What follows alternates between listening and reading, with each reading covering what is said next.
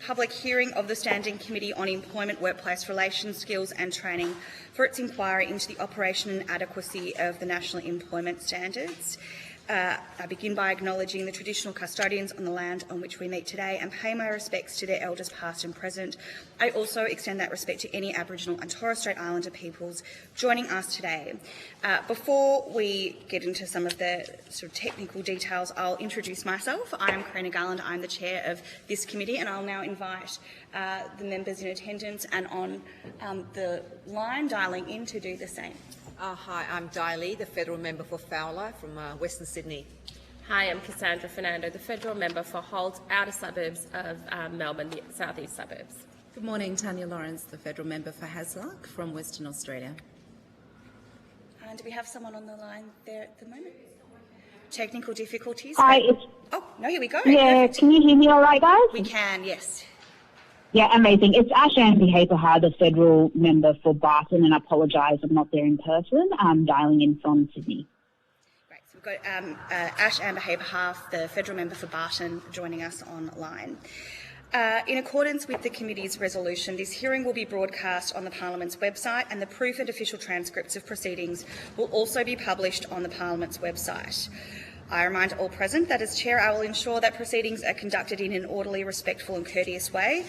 Those present here today are advised that filming and recording are permitted during this hearing. I remind members of the media who may be present or listening online of the need to fairly and accurately report the proceedings of the committee.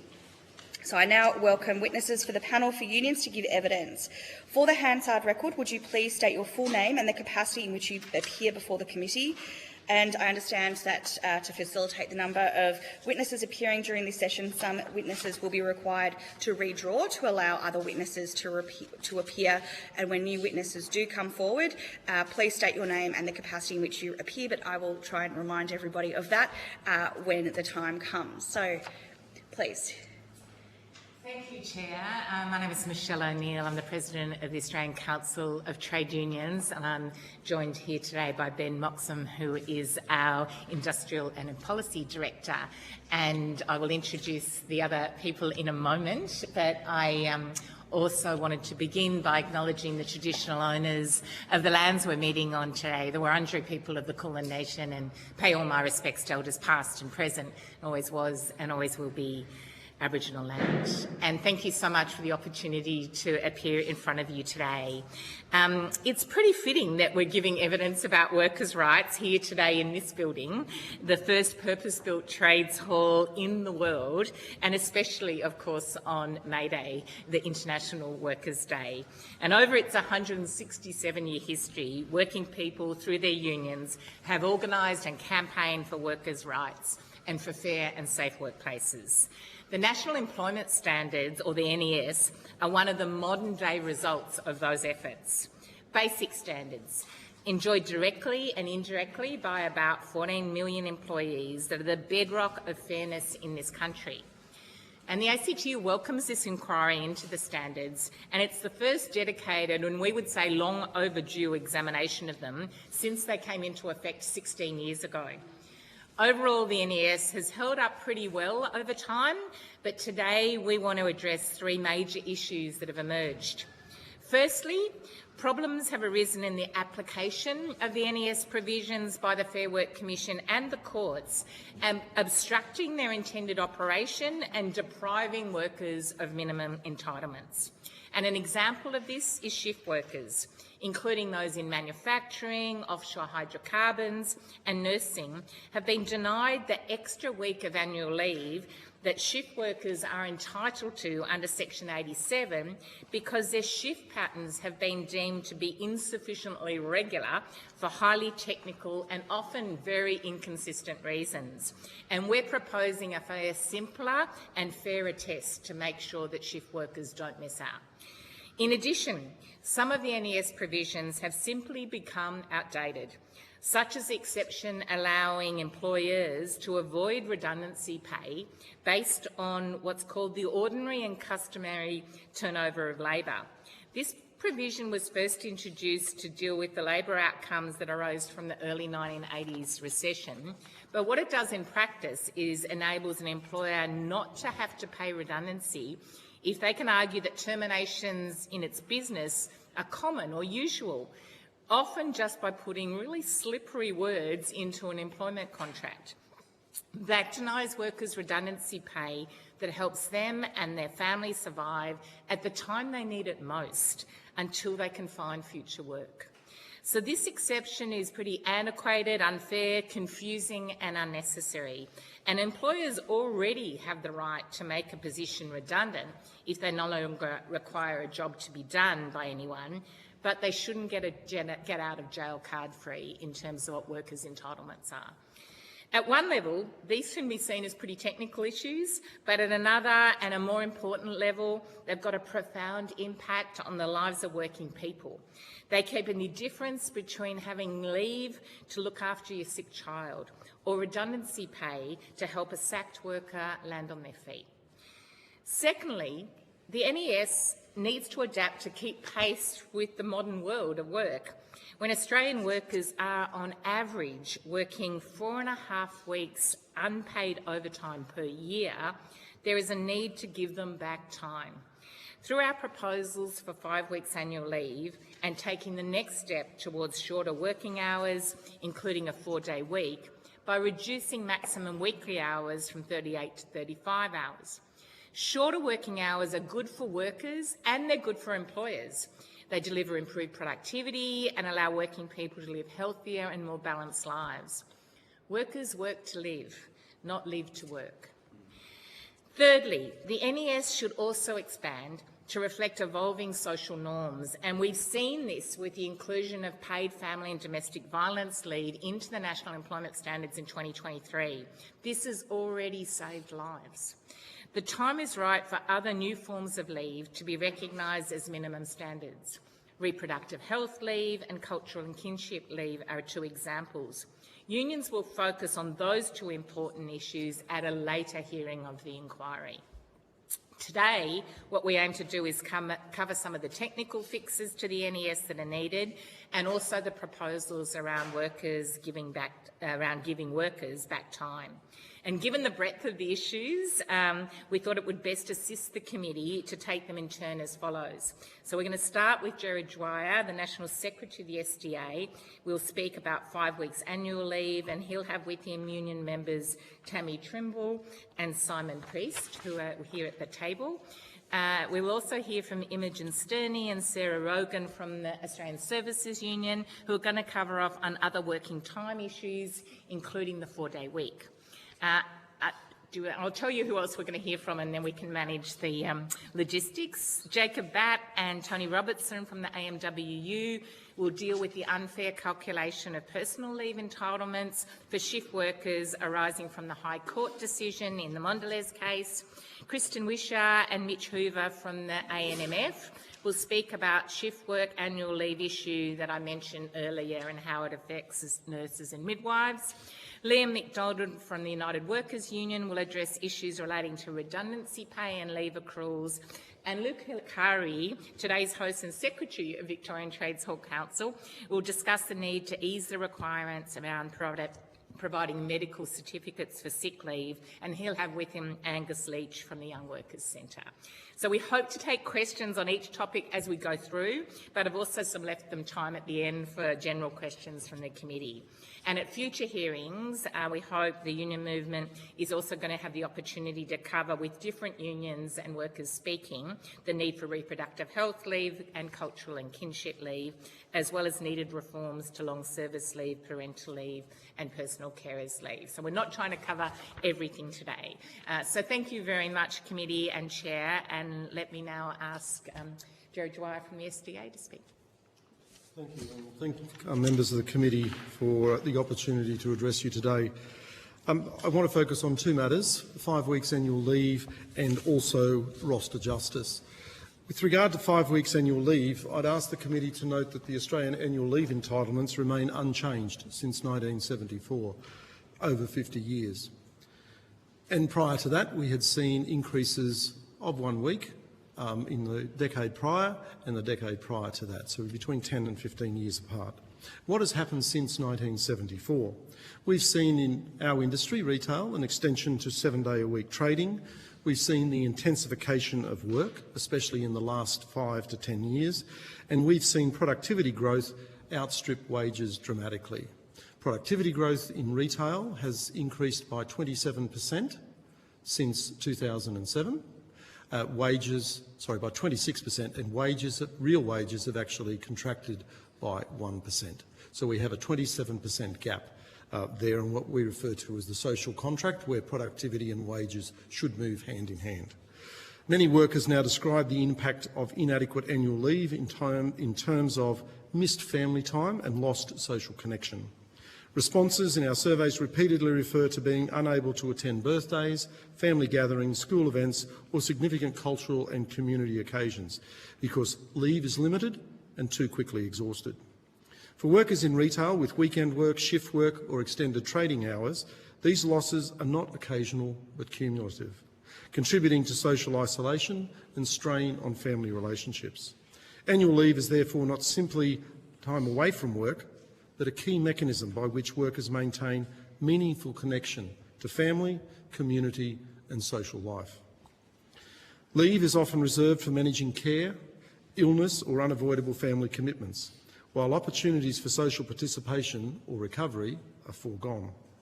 Rising housing, energy and everyday living costs mean that workers increasingly lack both the time and the financial headroom to participate fully in family and community life. In this context, an additional week of paid annual leave represents not a discretionary benefit, but a practical support that enables workers to meet family responsibilities, sustain social connection and maintain well-being without worsening financial pressure. Evidence suggests that productivity gains built on ongoing work intensification without corresponding investment in recovery and care capacity are unlikely to be durable. For many retail workers, annual leave is increasingly consumed by family caring and essential life obligations, rather than rest or social reconnection. Revisiting annual leave standards is therefore best understood as a preventative structural reform, one that recognises the realities of high-intensity, demanding retail work and helps sustain long-term participation, productivity and social inclusion. Moving to roster justice, the problem in short is workers face late roster changes regularly, short shifts and unpredictable hours. This lack of certainty undermines income stability, the ability to plan caring responsibilities, especially childcare, study and second jobs, and it undermines the capacity to identify and challenge underpayments where they're occurring. Ongoing pressure exists because of the fear of losing hours actually discourages workers, especially young and casual workers, from raising concerns about their rosters with their employer. They simply suffer in silence. What roster justice means and what is required is this. We need advance notice of rosters. We need stable rosters. We need compensation for late changes or the cancellation of shifts. We need the capacity to interrogate computer modelling, which delivers rosters, and we need the ability for human management to actually override those algorithms. It requires minimum engagement protection so that workers are not called in for uneconomic hours. By that I mean short shifts. And we need genuine limits on employer discretion to vary hours at will. Roster justice can only be achieved by workers having stable, predictable rosters, access to reasonable shift lengths, genuine agreement about work days and times, and rejection of a model that allows part-timers to be used as casuals but without getting paid the casual loading.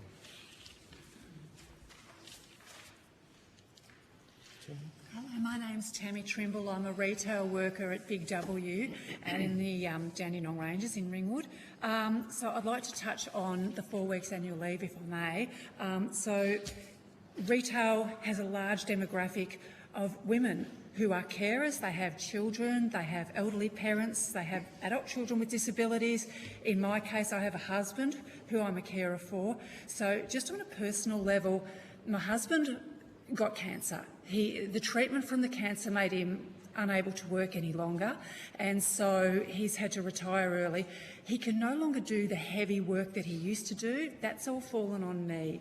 So when I take my leave, I have to do the heavy things he used to do, cleaning the windows, cleaning out the guttering, all of the heavy stuff around the house that I used to be able to rely on him to do. I now do that during my annual leave. Our periodical appointments, our health appointments, I book during our annual leave because I don't have time during work. So things for him, for his specialists, for me, just optometrists, all of those periodical appointments that we need, booked through my annual leave.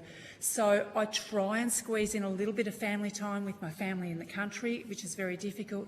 And by the time that's all done, there's no time left for me. And there's an ongoing joke with a lot of my colleagues that we go back to work for a rest. Just that extra week's leave gives us that breathing space so that we can just lie down and read a book or do whatever we need to do, just to avoid the burnout and the mental health breath of fresh air that we need. So I think that extra week's leave is super important. I'm very fortunate that the union have got for my store, for my company Big W, an extra 5 days leave in our EBA, which is progressively rolling out through the life of the EBA. If I can also quickly touch on the rosters, at the start of our employment we're asked to fill out an availability. When are you available? Periodically they ask us to update, but they ignore it. They will just roster us and say, but your availability said you were available. 2 years ago you said you were available. They just ignore it. Recently Big W have launched a whole new system in how they work, how they fill the stock and all of that. And it is very, very rigid timeframes. I had one woman come to me, she's about my age, and she said, they want me to start at 7. I can't be here at 7, I catch the train. To get here at 7, I have to walk through dark alleys to get to the train station. I can't do it. I needed to get union involvement to negotiate that so that they would just give her that 15 minutes is all she asked for. So flexible rosters to me, just justice with rosters is also super important. Thank you. I'm Simon Priest. I'm also a retail worker. I work at Target and my Target is in your electorate. Yes, in Glen Waverley. It's 5 weeks annual leave. I think it's really important for our industry. Retail is no longer the old 9 to 5:30 Monday to Wednesday, 9 to 9 Thursday and Friday. We're open Sundays, public holidays as well. This also puts a lot of strain on work-life balance, particularly those a predominantly female workforce where there's caring responsibilities, kids with children and so on. I myself have an elderly mother. I am, or up until about 18 months ago, I was her sort of full-time carer, but also holding down a full-time job in retail as well. Unfortunately, we had to place her in a nursing home because it was just too much to bear. And that extra week of annual leave would be so helpful just to unwind from the day-to-day pressures of the job, day-to-day pressures of looking after elderly parents. I think, with the elderly population growing in the country, I can say I'm probably not the only one in this position. I also think as well as a sort of wind down time from the customer abuse that we also deal with in our industry, which is why I'm wearing this here badge here. Customer abuse in the last probably since we opened from COVID lockdowns has been just astronomical. It's just not funny. And I think that extra time to sort of take away chill out, that extra leave, spend time with the family, spend time with the kids, spend time looking after elderly, I think is much needed. So much needed. That makes any sense? So much needed? Yeah. Thank you very much. Thank you. My name's Imogen. I'm the branch secretary of the ASU Victorian Private Sector branch, and we're very pleased to be here today to talk about the ASU submission, particularly focused on the 4-day work week. So I have to say, as a union, the feedback we receive in relation to the 4-day work week is overall pretty unastonishing, and I say that because it's consistent with the result of every other 4-day work week trial, both here and across the globe. Every time participants, both workers and importantly business, consistently report improved satisfaction for employees, better work-life balance for employees, improvements in overall health and well-being, and often a reduction in sick leave or unscheduled leave, and importantly, an increase to productivity.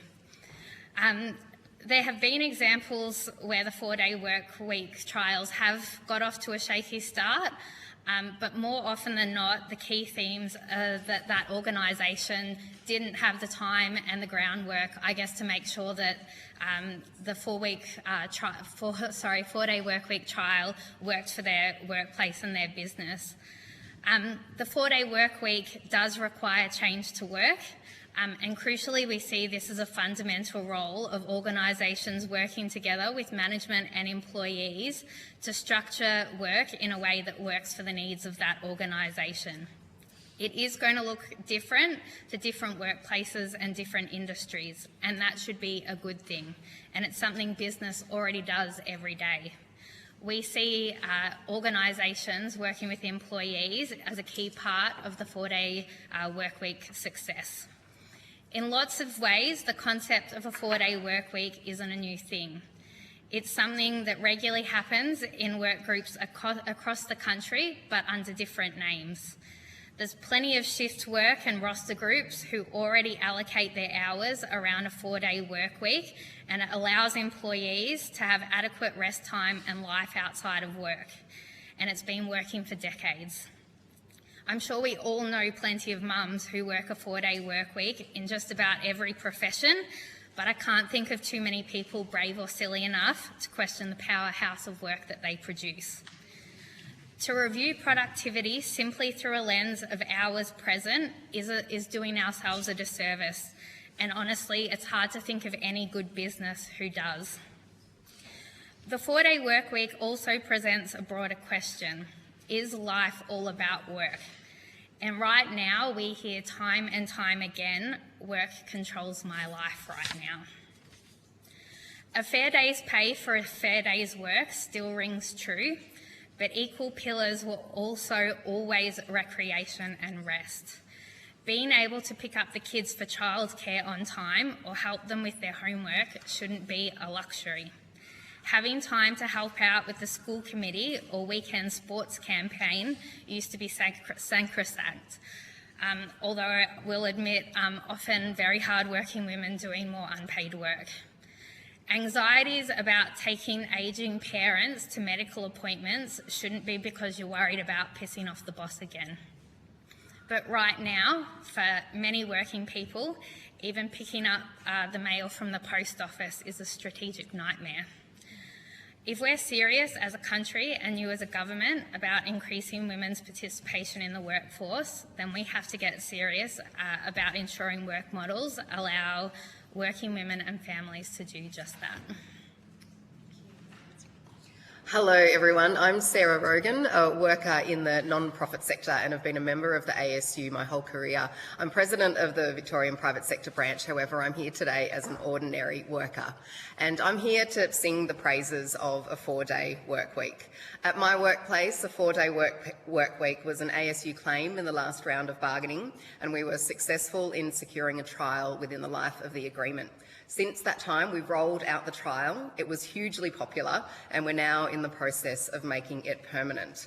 My organisation is a proudly feminist workplace, and the principles of gender equity informed management's decision to also embrace a shorter week. My workplace introduced a 4-day work week because we deeply value staff well-being and we know that there is more to life than work. Getting time back to live our lives is invaluable. The realities of modern work demand an updated approach to how work is organised, and the outdated 5-day model is no longer fit for purpose. We know that four focused, efficient days are enough to perform our work. My workplace had a reduction in total work hours without a reduction in wages. We worked a 30-hour week, not a compressed hours. Friday is the consistent day the majority of staff have off work, and we made a conscious decision to ensure uniformity across the workforce, to ensure that team members are all working on the same days, making it easier to plan, collaborate, hold all the meetings and get the work done Monday to Thursday. Flexible work arrangements are still in place, of course, so for a handful of people their day off is different, and business essential roles ensure that we have staff on deck on Fridays. The office building's also closed on Fridays, meaning energy and cleaning costs are down. Before we began the trial, we knew that the status quo of how we arranged work and the entrenched patterns couldn't remain.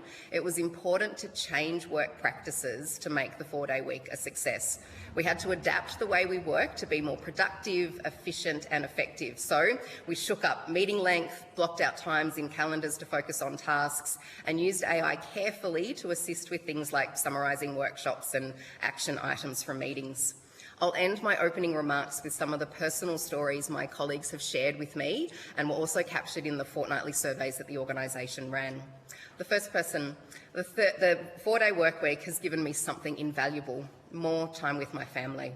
The next person, I'm a typical sandwich generation, ageing parents and school-age kids. An extra day to fit everything in has been a gift. I work so hard when at work, knowing I've got Fridays to care for my family. The third person, I can manage my health and mental health on Fridays, making medical appointments without disrupting work or having to disclose more than I'd like to my colleagues. I live with chronic pain, and knowing that I have a day at the end of the week to recover before the busyness of the weekend has been amazing. Another person, on Fridays I can volunteer at my child's school now to help with reading. And another, with Fridays free from work commitments, I'm finally able to finish my masters. And the last quote, the 4-day week has helped me contribute meaningfully at work and reclaim some balance for myself in a world that constantly demands more, and most importantly, actually rest. Thank you. Great, wonderful. So we might move on to some questions for this group that we have in front of us, and I might use my prerogative as chair to get the ball rolling. I think it's been brought up a few times that there is a need for the National Employment Standards, obviously as a universal safety net, to keep pace with a changing world. Obviously it's been a long time since we've looked at the NES before. We're doing that now. We know though workplaces are changing rapidly. We had references to artificial intelligence in some of the evidence we've just heard too. So what will this look like? How we make sure, this is I guess a broader question, that the NES is always able to keep up with workers' needs, and how do we measure, I guess, some of the claims around time against productivity? Thanks, Chair. And look, I think you've hit on the key thing here, which is 16 years is a very long time to not have a look at something, and you think how rapidly the world of work and the world has changed in that time. And you're right to reference AI because, of course, what we know is that is only speeding up, not slowing down. And one of the things, as you heard from Gerard Dwyer and the SDA, is that workers haven't received their fair share of what have been improvements and changes in productivity over time. The figures he gave you in terms of the SDA are specific to retail, but across the board, workers have really not seen the benefits of productivity improvements fairly shared. So even where there's been low productivity growth, a smaller and smaller proportion of it is going to the labour share of that, the workers' share of that, and more is gone towards profits or businesses rather than being equally shared. So we want to make sure that when we think about improving improving productivity, that workers get their fair share of it, and time is a really critical issue for working people. We say this because, as you heard today, we hear it directly from workers, that it's precious. And so when we think about the changes that are going to continue, we think building in this notion about how important time is to our lives is a really important way of seeing some of that dividend for improved productivity going back to working people. And we still haven't caught up with what was, a decade of low wages and wages being stagnant. Workers are still 4% below where they were pre-COVID, at the beginning of COVID. So there's a lot of catching up to do. But the final thing I'd say is that because how rapidly work is changing, we should more rapidly review what are the minimum standards. So we shouldn't wait another 16 years. We should think about what's the processes so we can keep up to date with the changing world. Thank you. Thank you. And I've just got a couple more questions, then I'll open questions up to the rest of the committee. For Simon and Tammy in particular, speaking from your experiences in the workplace, what do you think it would look like for you for meaningful consultation and engagement when it came to roster justice and how that would be put together? For me personally, first of all, I think we need to ditch, and I could use that word quite bluntly, the idea of this AI model of human resources and rostering and, the pay clerks all done via computer algorithms and things like that. There's like an automatic message, it's almost like an automatic messenger service where you're rostered tomorrow, and that type of, I think that type of sort of lack of human interaction in creating a roster, I think needs to stop, because it takes that whole idea of that balance of work and life. Oh, I can't do that today, I've got to go into work. I've been given work short notice. And this happens to a lot of the casual, particularly the young casual staff. We had actually one guy that just think about this actually. We had one guy that was a Winter Olympian, or training to be a Winter Olympian, and during the winter months he couldn't commit to his full training because he kept getting, can you come and do this shift today? Somebody's called in sick, rah rah rah. Can you? And it'll just be like a message on his phone, come in, you said your availability is this time and this day, and they're sort of not thinking that, well, hang on, we might have said that 2, 3, 4 years ago, but just because the computer says, computer says no, sort of computer says that, oh, that's where you're available, oh good, you'll get the message. It's sort of, there's not that sort of human element to it. I guess you can't plan on what you would do on the day off because you're waiting for the message. With casual, sort of like the casual FIFO on-call sort of staff, yeah. Thinking. Tammy, did you have anything to add there? Not really. Just, I think they've got their parameters that they need to work in, but they need to be flexible within those parameters. So the person I spoke to about earlier, she just needed that extra 15 minutes. There was no consultation with her. Had they sat down with her and looked at their parameters and said, how can we slot this person in so that she's not made to walk down dark alleyways to get to the train? If they'd had that consultation with her prior to just deciding, company says this is how we have to do it, we wouldn't have had to have the discussions that we had with the union involvement, and she wouldn't have had to have undergone that anxiety. She was looking for another job over 15 minutes. So, yeah. Thank you very much for that.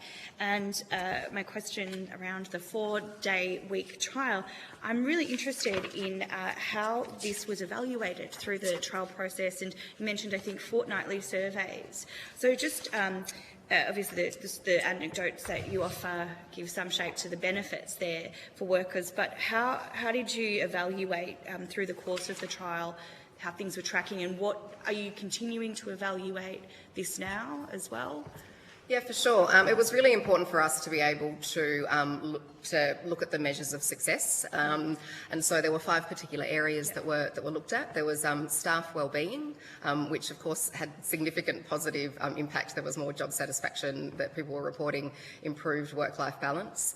Maintaining work outcomes was another issue that we had to look at. It was great to see that work outcomes were not impacted by working for 4 days. If there were any fluctuations in income, it was not completely unrelated to 4-day work week. It was other things. We also looked at talent acquisition and staff retention at the time. It was reported quite often in the fortnightly surveys that the 4-day work week is one of the reasons why I work here. The workforce remained stable throughout the time. And then maintaining service qualities to partners was another one of the issues that we looked at. My organisation works with a lot of different partners, both here and internationally, and there was no decrease in satisfaction with the partners that we looked at. And then the other thing that was evaluated was cost neutrality around leave accruals and those sorts of things. At the start of the trial, there was a bit of an increase in toil accrual. However, that was balanced out by changing the hours at which staff could begin to accrue toil. Instead of it being at 30 hours, it became at 35 hours, which was our previous ordinary hours. And so it pretty much evened out by the end of the trial, and there are levers within the enterprise agreement around how staff can be directed to take leave, which has been consistent in the enterprise agreement. So those 5 things were evaluated throughout the time and were overwhelmingly successful and positive outcomes. Great. And when it came to the decision, once the trial had concluded, to proceed with the 4-day week in an ongoing fashion, what were those conversations like? We're in the process of bargaining at the moment to make it permanent, and it's the top issue. It's the top issue for staff across the board, and so it's the similar things that were evaluated during the time about about the success and well-being and how beneficial it was for everyone in the workplace. And so there's just the usual things to iron out in bargaining about making it permanent, and that's what we're aiming for. Great. Well, thank you very much. And I'd like to see if any of my colleagues have any questions. Yeah, quite a few actually. So just talking to retail, obviously, Mr. Dwyer, you're talking about the increase in productivity since 2007. I wondered, like from COVID onwards, my understanding was that in terms of the retail space, there are more people who have lost jobs as a result of everything going online. People are moving to, and I think from my understanding is that there are more and more retail jobs, and that's in the areas of, say, where you're working at, because of the online movement. So how is that impacting more on the retail space for workers as well? And in terms of the 4-day work week, I thought that that's currently, like, it is something that you can negotiate between employer and employees already in existence. Is that my understanding, or what do you? I thought that it's already currently. So the example that you heard from the AS. Oh, sorry. Do you want to hear from Jerry's response first? And my apologies, Jerry. Okay, thank you. To deal with the productivity question. We had a study done, and it includes that COVID period. So it goes from 2007 to last year.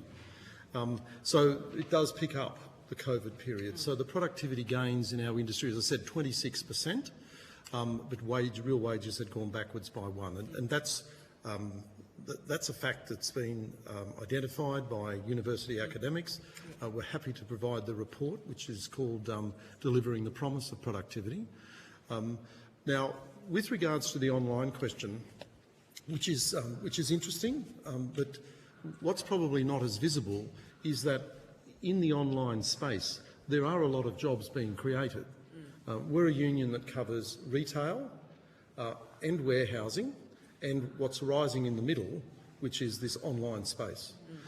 So what's really playing out is you'll see less jobs in the shops Yeah. that you're used to going into. Yeah, yeah. But behind that, you will have customer fulfilment centres Yeah. where people are employed Yep. in their hundreds. Yep. If you use the supermarket example, they're actually set out physically like a real supermarket. The only difference is there's no customers, right? But there's hundreds of people that work in there. So we actually haven't seen a net loss in jobs in our industry if you take our industry to be from warehousing right through to the checkout. Yeah, okay. Because I know that people have said to me that they've lost jobs in the retail sector. Yes, yes. And that's where, you know, people who used to just low skill can go into a retail space to find a job. In migrant community, for example, that's where they can find the easiest way to find a job, and that's where job losses are the most. And of course, to go to a fulfilment centre, then that means you have to acquire a different set of skills in terms of technology and working machineries, is my understanding, different type of to be in that space, or is it quite the same skill set? It's actually very similar. People will move quite easily from a supermarket, for example, to a fulfilment centre. Yeah. Yes, there is some technology, but our people have dealt with changing technology for decades, and the training's there. It's relatively straightforward, and they get on top of it very quickly. But as I said, that total number of jobs within our industry has increased slightly. So it's just that they're moving around, right? And the online space. To demonstrate how similar the roles can be, if you go into regional centres, some of the roles performed in customer fulfilment centres are actually performed in the supermarkets themselves. Right? So you'll have a person travelling around the store doing the pick and using that technology. But when you get a critical mass or a customer base that warrants putting in place a CFC, then a customer fulfilment centre, that's when you see one built and the jobs will move in there. Thank you very much, Leslie. Right now, if you want to change, we have a 38-hour full-time week as the base in the National Employment Standards. So it's possible to make a change in the way that you heard from Sarah via an enterprise agreement. So you are able to formally reduce the hours that become the new full-time hours to 30 hours, still paying a full-time wage, but that's through a collective bargaining process. It's not the case that as an individual you could still be treated as a full-time worker and have your hours reduced. You could negotiate to become a part-time worker, but then all your entitlements and everything else is also reduced. So the proposal that we're talking about here is about maintaining the full-time entitlements on a lesser number of hours. Thank you, Chair. Yes, I do. My first question is to the SDA. First of all, congratulations on the great win of the Adult Wage campaign. Great job and great campaigning. As mentioned in your submission about the NES, you have said that the NES is not fit for purpose. How should we ensure reforms to the NES that don't push more employers towards hiring more casual employees or adopting AI automation system? Okay, in terms of the not fit for purpose, I guess what was front of mind for us is this question of balance that has been used several times by people here at the table. We'd submit that things are out of balance. You only have to look at some of the data coming out of studies, and I'd point to the Centre for Future Work's 2025 Go Home on Time Day survey, which picked up the amount of unpaid overtime that's being worked in this country. Right? And I think Michelle may have referred to the 4.5 weeks on average. Right? That's the average full-time worker doing 4.5 weeks. We've got a lot of younger members. If you look at younger people between 18 and 24, that figure jumps to almost 6.5 weeks. Right? This is not in balance for working people. You've also then got those pressures. I've spoken about the work intensity that's increased. We're an industry that trades 7 days a week, and we're not the only 7-day-a-week industry. And I think that sort of needs to be taken into consideration when we're setting standards, national employment standards. Now, what does all this imbalance lead to? It leads to stress, burnout, people not being able to work as long as they would like to, right? And that's not good for productivity, and it's not good for those individuals. With regards to the casualisation question, yes, we are a union that's very focused on trying to lift permanency, right? Be that part-time, but part-time more substantial hours. We don't regard the 3-hour part-time minimum as adequate, right? We don't regard that as a part-time job. But unfortunately, we have a system now that says, in the service sectors, that 3 hours per week is a part-time job. What finishes up happening is those people get used as casuals, but they don't get paid a casual loading, and that's out of balance, right? And it's not fair. The extension of trading hours, we were told at the beginning would create all these jobs. What it did was decimate full-time jobs and create a whole lot of part-time and casual jobs. Well, now, what we need to do as a community is actually look at working life in these 7-day-a-week industries like ours and say, okay, what does permanency look like? Right? How do we get permanent jobs, either substantial part-time or full-time jobs in that framework? Because we've got really outdated approaches to full-time, part-time and casual operating in 2026. They're just not fit for purpose. We need a different frame. And with regards to AI, I'm not sure what you want me to touch on there, but with regards to how it's impacting our industry, yes, it is. You heard Simon refer to the rostering, which is a real impact on our members. We are getting rosters dictated to us without people actually talking to each other and saying, is that working for you? And we did a major report a couple of years ago called the Work and Care Report, which showed if you can get stability into your roster system, people will actually be able to work more hours for you. It sounds counterintuitive, but it means if I've got a stable roster and then you say, can you do a couple of extra hours over here? I can say yes, because it's a one-off, right? But I can give you more hours, right? And if it's really stable, I might even be able to give you those hours every week. Thank you. And Ms. Lawrence? Thanks. Just a couple of questions here around the 4-day week. I understand the success of the program that in terms of the workplace which you're in. It seems to be working well. I'm just interested to understand, I believe Bunnings has moved to, I don't know if they're trialling or are they're fully adopting 4-day work week.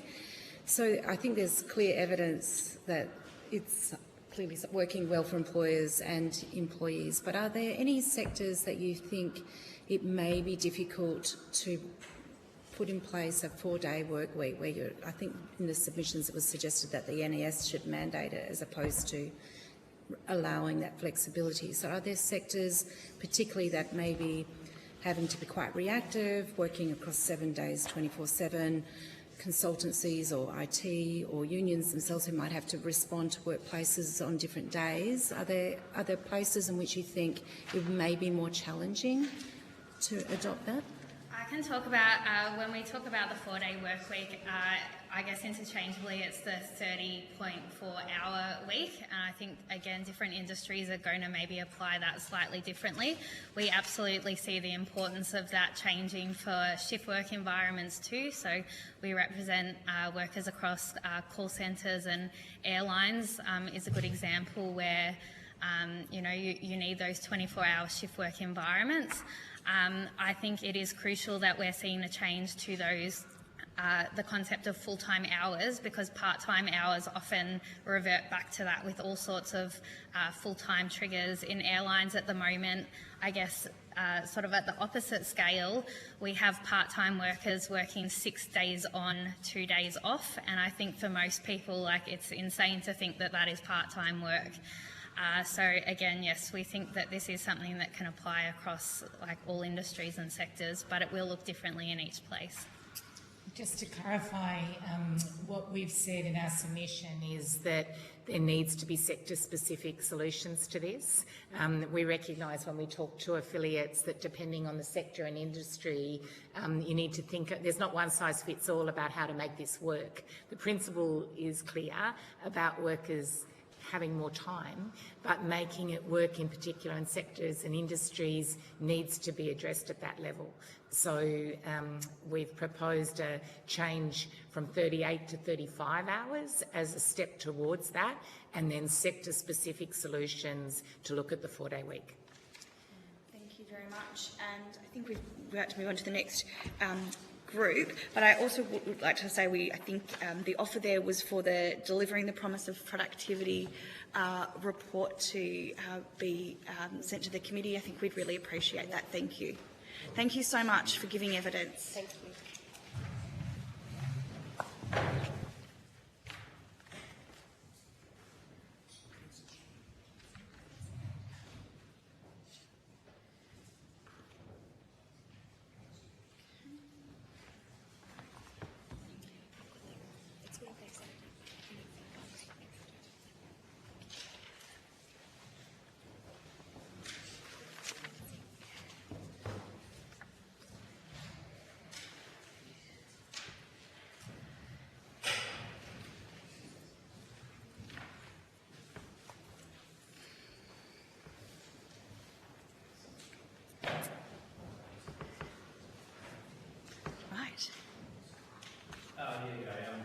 My name's Jacob, so I'm the State Secretary for the AMWU in Tasmania. And we're here to talk about what actually constitutes a day for personal leave or sick leave.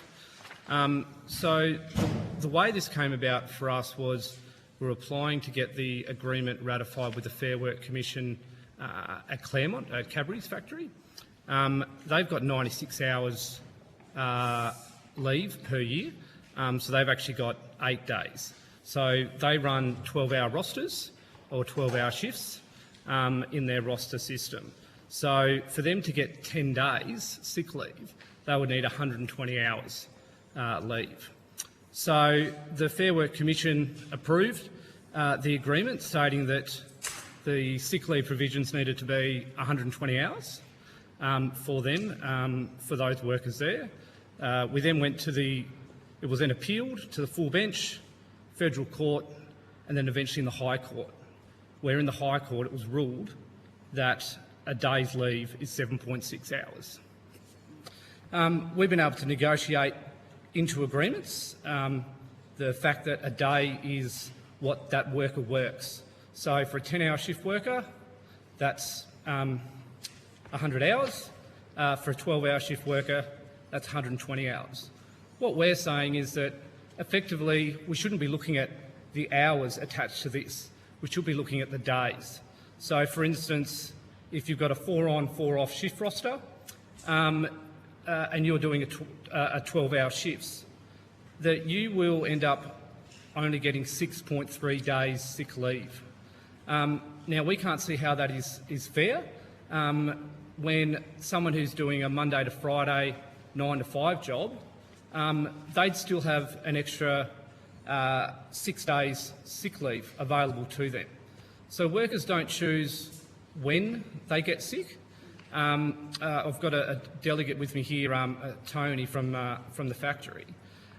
He's got a shift roster where he will work, out of 8 days, he will work 6 days. So effectively, in one bout of illness, he could lose all of his leave for that period. So there's a range of productivity savings for companies to be running, instead of 3 8-hour shifts in a 24/7 operation, they'll be running 2 12-hour shifts, because less changeover and things like that. Workers receive the shift penalty and night penalties attached to that for working those unsociable hours. But while the company receives that productivity gains, workers by working these shifts are disadvantaged when it comes to the sick leave that they're able to accrue. And then that flows on into issues with people coming to work sick. So we saw that with COVID, when COVID leave came in, that there was aspects of people coming to work and then passing the illness on. What we see is that, and we went and spoke with our other workplaces that have shift work, either 10 or 12-hour shifts, that workers, would feel that they would come to work if they're a little bit sick, and then potentially that has the ability for that to be passed on to other workers.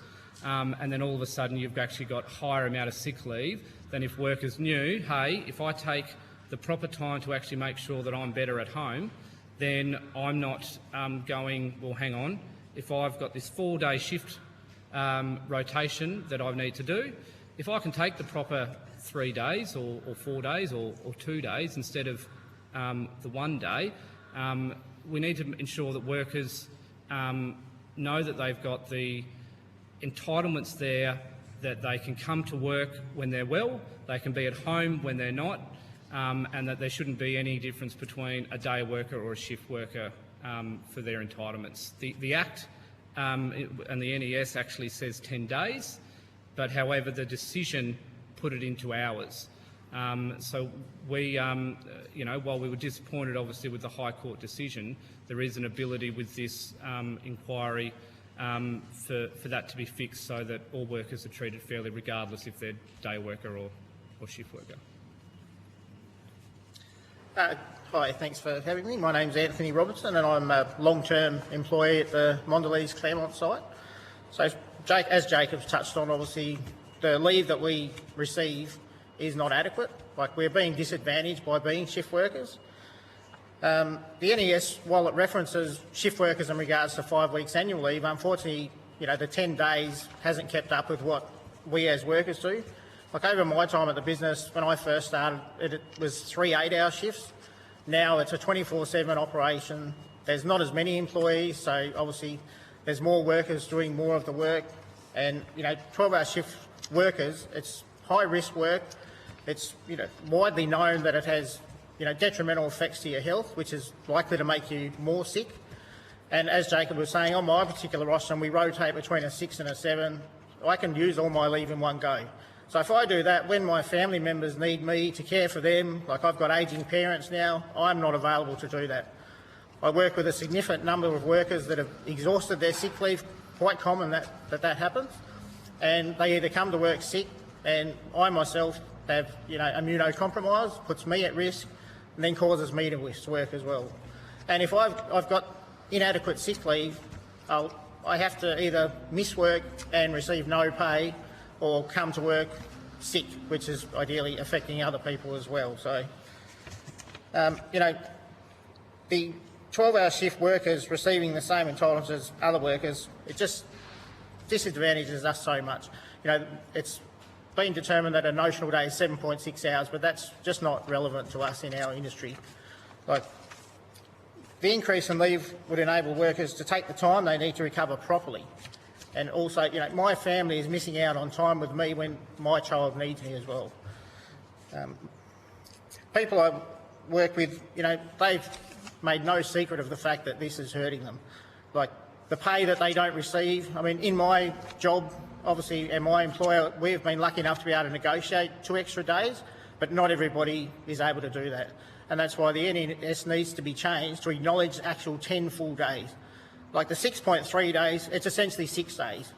So, what you can do in 6 days, like I said, it just takes it out in one go. Thank you. Thanks, Kristen. Thank you, Chair and Committee. My name's Kristen Wisher. I'm the Senior Federal Industrial Officer at the Australian Nursing and Midwifery Federation, or ANMF, is a little easier. I am here to speak today about the operation of Section 87 of the Fair Work Act, which sets out the definition of shift worker for the purposes of accessing an additional week of annual leave. I'll touch on that definition shortly, but in terms of the ANMF, our members are nurses, midwives and carers, many of whom work in organisations such as public and private hospitals, residential aged care, mental health clinics or private hospitals, which operate on a 24-hour a day, 7-day a week service in order to provide the health and aged care to Australians across the entire country. So the majority of our members work in that sort of environment. Our members are close to 90% female. They are likely to work part-time. and also to be in that demographic of the sandwich generation.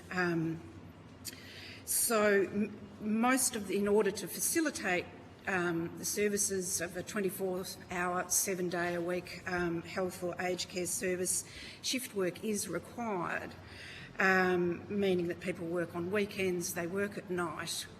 What is the issue with the NES definition, which is complicated, is that many of our members, despite knowing themselves to be shift workers, do not fall within the definition of shift worker for the purposes of attracting the additional week of annual leave.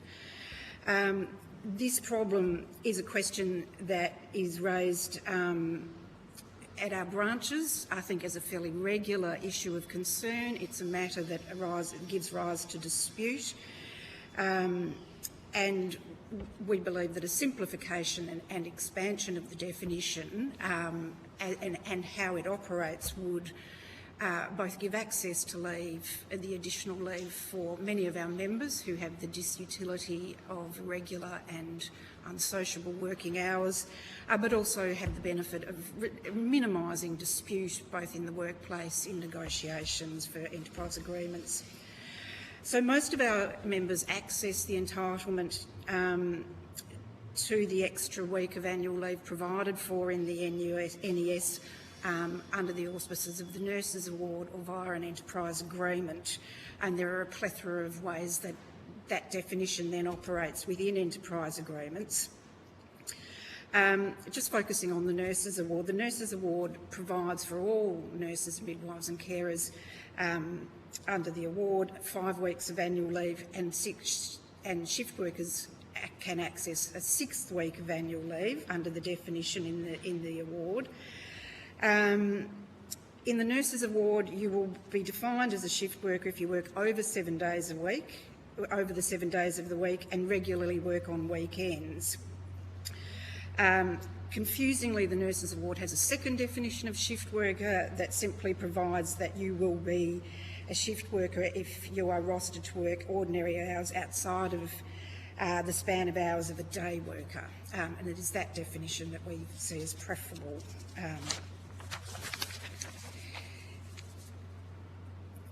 What that also illustrates is the confusion that can arise from that, and I think is an indicator of how valuable it would be to have a baseline definition of a shift worker for the purposes of annual leave in the NES. We would say that the additional week of leave is intended to compensate workers for the disutility of working unsociable hours and irregular hours. The result really of working nights, working on weekends, is that you spend less time with family, you have less ability to participate in social, cultural and recreational activities compared to those who are day workers working a shift pattern across 9 to 5, Monday to Friday. So there are 3 points that we would like to, the ANMF would like to make, but there are additional shift arrangements which we would also point to. The ANMF considers and submits that the definition of shift work should be expanded to include night shift. It is possible that you could work night shift Monday to Friday and not be considered a shift worker for the purposes of gaining access to the additional week of leave. It is well documented, and I'd be happy on notice to provide some of the research about the impact of doing night shift on health. It's detrimental to cardiovascular health. It increases risks of breast cancer, for example. And our membership, being predominantly female, also tends to access the night shift if they are working in a way that allows them to care for their children in the daytime, and also then don't attend, maybe not work on the weekend as much, meaning that they don't then potentially get access to that additional week, despite the enormous toll on themselves, their family and their ability to recover from periods of working in regularly rostered night shifts. Secondly, we wanted to point to one of the problems that we see that's come out of the some of the case law. There's O'Neill and the Roy Hill decision, which looks at what regularly works over 7 days means, meaning that you have to demonstrate that you have worked over those 7 days, in order to meet the definition. We have an example at the moment that is currently before the Fair Work Commission, where the employer is arguing that in order to say that you work regularly over 7 days, you have to have worked on 29 of each of the days of the week. So, which in a rostering sense is probably nearly impossible to achieve, meaning really that it's a way of the employer excluding people from the additional week of leave and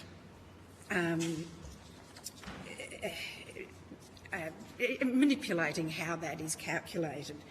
The third point we wanted to really point to is the difficulty with the retrospective calculation of leave. So if, for example, you're required to have worked a certain number of weekends or public holidays or Sundays, it's quite common practice for employers to calculate that at the conclusion of a period of time, meaning that it operates retrospectively. We say that's contrary to the NES with respect to how annual leave is calculated, which is progressive and credited as pro rata as you go. So we think that that is an issue that could well be resolved. And again, there is some case law around that we refer to in our submission. Those are the main points I wanted to make. There are other issues with compressed rosters for FIFO workers, for example, that we should also be considered. But I'll hand to my colleague now. Thank you. Hi, I'm Mitch Hoover, Industrial Relations Organiser at the ANMF Vic Branch. I just wanted to expand on what Kristen said in how the definition of a shift worker affects my members and their access to the additional week of annual leave. We do have a predominantly female workforce, and they often reduce their hours for the purposes of starting a family, and then continue at a reduced hours or a reduced number of shifts while their children are of school age. And that makes them less likely to fulfil the requirements that enable them to accrue the additional week of annual leave. Likewise, we find that nurses working night shifts during the week, that does not count towards the extra annual leave entitlement. Much the same with the dreaded late early shift. When you finish a late shift and you are rostered to start an early shift the next morning, you have enough time only to go home, sleep, and then come back to the hospital.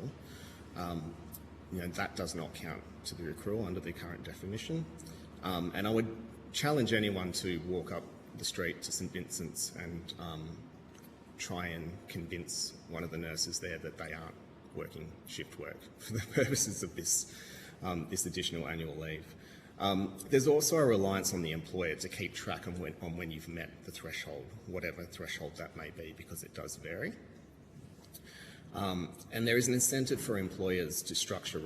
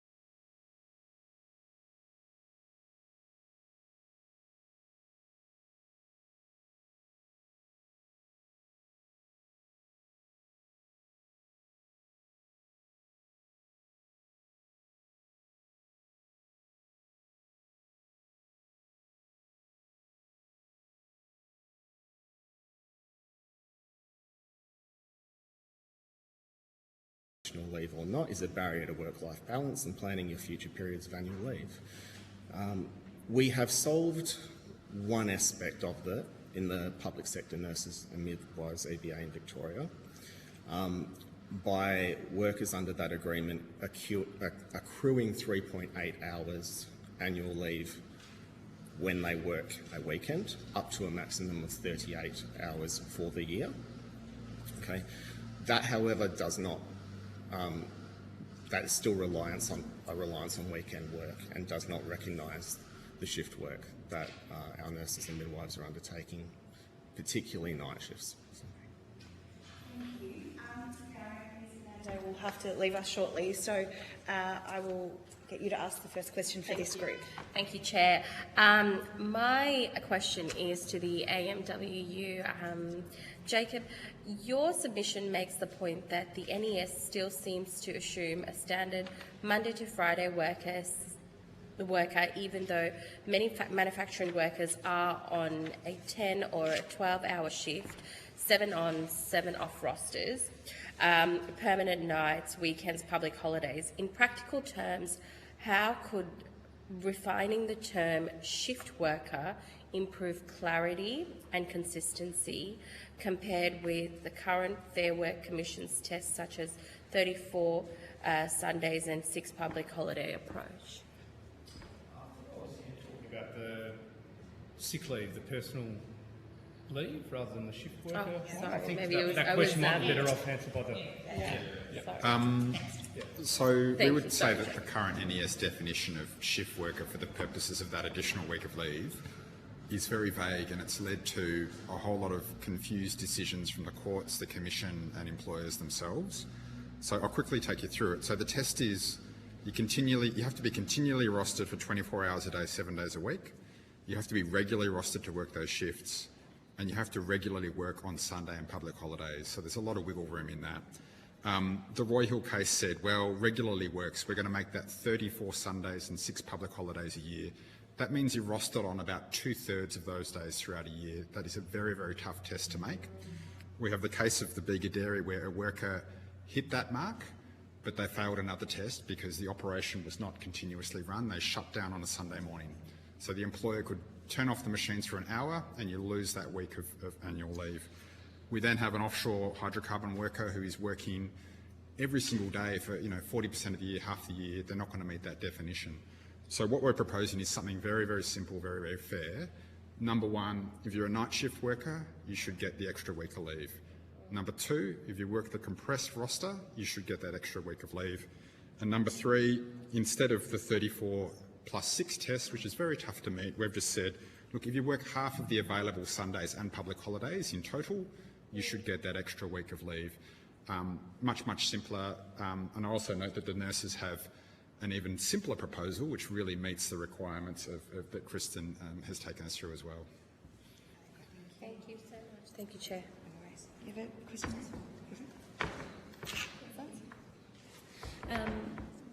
This question perhaps might have been, like, if we could have everybody speaking to address it, I would be more fulsome, I'm sure, but I'm happy for you to challenge these stats if I have them wrong. But I have Ray Morgan leave stats. As of late 2025, Australian workers are holding a near record 209 million days of unused leave, an average 14 days annual leave accrued per worker, which adds to more than 7,000 annual leave, but there's also some extraordinary number of people who have got no leave entitlements at all. I think about 5 million. And I've got just a two-part question, and it goes a little bit more to the first session than some of the technical points you're making in relation to shift workers' leave. Firstly, just to try to understand what you're seeing as perhaps the reason why workers are banking leave, but clearly exhausting sick leave. And when we've heard examples from the workers around burnout, the need to try to have time for themselves. So just trying to understand, is it lack of security, or cultural in the workplace to be able to take the leave? Like what sort of, if they're banking leave, is there a concern about the future? and just using sick leave entitlements for the more immediate crisis mode. So that's the sort of first part question. And then the second extension to that is where, be it an additional week of annual leave is enabled, or more, flexibility to the entitlements you're expecting as shift workers, what needs to change to ensure workers feel that they can, in fact, actually take that available leave as leave for themselves? Thanks, Ms. Lawrence. It's a good question. What we hear varies, across multiple industries and sectors, but generally we hear that the issues that were explained to you about rostering and work intensification are the things that are stopping workers taking leave. So they're either working in sectors and industries where the demand for availability has become much greater, and so they're finding it harder to get agreement and approval for leave arrangements. Industries and sectors like manufacturing, where there used to be set close down periods where people took all their leave at once, have become rarer. So much more industries and sectors work across all of the weeks of the year, or the majority of weeks of the year, or the weekends, etc., as you've heard. So the expectation of employers about availability of workers impacts their sense of being able to take leave. The other thing I would add is current cost of living pressures and wages not keeping up with rising costs have affected workers' capacity to take leave, and because they're not always able to afford the sort of holidays and leave arrangements that they might have been able to think about or plan with their families in the past. And also, as you rightly said, larger and larger proportions of workers are in jobs which do not accrue any leave entitlement at all, because they're treated as casual, they're in insecure work, they get no paid leave. So you've got this mixture of people having no paid leave, people in jobs with paid leave but work demands stopping them taking it, or costs stopping them taking it, and also people fearful that how long will my permanent job last? So job insecurity also means people keep it in the bank, because they think, well, if I lose my job, I'll at least get paid out my annual leave entitlements. So even though it's meant to be a recovery from work and good for your balance of work and life, people bank it because they're worried about their future in industries and sectors that are under pressure. I think it's also the uncertainty about, is there going to be a close down, or is there not going to be a close down, like a shutdown period for people to take their leave? So what you will find is that workers will bank that leave because they don't want to get to the 2-week shut at Christmas or the 4-week shut at Christmas, and you're in a situation where, if I do not have enough leave to cover me for that period, how am I going to pay the bills? How am I going to pay all of that? So that's why, certainly in some of our businesses that we represent in the manufacturing sector, that's why you may see that. But there are abilities for employers to speak to employees about those sort of leave entitlements. But what we're finding is it's the uncertainty of workers not knowing if that shut is going to come, and so therefore they're hesitant to take that leave because they'll end up without any income at all come Christmas time, when they've got to pay the bills and they're stood down. Yeah. So just then to the second part of that question, what would need to change within the corporate culture to give people the sense that they can take their annual leave, to avoid burnout, to avoid getting unwell, but most importantly ensuring they have that balance with life and work? What would need to change if additional leave entitlements were to become available, rather than that also just then getting accrued? What would need to change? I think that one of the examples is, and this does vary, like if there's a fundamental understanding about the value of workers recovering from work and having a life outside of work, and that's part of the culture of the particular organisation or sector or industry or company that you work for, then there's an encouragement for people to be able to take leave, to work flexibly with workers about scheduling leave in a way that works for their life. You know, companies that think about the difference between workers that have children and people on school holidays and those that don't, and trying to accommodate the differences in terms of people's life. The closer you work with workers and their unions to make fair and flexible leave arrangements that work for people, the better the culture is. And so I think it's a general understanding about the great value of being able to have a life that means you, when you are at work, you can fully contribute. Time, because I'm very interested in manufacturing. Manufacturing is one of the biggest employers in my electorate, and I have spoken to manufacturing businesses whose challenge is actually to keep the manufacturing business running. So the question is, which part of the manufacturing sector you're working in, the job security, how confident do you feel that there is job security with where you're working? Because I know for sure, like I just spoke with somebody a few days ago, they've reduced their staff, from 60 to now just 20 in steel fabrication, and there's uncertainties about maintaining the other employees still there.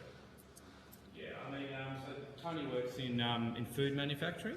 Yeah. So food manufacturing, there's certainly some really strong security, especially I think we all enjoy chocolate. I know I certainly do. So I think I'd say everyone go and buy some Cadbury's chocolate. It's fantastic and it's union made. I've got a good chocolate factory in Hugo's Chocolate in my Hugo's chocolate. electorate. Well, I'll have to go and try that then. But certainly we're we're always advocating for in the food area, around looking at things around imports, obviously imports. I mean, we had some more food manufacturing businesses in Tasmania. McCain's used to have a vegetable processing plant in Smithton. Simplot used to have vegetable processing in Scottsdale, so that's in regional areas. So once those regional jobs go, it's very difficult to find some more, so it's really important to support manufacturing. We also need to be looking at around what the government can do around the imports, but also around dumping as well. Yeah. So we need to be looking at that anti-dumping aspect as well within that sort of more manufacturing around fabrication and those sort of industries. Yeah.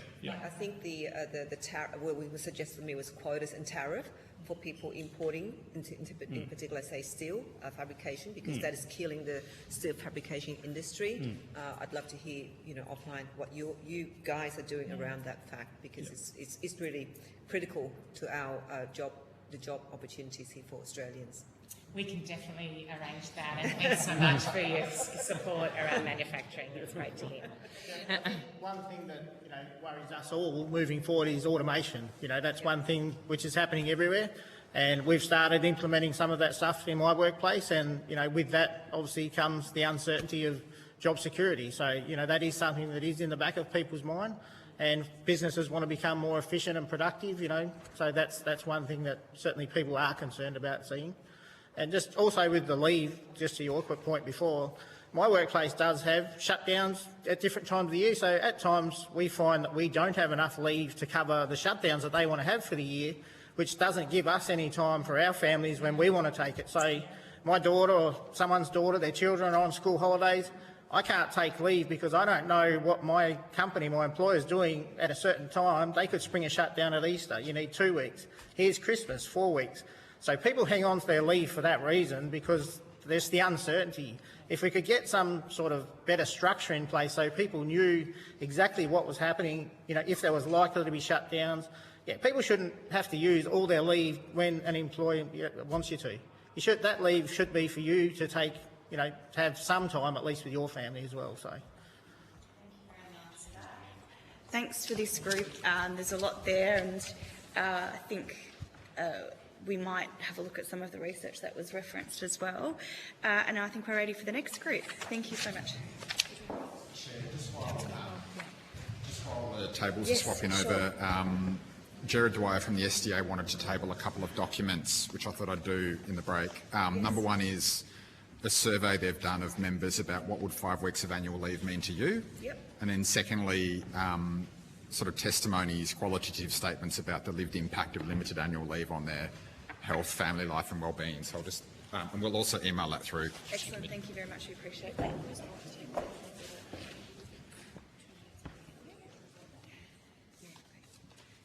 Thank you very much.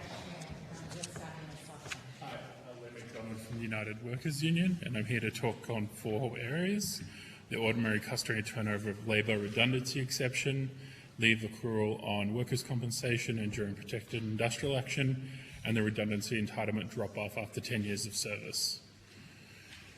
The ordinary and customary turnover to labour exemption for redundancies is a matter that has been thoroughly and quite repeatedly tested in the courts, and there's now quite explicit provisions of when it should apply. Despite this, we continue to see employers in contract industries attempt to use the exemption to escape redundancy entitlements, both by structuring contracts with employees in an attempt to avoid redundancy and relying upon the exemption in circumstances where it would not actually reasonably apply. Far too often, a union encounters circumstances where a contract change occurs and the employer attempts to rely upon the exemption, often in cases of long-standing contracts, and the union must intervene to help members obtain their redundancy entitlements.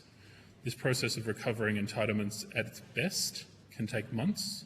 For example, last year a group of security officers were made redundant at a contract that has been going on for many years, and the employer attempted to rely upon the exemption, eventually were able to agree to get their entitlements paid. They were made redundant in August 2025, and their entitlement was paid out in January this year. That is one of the best case scenarios in terms of timelines. At its worst, it takes years and costly and complicated litigation. Even in circumstances where redundancies are clearly payable, this is an issue that still arises. This is particularly egregious because contract changes at the most occur in some of the lowest paid industries where the majority of employees are covered by the award, such as cleaning and security. For these people, the entitlement they have to redundancy when they're trying to find a new job is essential to their quality of life and their family's quality of life.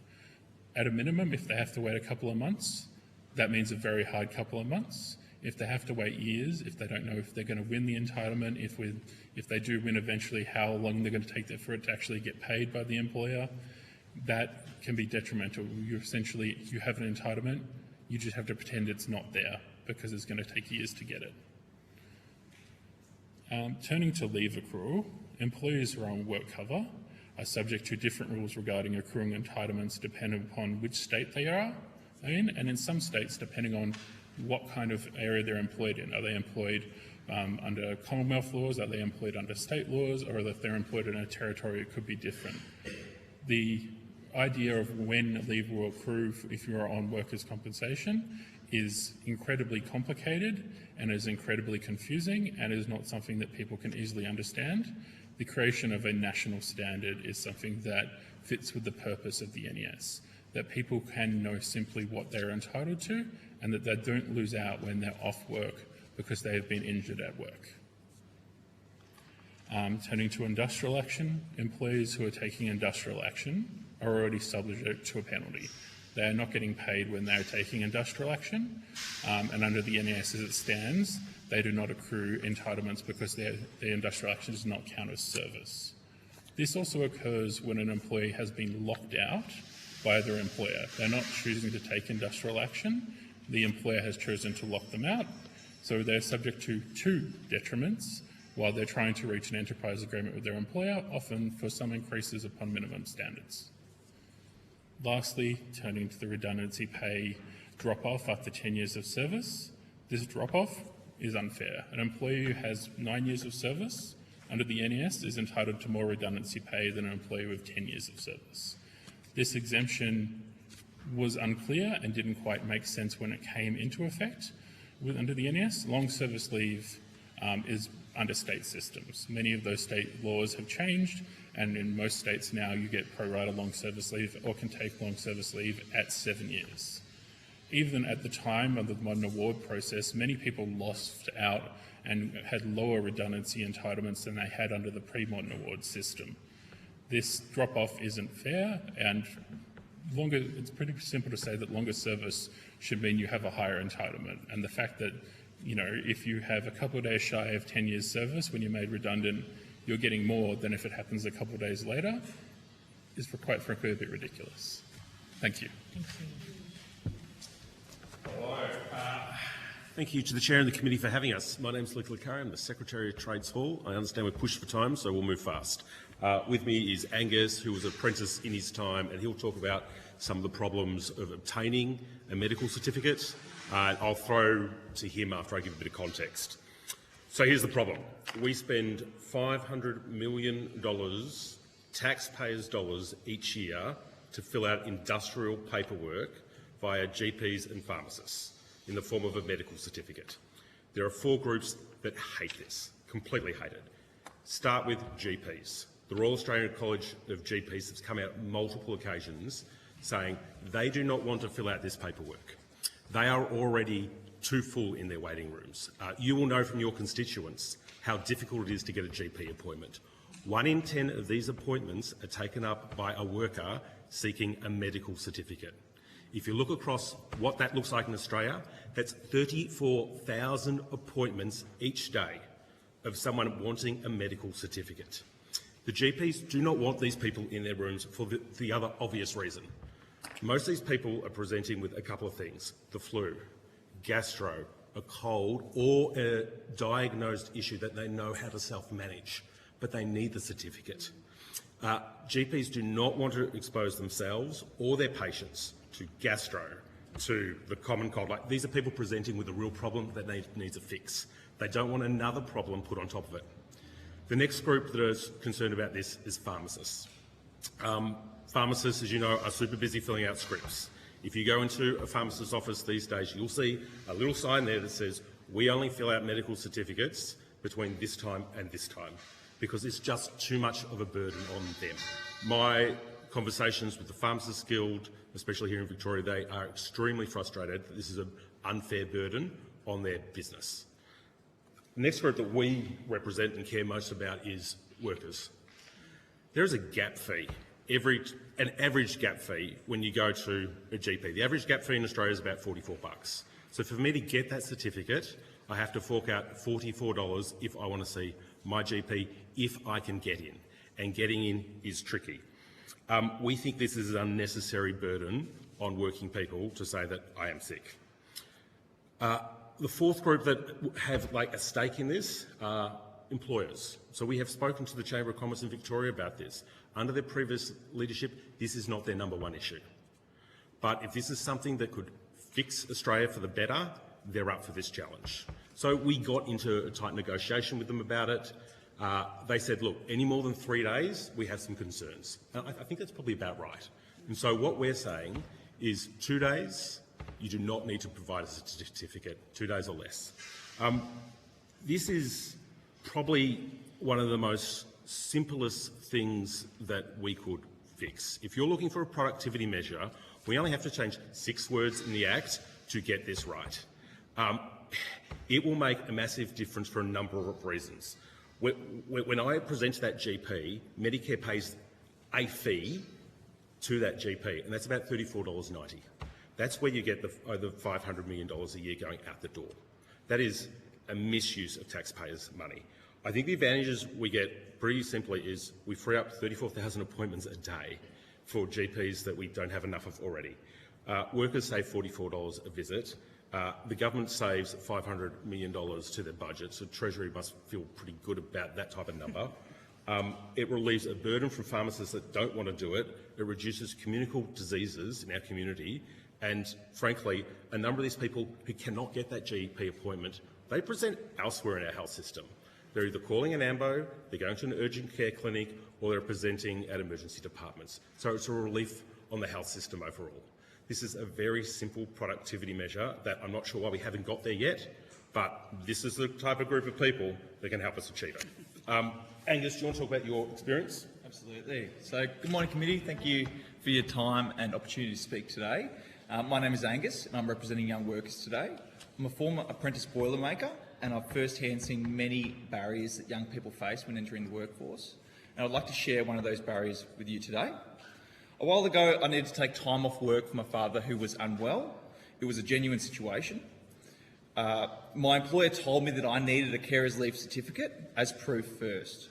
For context, I was only 19 years old and still just learning about my workplace rights. Instead of focusing on helping my dad, I found myself worried.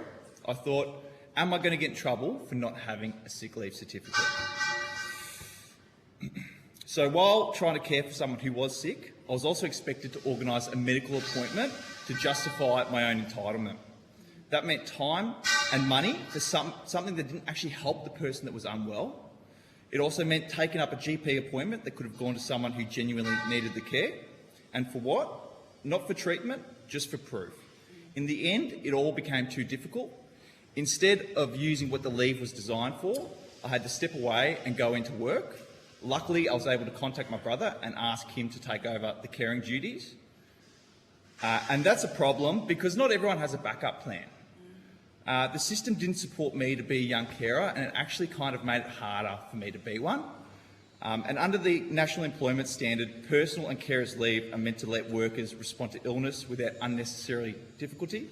But in practice, it often feels conditional, like you're trying to justify yourself even when you're already dealing with an illness or other, say, caring duties. For young workers, that matters. It's not just about inconvenience, it's about added cost, wasted time and unnecessary pressure that's already put on a very stretched healthcare system.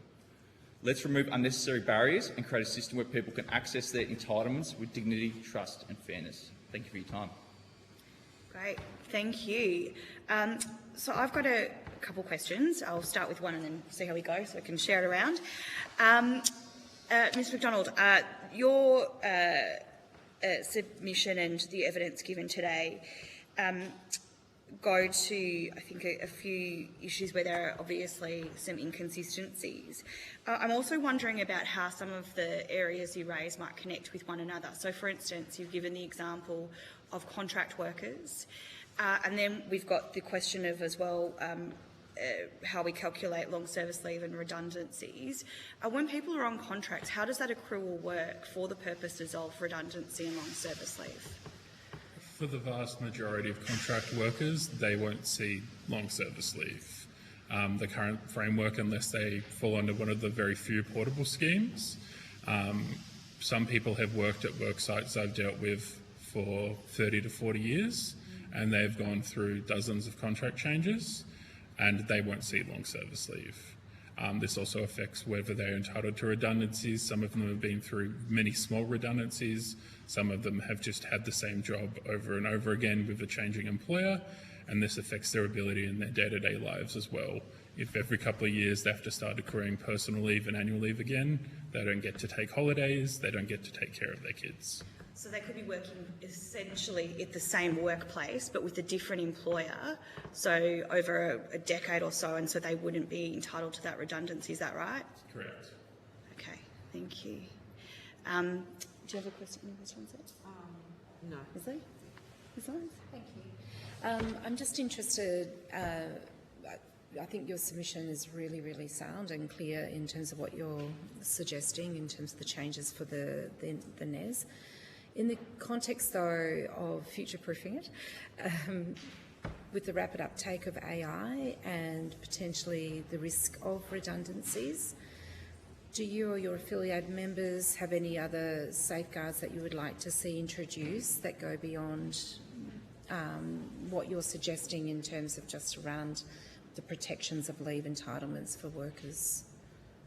Yep. So I think our union and a couple of unions have made submissions around the impact of AI and changes in redundancies, and especially around consultation, making that one of the things that has to be required about, and maximising the impact that AI has on positive benefit, not just is it a cost-cutting measure, how it can improve people's lives. Just to add to the point about consultation, so Currently, the way that it works is you're required to consult once a definite decision has been made that then is going to impact in terms of people's work. And one of the things about AI is that we think it's essential that consultation is built in prior to definite decisions that are going to impact on workers and their work. So this is a really important point. It is, as we said earlier, something that is changing fast. What we know from studies globally is that if you put workers at the centre of that change, if it's something that they're involved in shaping instead of something that happens to them, then you actually get much better results anyway. So building workers in before final decisions are made about the use of artificial intelligence, how it will impact their work, what are the arrangements in place in terms of skill and training, transition support, and alternatives if there is important additional alternatives or safeguards that need to put in place are critical to this change. So yes, we think it is important that not workers being told once decisions are made, but involved in the design and change in a way that safeguards their jobs, their skills and their future, but also things like their privacy, safeguards against discrimination, which is another big concern to workers in terms of not just who gets employed, but promotion opportunities, and other approaches that are increasingly using artificial intelligence, and things like surveillance of workers, which AI is enabling to happen in a much more extensive way that really invades workers' privacy, as well as issues to protect their information and data.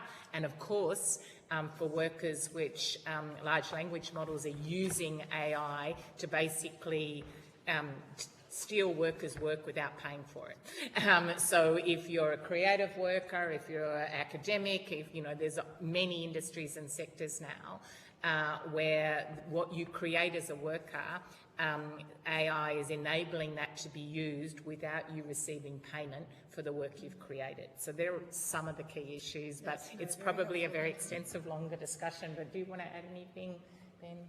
I just want to tease out just a little bit further, because one word I think you went there a little bit, Liam, but just around the decision making. So if, like we heard this morning, that platforms are using AI to deactivate accounts for gig workers, for example, so there's no human intervention in that decision. And the question that we were framing was, can a decision be deemed reasonable in the context of a worker's termination of employment? And I just wonder, does the NES capture the decision-making tools that can be used by AI in this context? Is there something else there that will affect redundancies, will affect all the things we've been talking about this morning? Absolutely a red-hot issue. So some of the recent reforms, in particular led by the Transport Workers Union, have introduced the unfair deactivation rules that in particular cover gig workers. The worker has the right to request a human to actually review the decision to make sure it's fair, just and reasonable in the circumstances. That's been rolled out for about 12 months. There's been hundreds of cases, and it's fair to say that Uber and those sort of platforms are learning very quickly that that sort of algorithm management around work performance is failing, and that they really have to lift their performance. But this is an area that is evolving so rapidly that it's not just gig workers, it could potentially go much broader across the labour market, from rostering, from performance management, from termination. So something that we're keeping a very close eye on, and know that further reforms will be needed. Angus, in terms of we do have carers leave, don't we? So would you have qualified for carers leave, or is that available today? Like when you were 19, obviously that wasn't, I don't know, was around or not, but would carers leave be something that could have replaced if you couldn't get a doctor's certificate and you could have taken leave? So that was carers leave I was trying to attain that day, and that also does have the request of obtaining a medical leave certificate. So it does also apply. Of the reasonable evidence, and it's probably, the argument here is that we have a clearer understanding of what that reasonable evidence would be. Is that correct? Yeah, that's at the heart of it. So what is, when an employer says that I'm sick, what is their duties? Now, there are evidence prescribed in the Act, and in some awards you see it appear, maybe in some EBAs it's negotiated, but broadly it's a company policy. In the vast majority of workplaces, that's what it is. We think we should bring clarity to that, so that unnecessary burden, not just on workers having to pay money out, but also on our health system, that we think is actually, at this point, a little bit of a nonsense. Now, if you are generally sick, and I think the employers have a reasonable point to make, that if it's more than 2 days, if it's only 3, 4 days, they would want to know. We're good with that. But just for the 1, 2 days absences, I think we are wasting a hell of a lot of money for a hell of a lot of paperwork that results in just a burden and not a benefit for this country. Yeah. And I guess remembering too that leave is actually an entitlement people can take. Yeah, it's a legal entitlement they can take. Just to add to that, obviously there's 10 days in the NES that is personal/carers leave, so you can take it both if you are unfit or unwell, or if someone you cares for is unfit or unwell. As Luke said, the test at the moment is evidence that would satisfy a reasonable person. Unfortunately, in an enterprise agreement, an employer has the right to specify what that means, and that's where workplace policies become really, really quite strict. So an additional ask we're asking for is that if you're going to do that in an enterprise agreement, it shouldn't leave a worker worse off, in particular for the scenarios Luke talks about where you're sick for 3 or 4 days.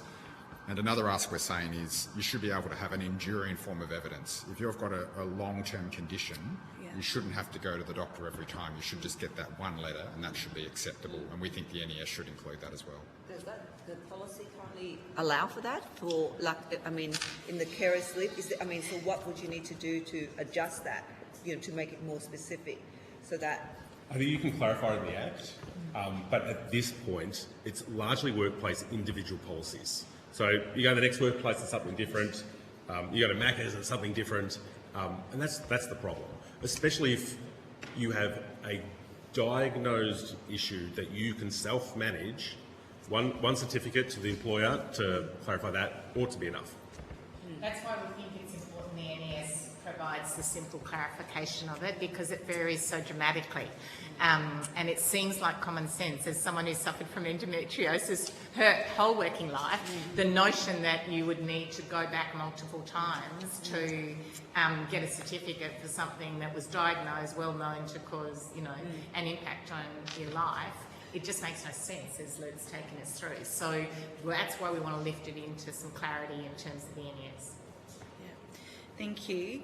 And just to return, Liam, to your evidence and the question I asked earlier, do you think that there should be, the NES is obviously about universal safety net for all workers, so it seems that there is a cohort that is excluded from accessing some entitlements like redundancy, given those contract arrangements. So what would help ensure that they are able to access the redundancy provisions that I think the NES intended for people be able to access if they're in those circumstances you described?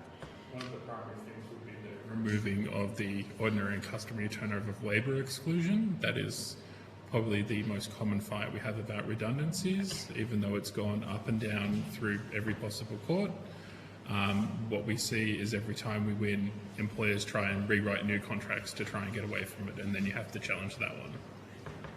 So it's that they're using that as a way to justify a new contract, which effectively erases the service.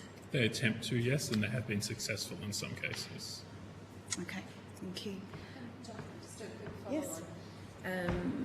When you were talking about redundancies on the back of, a company going bankrupt, do you have a view on whether the fair entitlements guarantee should be extended towards people like on temporary visas, for example? Or do you have a threshold by which you think that should be applied to workers? A worker is a worker, and if you're working in this country and paying tax in this country, you should be entitled to the protections that are available to workers, which would include the Fair Entitlements Guarantee. Because it just goes to your universality question, where there seems to be carve-outs. Yeah. Yeah. Mm. Just if there's any questions coming through from those who are joining us remotely. I will thank all the witnesses here for their attendance, and just note that we will send a copy of the transcript, and you may request any required corrections. And I believe as well there was some evidence that we will follow up with witnesses today. We're very grateful for your time here. I advise now that the committee will take a lunch break, with the hearing to resume at 2 p.m. Thank you very much for your time and your evidence today.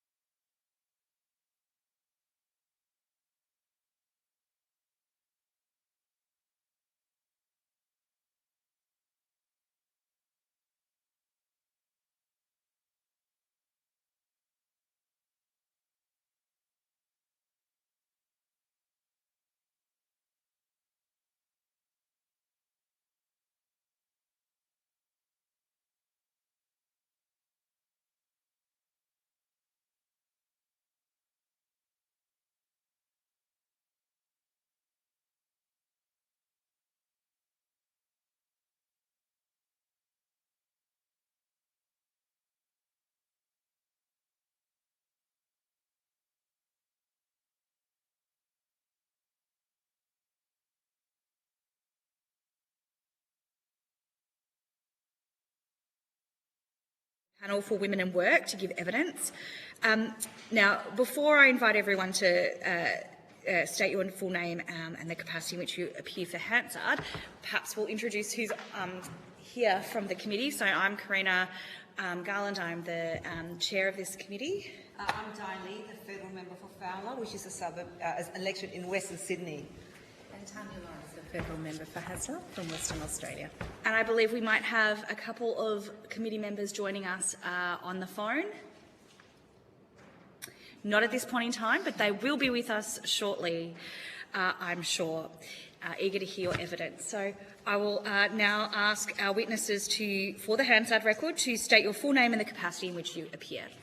So, my name is Wilhelmina Strack and I am the Assistant Secretary of the Victorian Trades Hall Council, which is the peak body for the trade union movement here in Victoria. Great, thank you. Dr. Fiona McDonald, I'm the Interim Director of the Centre for Future Work, which is an independent research centre. Excellent, thank you. Sapphire Parsons, and I'm the co-chair of the Law Reform Committee for Victorian Women Lawyers. I'm Yvette Rigby and I'm a committee member for the Law Reform Committee for Victorian Women Lawyers. Thank you. Jennifer Jones, I'm the Legal Director of the Workers' Economic and Housing Rights Program at West Justice and also here representing the Working Women's Centre Victoria. My name is Shania Sridharan. I'm the Managing Lawyer at South East Monash Legal Service and also here on behalf of Working Women's Centre Victoria. Thank you. And I'm Dr. Amanda Salvaraja. I'm a labour law academic from Monash, but I'm appearing in a personal capacity today. Great, thank you very much. Just some formal words from me. Although the committee does not require you to give evidence under oath, I should advise you that these hearings are formal proceedings of the Parliament. Consequently, they warrant the same respect as proceedings of the Parliament itself. Giving false or misleading evidence is a serious matter and may be regarded as contempt of Parliament. I now invite you to make brief opening statements before we proceed to discussion. Does anyone have anything they'd like to start with? Yes. I'd like to begin by acknowledging the Wurundjeri people of the mighty Kulin Nation, pay respects to elders past and present. We recognise, I think all of us here recognise that this land was stolen, never ceded, and that it always was and always will be Aboriginal land. So my name is Will Strack and I'm an Assistant Secretary at the Victorian Trades Hall Council. Thank you for the opportunity to be part of today's proceedings. I'll start by saying that working women in Australia are still not safe, respected or equal. 2/3 of us have experienced gender-based violence at work, more than 40% have experienced workplace sexual harassment in the last 5 years, and 1 in 5 of us has left a workplace because we do not feel safe. Workplace discrimination is still common. We're much less likely to be promoted and much more likely to be clustered in casual, insecure and part-time employment. We still do the great bulk of unpaid, unvalued work of caring for families and communities, and 7 in 10 carers are women. Despite winning equal pay in 1972, we're still not paid equally. Our workforce remains highly gender segregated and too often the work dominated by women is undervalued and low paid. Trades Hall, especially our women's team, has been listening to working women's voices and campaigning in collective for our rights and safety. Now, the good news is that advances have been made, including more recently under this government. We welcome the introduction of things like casual conversion rights, 10 days of paid family and domestic violence leave, superannuation reforms, extended parental leave and stronger rights to request flexible work arrangements. And we've heard from working women who have benefited from these changes and we acknowledge progress. But we are not there yet. As we meet in this room today, women are struggling in our workplaces. In our submission, we highlighted some of the biggest challenges we experience under the NES. 1 in 5 women are working casually in Australia, but casual workers only get partial benefits. They can access paid family and domestic violence leave to escape violence, but have no paid sick or carers leave to care for their child or themselves. Casual loading does not compensate for this. It's not a full safety net. What we need is the security of knowing that we can still pay our bills if our kid gets the flu. Casual workers must have access to the full suite of NES entitlements. Secondly, we've ignored reproductive health issues for too long. Women often use up their personal leave to deal with period pain, endo or menopause, and on average women retire 5 years earlier than men and 10 years earlier than we would like to. Pain should not be part of the job, and we should not have to choose between our career and our health. Australian unions have been campaigning for paid reproductive health leave and flexibility accommodations for all workers, regardless of employment type. And I understand that a future session in this inquiry has been organised for unions to address that specific issue. Nowadays, flexible work is one of the top priorities for workers, especially when they're parents or carers. However, many workplaces have policies on paper that do not exist in practice. Many women have told us that even when they can access flexible work arrangements, they receive differential treatment and are sidelined. Flexibility shouldn't be a lottery that only lucky workers get. It should be a fully protected choice. As outlined in our submission, the current reasonable business grounds on which employers can refuse flexible working arrangements are far too broad.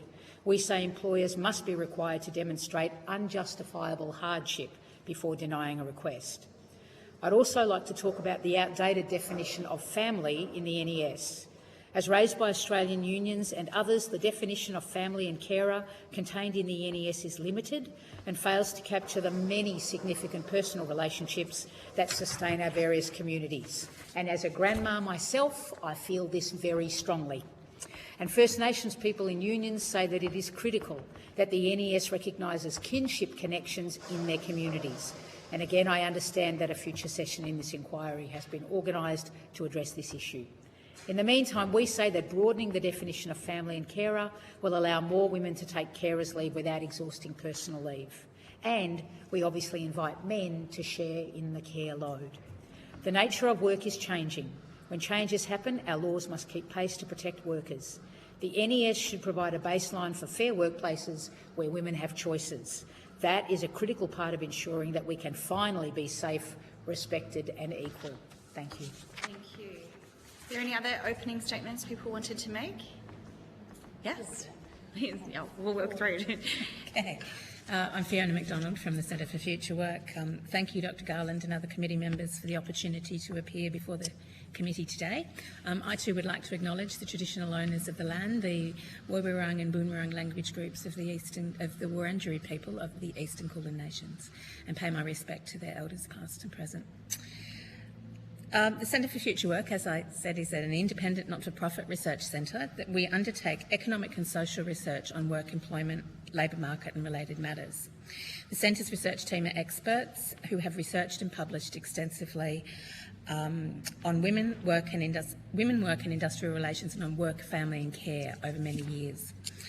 In our written submission to the inquiry, we've considered and made recommendations concerning two particular NES entitlements, both of which are relevant to most of the terms of the committee's inquiry.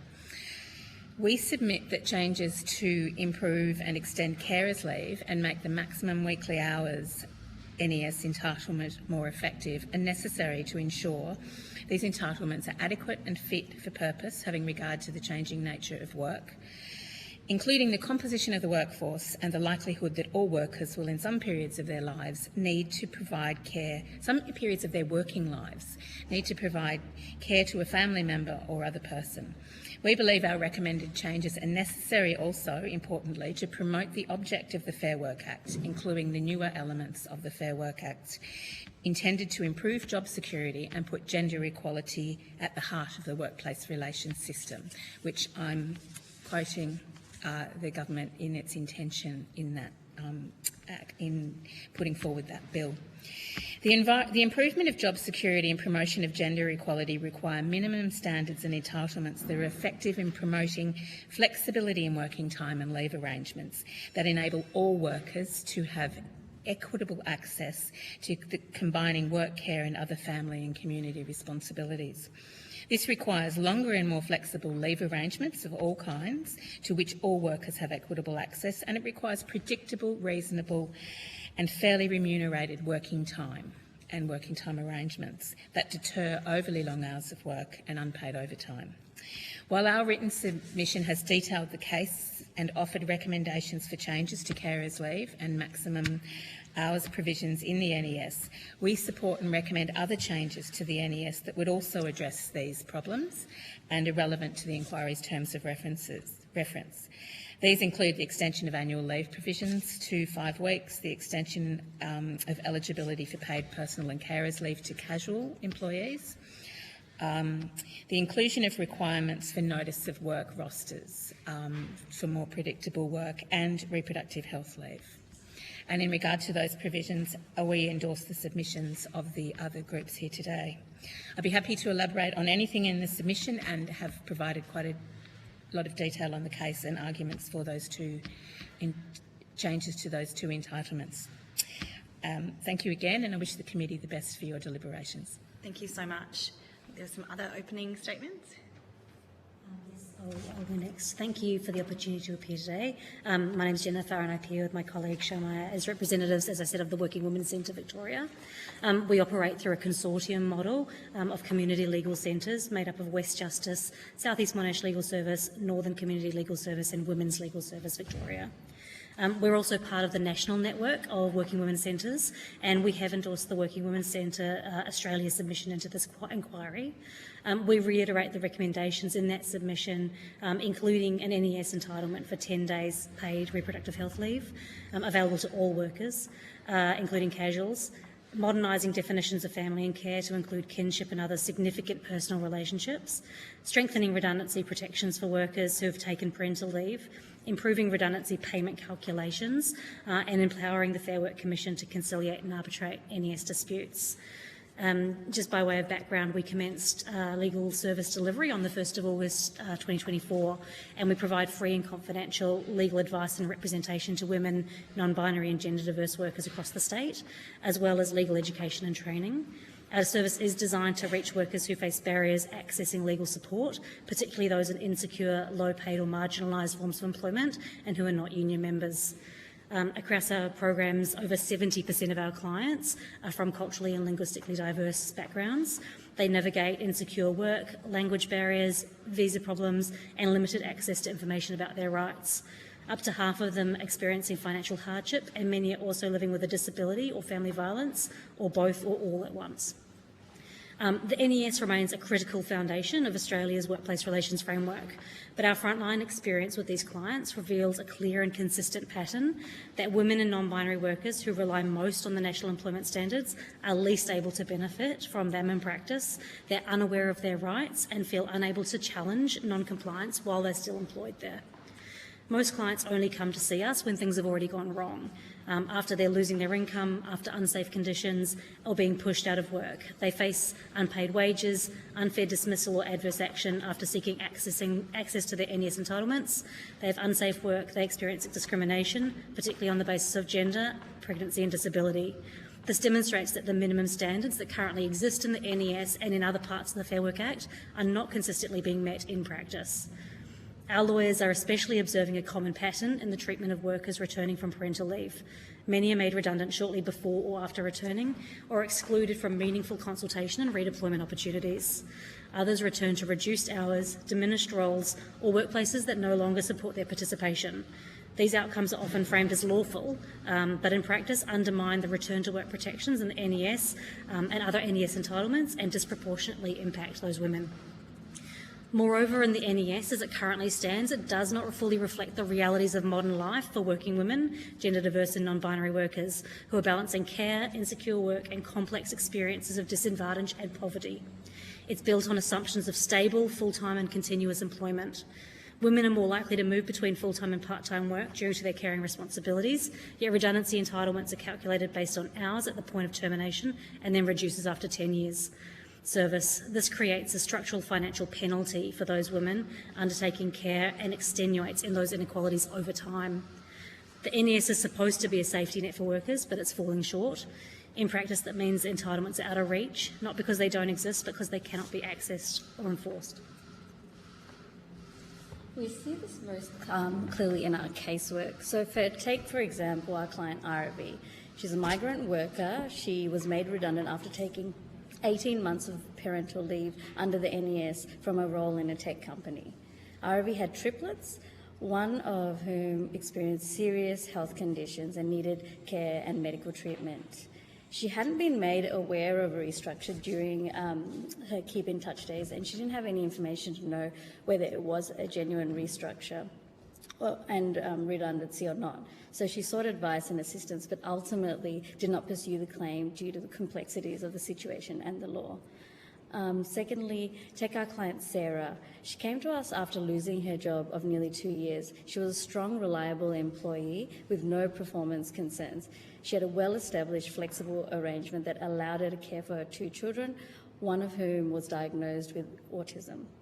The workplace then changed its office attendance requirements, and Sarah asked for very limited flexibility on specific days, and she provided medical evidence to support her claim. This was refused. She then stated that she would be taking carers leave and was told that she was misusing her rights, that carers leave was only for emergencies and not for the ongoing care of her child. What followed was a rapid escalation, a show cause process, increasing pressure and expectations that didn't reflect her reality. Within weeks, she was dismissed for lack of capacity. Neither of these examples are actually outliers. This is a reoccurring theme that we see in our work. Until care is properly recognised and supported, participation in the workforce will continue to come at a significant personal and economic cost. Across the submissions before this committee, there is a clear and consistent call to modernise the NES. At the moment, the NES functions less as a safety net and more as a set of limits. Rigid rules and narrow definitions exclude the very workers it's meant to protect, reinforcing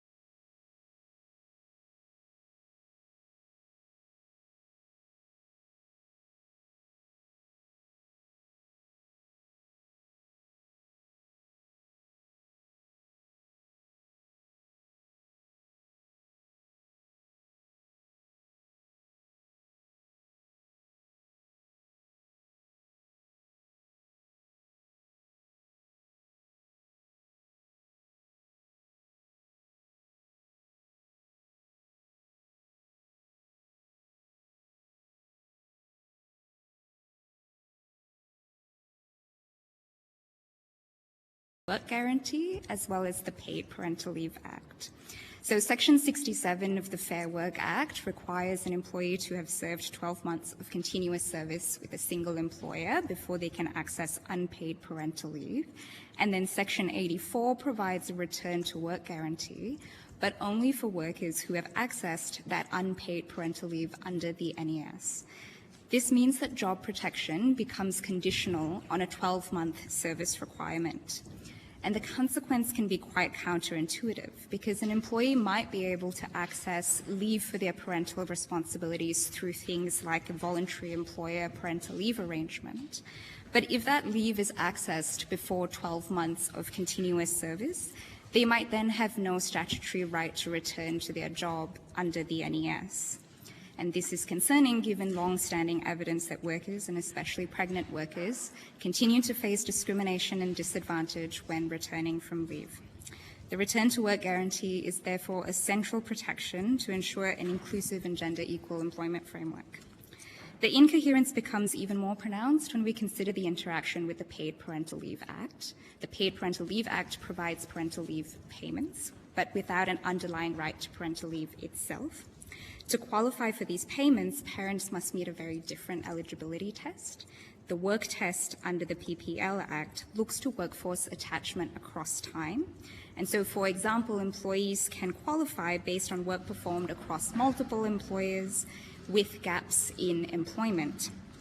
As a result, an employee might qualify for government-funded parental leave payments, but then not qualify for unpaid parental leave under the NES, and therefore have no right to return to work. This creates a clear mismatch. The law might consider someone sufficiently attached to the workforce to qualify for parental leave payments, but not sufficiently connected to warrant unpaid parental leave or job protection. That is a difficult position to justify for a system that is intended to operate as a coherent safety net. These inconsistencies, of course, have direct implications for gender equality, Women are more likely to take primary responsibility for caregiving, more likely to access parental leave earlier on in their careers, more likely to require longer periods of parental leave, and more likely to experience non-linear patterns of work. By conditioning job protection on 12 months of continuous service, the current framework excludes many workers precisely at the time they need the most protection, and this can have serious implications for the long-term career mobility of women. It's also important to note that while some employers provide paid parental leave without a service requirement, most mirror the 12-month service threshold according to the Workplace Gender Equality Agency. And many workers, especially those in smaller organisations, have no access to employer-funded parental leave at all. For these workers, the NES is their safety net. And if access to that safety net is restricted, so too is access to meaningful parental leave. In light of these issues, I proposed several reform options. However, the direct and most effective would be to remove the 12-month continuous service requirement for unpaid parental leave under the NES. Thank you for your time, and I welcome the committee's questions. Very much. Good afternoon, Dr. Garland and committee. We thank you for the opportunity to address the Standing Committee. My name is Sapphire Parsons, co-chair of the Law Reform Committee for Victorian Women Lawyers. I am pleased to be joined today by Yvette Rigby, who is a member of our committee. Before we begin, Victorian Women Lawyers acknowledges that our work and our advocacy occurs on the lands of the Wurundjeri Woi-wurrung people. This always was and always will be Aboriginal land. We pay our respects to elders past, present and emerging. Victorian Women Lawyers has advocated for the advancement of women in the legal profession and the eradication of gender-based discrimination since 1996. While the National Employment Standards provide a crucial safety net, as many of the panellists have addressed today, they currently fail to account for the gendered realities of work and care in 2026. They also fall short of adequately protecting women who remain significantly overrepresented in insecure work. Our first recommendation is to create a default right to flexible work for all workers. Today, 69% of part-time employees in Australia are women. 3 in 5 employed mothers with a child under 6 work part-time, whilst fewer than 1 in 10 fathers do the same. Approximately 43% of women who are currently unavailable for work cite childcare as the main reason for this. This is a structural issue and not a personal one. Victorian Women Lawyers recommends amending the National Employment Standards to establish a default right to flexible working arrangements for all workers in Australia from the first day on the job. Currently, under the Fair Work Act, flexible work is restricted to employees with at least 12 months continuous service in a narrow prescribed category of circumstances.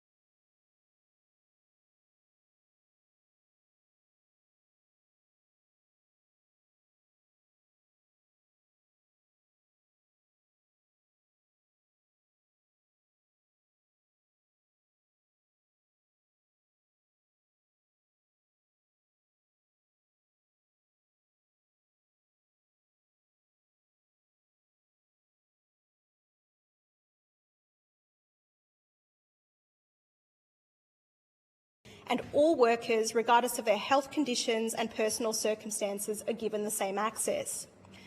Finland legislated the right to flexible work universally in the 1990s and has produced the European Union's highest rate of workforce participation. Research confirms that women's economic empowerment directly reduces rates of gender-based violence. Our second recommendation is to increase the minimum annual leave entitlement from 4 to 5 weeks. It's been 50 years since annual leave last increased in Australia. Since then, women's workforce participation has increased by nearly 50%, yet women still shoulder the majority of household and caring responsibilities. As a result, women are more likely to use their annual leave to manage those duties. A fifth week would ensure that women get time for rest and recovery, preventing burnout and supporting long-term workforce participation. Our third recommendation is to introduce 12 days of reproductive leave. Research from the Bank West Curtin Economics Centre shows that the cost of lost time and absenteeism due to reproductive health far outweighs the cost of providing this leave. Formalising this entitlement would recognise the social and economic value of reproduction and remove a key barrier to gender equality. Our fourth and fifth recommendations are to increase the minimum termination notice period and redundancy pay to at least 2 weeks. Australia's current 1-week termination requirement is low by international standards. In countries like Sweden, Denmark and Austria, notice periods are often measured in months rather than weeks, and these countries are also more productive than Australia. Redundancy pay does not extend to those in insecure work with less than 12 months of tenure. Strengthening these protections will provide a modest but critical safety net for women who are less likely to be in permanent full-time roles.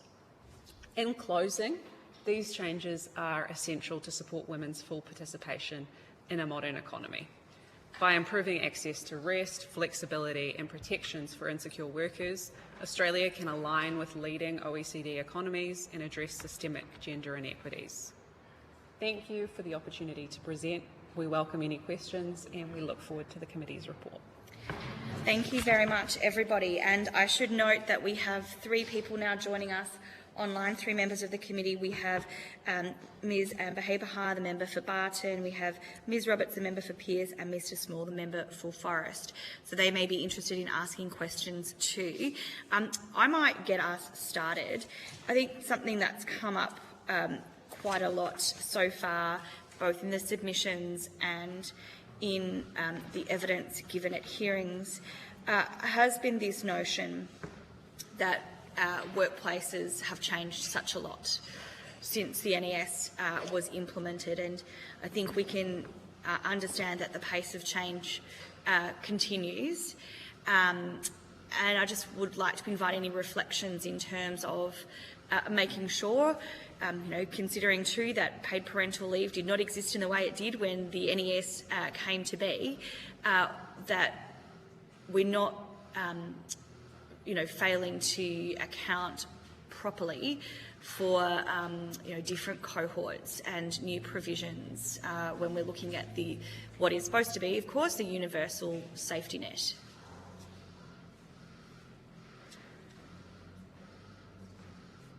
Anyone want to start with that? I'll just jump in to say I think it's clear it's not a universal safety net. The evidence of the panel today is that really a significant proportion of primarily women are missing out on that safety net when they're in casual employment, when they don't meet that 12 months continuous service, and it's not working in practice for them. I think it's a safety net that's built around the standard full-time, full-year work male breadwinner model. It's add bits and pieces to provide for difference from that and variation from that, but it hasn't fundamentally hasn't worked to promote working lives of all the people who now make up our workforce and who we need in our workforce. People with disability who have different needs in terms of working time arrangements to be able to participate in the workforce, older people who have different needs, and anybody who has caring needs, people from First Nations who have cultural responsibilities, are kind of added on through the current NES safety net rather than the safety net seeing them as central. And I think, perhaps what Sapphire was saying about the flexible work right for everybody, that would be one of those things that would make that different, to change that, to recognise that work has changed because workforce participation's changed. And do you think, and this is for everyone again as well, that some of those inconsistencies we see, for instance, in relation to paid parental leave entitlements and return to work, that's come about because it's sort of been an additive approach rather than something we look at as kind of structurally important to every single Australian worker? I think. I was going to say, at the commencement of the NES, I would say it wasn't fit for purpose when it started. Okay.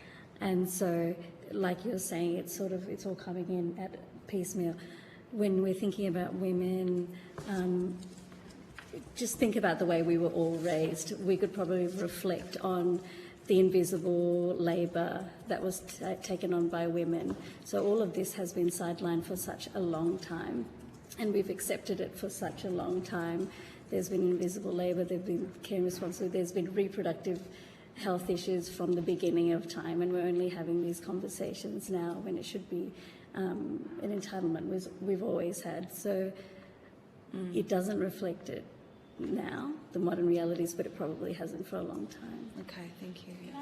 I think we had Ms. Stark, and then we'll come to you, Ms. I'll just go back a step and say most of our industrial laws are not just framed by the traditional breadwinner model, they're framed by a master-servant model. So if you go right back to the beginning, we understand the way that the laws work has never been framed around the needs of the workers. It's been framed around the needs of businesses. And so every time, I would say the trade union movement, for instance, advocates and fights for change for workers, it's done against that backdrop that says, is this good for business, rather than is this good for the community, is this good for workers, and is this good in this case, for instance, for working women who are absolutely have been an add-on within that frame. So that's the nature of how we make change. So the NES was not fit. The 8-hour day wasn't fit for purpose because women were the ones who never did an 8-hour day, because at the end of a work day, they were still doing the work of looking after families and communities. So in this hall, we are very proud of our history of achieving the 8-hour day, but one cohort of workers for whom it was never achieved was women. So I think we begin with that as the starting point.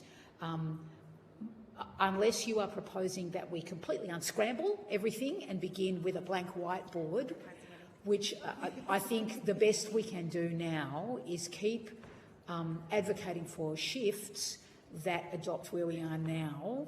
And the classic new example is working from home. Everybody said that was impossible, and then COVID came, and now it turns out it is entirely possible. So that means that our understanding of what is possible changes, and the NES and our Fair Work Act, the laws that apply, should reflect those changes. Thank you. Ms. Parsons. Thank you, Dr. Garland, and thank you also, Wilhelmina Stacky. We would like to echo some of those sentiments. We consider that the structure of Australian workplaces is in fact not gender neutral, and as a result the national employment standards are not gender neutral, and were in fact never designed to be. In the landmark article, Inequality Regimes, Gender, Class and Race in Organisations, Joan Acker describes the prototype of an ideal worker as a person with no responsibilities outside of going to work and earning a living, available to work 8 continuous hours per day, always at work, always on time, and always prepared to extend those working hours. This image, by and large, is the image of an able-bodied man with a partner who performs most of the other family and caring responsibilities. And in Australia, we see that this reality is particularly stark for women.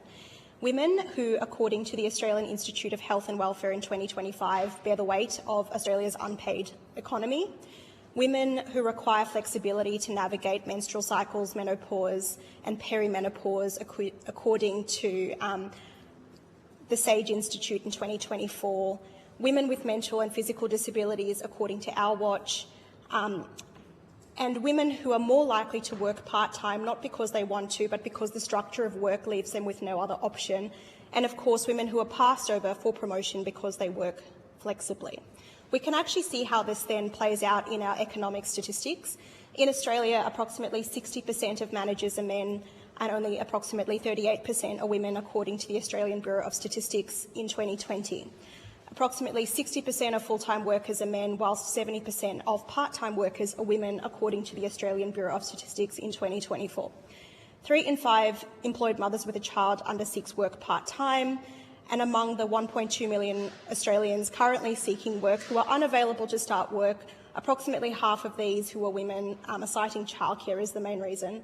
This, of course, is not a personal failing. It is a system that was never designed to accommodate half the population, and flexible work plays an exceptionally important role in reversing that dynamic. Thank you, and thanks everyone for those responses. Obviously, we've got this review in place to make sure that the NES is largely fit for purpose. Would a system where, given the pace of change and given that is a pretty important requirement of the NES to be fit for purpose, where there is a periodic review, would that be a useful change? So we would say that by creating a default right to flexible working arrangements for all workers from day one on the job, that would significantly improve workplace gender equality, well-being and also inclusion. And we would say that that would be a central part of it. I suppose I'm more asking whether we should embed, I guess, periodic reviews of the NES to ensure that we are keeping pace with change. I think that definitely needs to happen. I think if you take the example of the maximum working hours that we addressed in our submission, it doesn't operate. If we look at how it operates, it's clear that it's not operating effectively at all. And that's just one example of a reason why there should be ongoing review, and ongoing review for not just for effectiveness of the existing entitlements, but for change of the entitlements to respond to the changing nature of work, to respond to changing patterns of participation, to respond to emerging needs. Yes, it's vital, I think, for it to be a modern safety net that actually performs as it's supposed to for regular review. I think we're all nodding vehemently. Yeah. I think you can just take that as Hands on record. Everyone is nodding. I would add, though, I guess there's always the nervousness when you have periodic reviews that what entitlements will be wound back. Yeah. So obviously we'd be very concerned if the periodic reviews were used for that purpose. So obviously no drop in minimum entitlements with the purposes of reviewing to improve and reflect the nature of work in the modern society, not detract from the existing entitlements. And I would also just briefly add to that, if that's okay, that particularly as the International Labour Organisation at a global level is releasing new research on the importance of flexibility and other workplace protections, that as those international standards improve, or as research becomes available on how those international standards can improve, that becomes even more essential. Great, thank you very much. I'd like to see if my colleagues in the room here have questions before seeing if those joining remotely do. Ms Lee, did you have a question? I'll think about it. I'm just forming my question. Fair enough.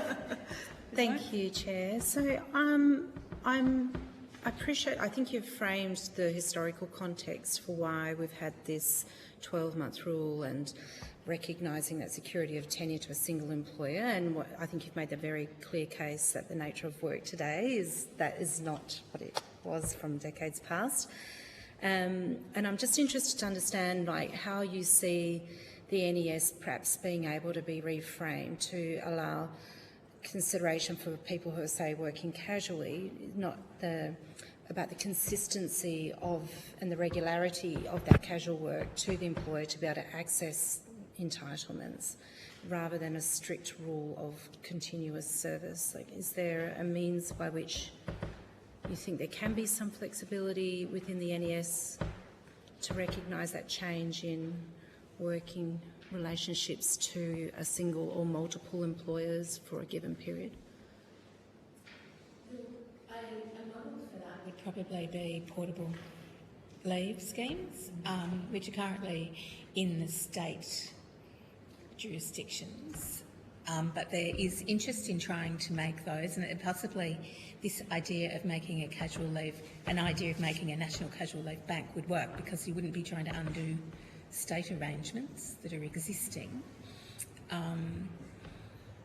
But it could operate within the portable leave schemes operated within industries, but they could operate through other means across industries through.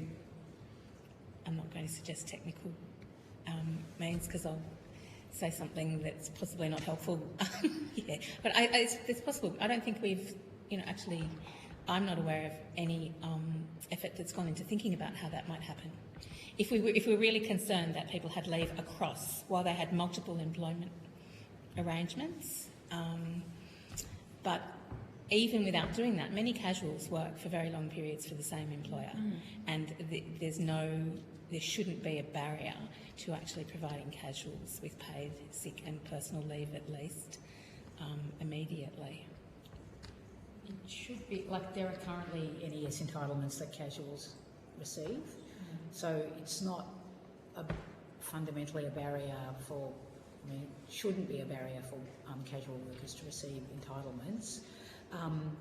In Victoria, for example, in the kind of immediate COVID and post-COVID era, we had the sick pay guarantee, which provided up to 5 days of sick leave for casuals on the basis that we wanted people to be staying home if they weren't well, and for casuals that's a big barrier. They need to be at work because that's how they pay their bills, and they don't have any leave entitlements. So there are ways to do this, but fundamentally we'd simply say currently the casual loading does not compensate for the fact that workers don't get sick leave and they don't get annual leave and they don't have that capacity to take time when they do, particularly for women who have caring responsibilities. And do you think that for employers who have taken on perhaps somebody, a casual employee, or perhaps someone just as a new full-time employee even, is rather than it just falling off a cliff that you have to have done at 12 months service, do you see that there could be perhaps a stepped arrangement with shorter obligations to that employer before those entitlements kick in, or a pro rata equivalent? Well, currently sick leave operates on the basis that as you work, you accrue more. So you would see something similar possible to do something similar along those lines that says as you work, you are accruing more. From New Zealand, and I'm not an expert in international jurisdictions, but from what I understand with their access to unpaid parental leave, for the 52 weeks it is 12 months of continuous service, but to access 26 weeks you need to be working for an average of at least 10 hours a week for 6 months with the same employer. So that's obviously a lot more flexible than what we currently have, and would take into account a casual worker not necessarily working full-time but having some type of attachment with the same employer.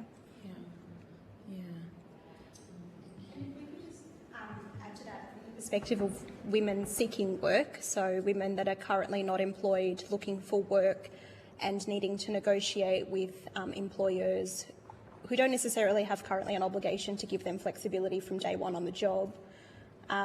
We would say that if we were to move to a default right to flexible work for all workers, that could encompass a wide variety of arrangements, including job share, flexibility in work location, and in that context also note that here in Victoria, our government is moving towards the right for Victorians to work from home at least 2 days a week, unless they can't reasonably do so. So we consider that there could be a variety of options that would present.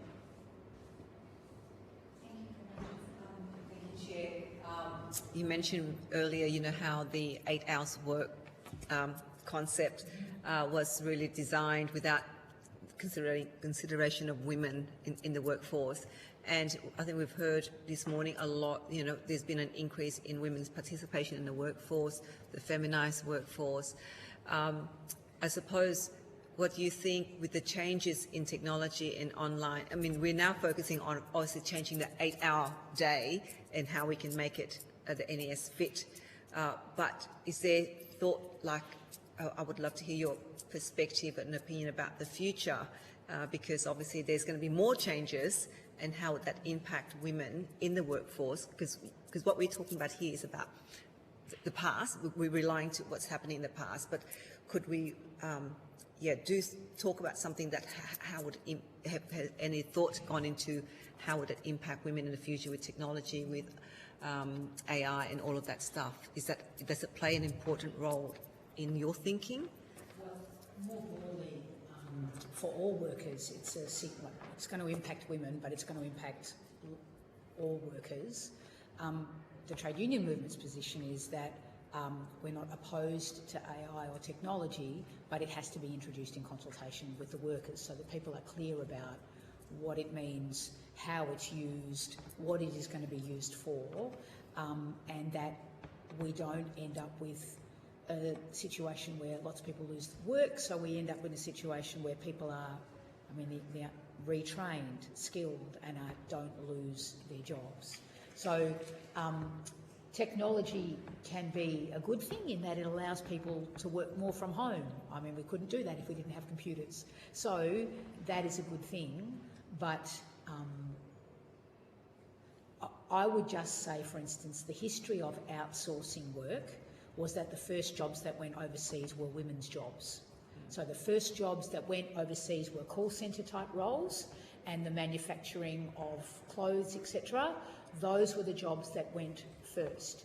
So if I look at that and I look at the kinds of administration work, for instance, the tasks that are now we are thinking are going to be done using whatever, I don't know the language, but the new technology, there is absolutely no doubt that that women's work is going to be impacted, and that's why we would say we need to move to new technology, fully cognizant of that and making sure that there are not losers in that process. I could also add to Will's point, because we can expect likely a lot more career transitions, people having to change jobs, reskill, etc.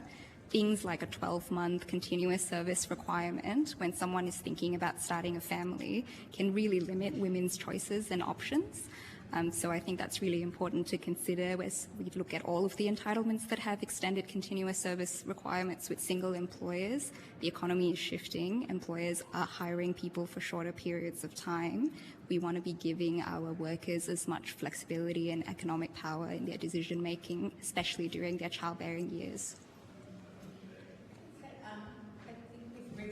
Digital technologies, what we've experienced is that blurring of boundaries between work and employment, such that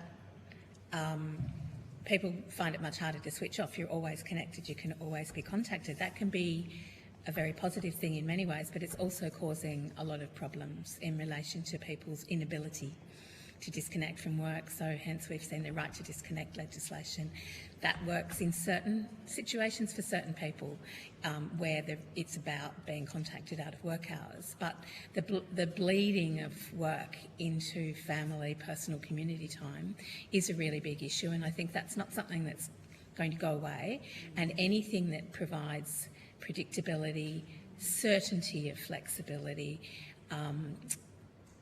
is really important, and this is where the NES come in and are really important, that we have arrangements that give people certainty and security of working time. Insecure work, I think we think of casual work, but full-time permanent work is insecure for somebody who hasn't got any control over their working time and has other responsibilities to meet. So I think the NES are really critical as it becomes more and more that we will not work is not connected to.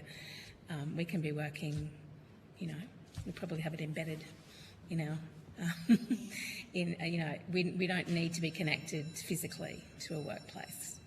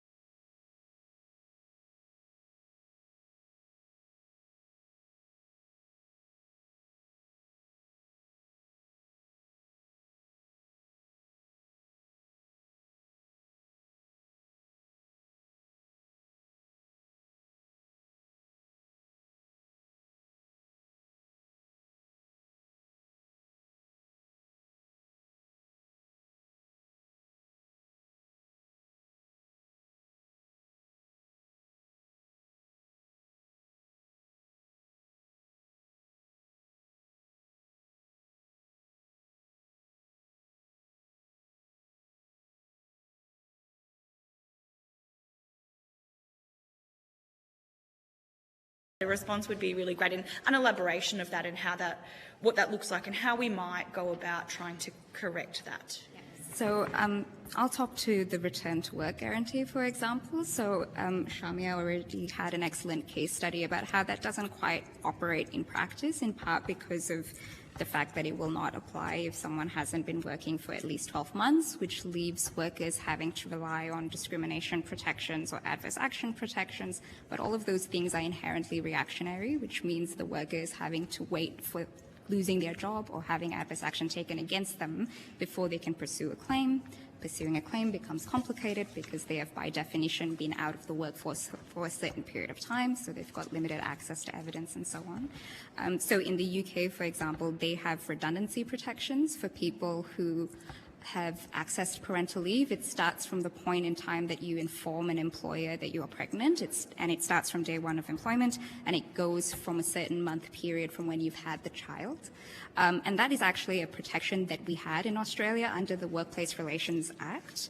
And that was a prohibition for an employer to have any approved period of leave interfered with by a period of notice. So essentially saying if you've taken approved leave, you cannot have your job terminated.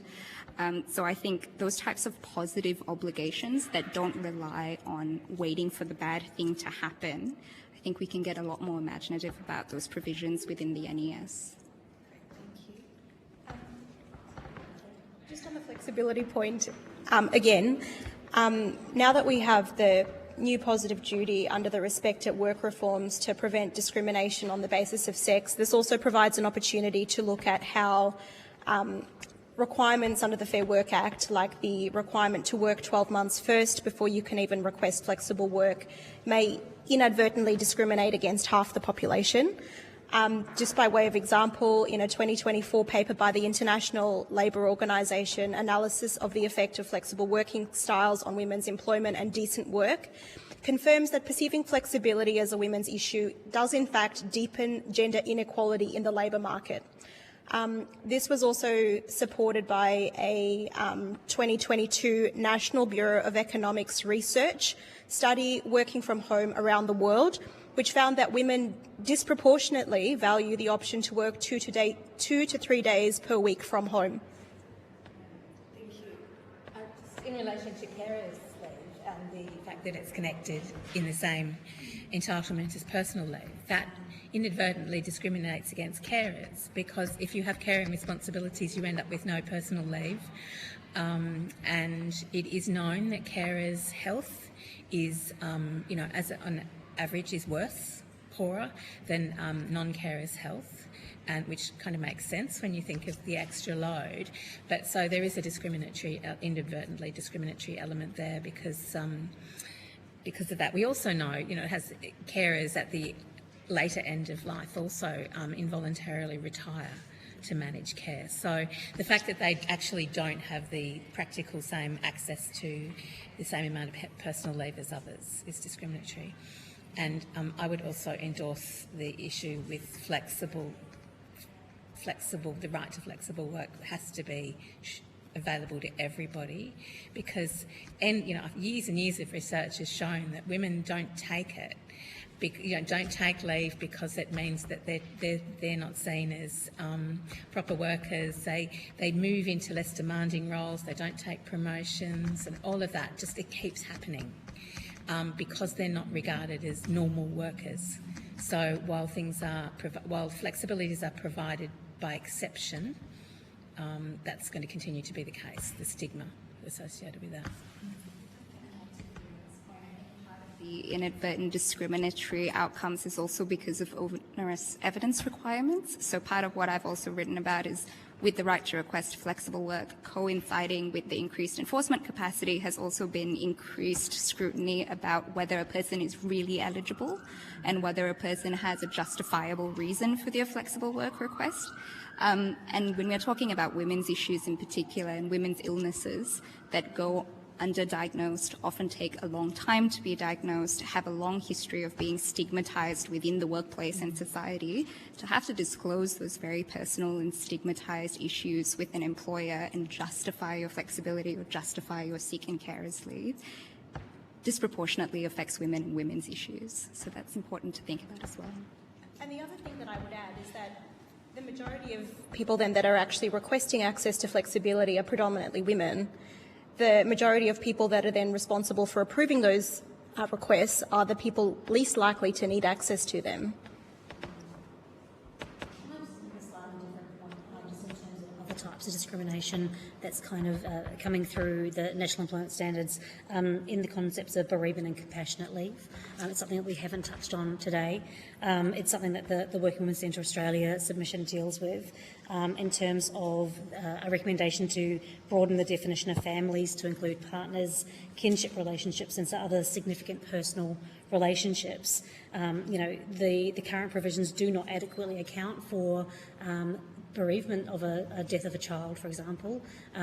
There is specific cultural mourning practices that wouldn't be able to be accommodated by the current NES, which may result in religious or racial discrimination elements, and then other kinds of relationships within a family or that aren't captured are not going to be supported through the current bereavement and compassionate leave clauses. So I think that's something else that we'd just like to highlight, and that the length of the compassionate leave is just simply not going to be sufficient for most people's familial deaths and family situations, funeral arrangements, travel, cultural obligations.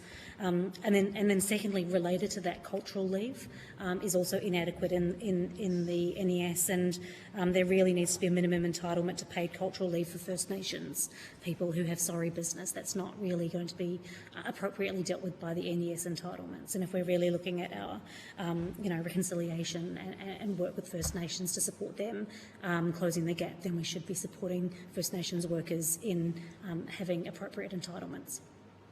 Thank you very much. Yeah, of course, please. I mean, I'm trying to figure out in terms of as we described, talking about all of those rights and entitlements, a lot of and women, and I'm thinking, what sector are we referring to? Obviously, say there's a lot of women in the teaching sector. There are a lot of women in nursing, health, aged care. So would those sectors have a rather quite flexible working arrangement already? And the type of inflexible arrangements that you're referring to here, what industry are we talking about? Is that manufacturing? Is that retail work? Is that, yeah? I can perhaps answer that question. So on the issue of the 1.2 million Australians, which is approximately 10% of our economy, that are currently seeking paid work, 43% of women, so that's almost half of the people in Australia that are currently unemployed and looking for a job across all industries. They cite childcare as the primary reason for not being available to work. And when you sort of think about what that means practically, it's if I'm a mum and I've got school pick-up and drop-off and I actually need to be employed for 12 months before I can even make the request for flexibility, I'm not going to start work because flexibility is not a guarantee from day one on the job. And so that's regardless of sector, that's all industries. Can I just ask about in relation to industries? Well, growing industries for healthcare and social assistance are not particularly flexible in many types of organisations. If we take, for example, the growing home care workforce, which is becoming a much larger growing, it's just an example, but of a very large and growing workforce, and this is a shift, an institutional shift from residential care to home care.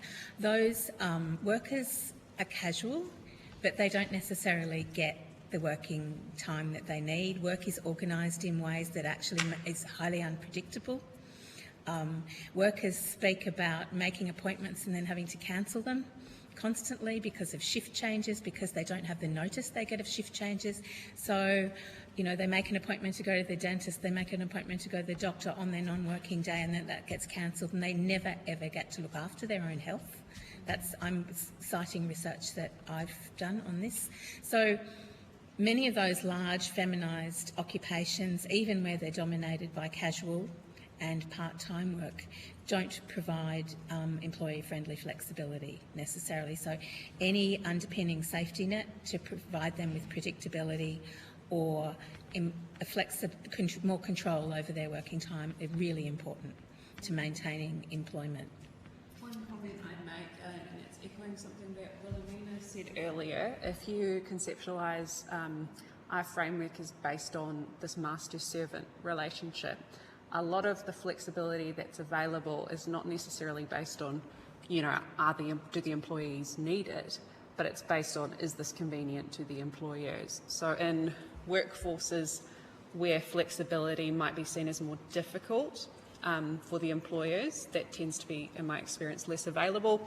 So, for example, with teachers, where the norm is that they're in the classroom 5 days a week, obviously tends to be a feminised workforce that is less available, even though it's a feminised workforce, because of the perception that it is more difficult, whereas some industries, for example, I'm thinking of the tech industry, can be extremely flexible and, you know, dominated by men. And that's not because of what the employees need, it's because of what suits the employers. So if we shift to a model that's worker-led, we have to be thinking of how can we get past these barriers that employers see and actually focus on the needs of the employees they have.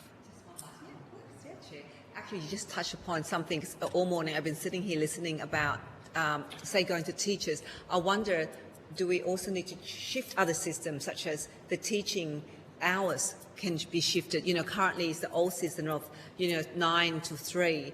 And in order to have some flexibility, should that system also change? Would that be helpful for women as well? Yeah, so I would say that with teaching, for example, there are options, job sharing. There are many options to make it work. What doesn't work is the same for everyone, and that's probably, when we look at, some people probably have submitted to you about a 4-day working week. Our main hesitation with that is if it's applied to everyone the same and everyone's expected to work at the same time 4 days a week, that's not going to work for many women. It's not so much about what the hours specifically are, but it's about that degree of choice for the employee, and it might be shifting the hours, it might be sharing the job. There are many other ways that it might be done. It can be done, but it requires a mindset shift when we're used to teachers showing up and doing that 5 days a week, no matter what.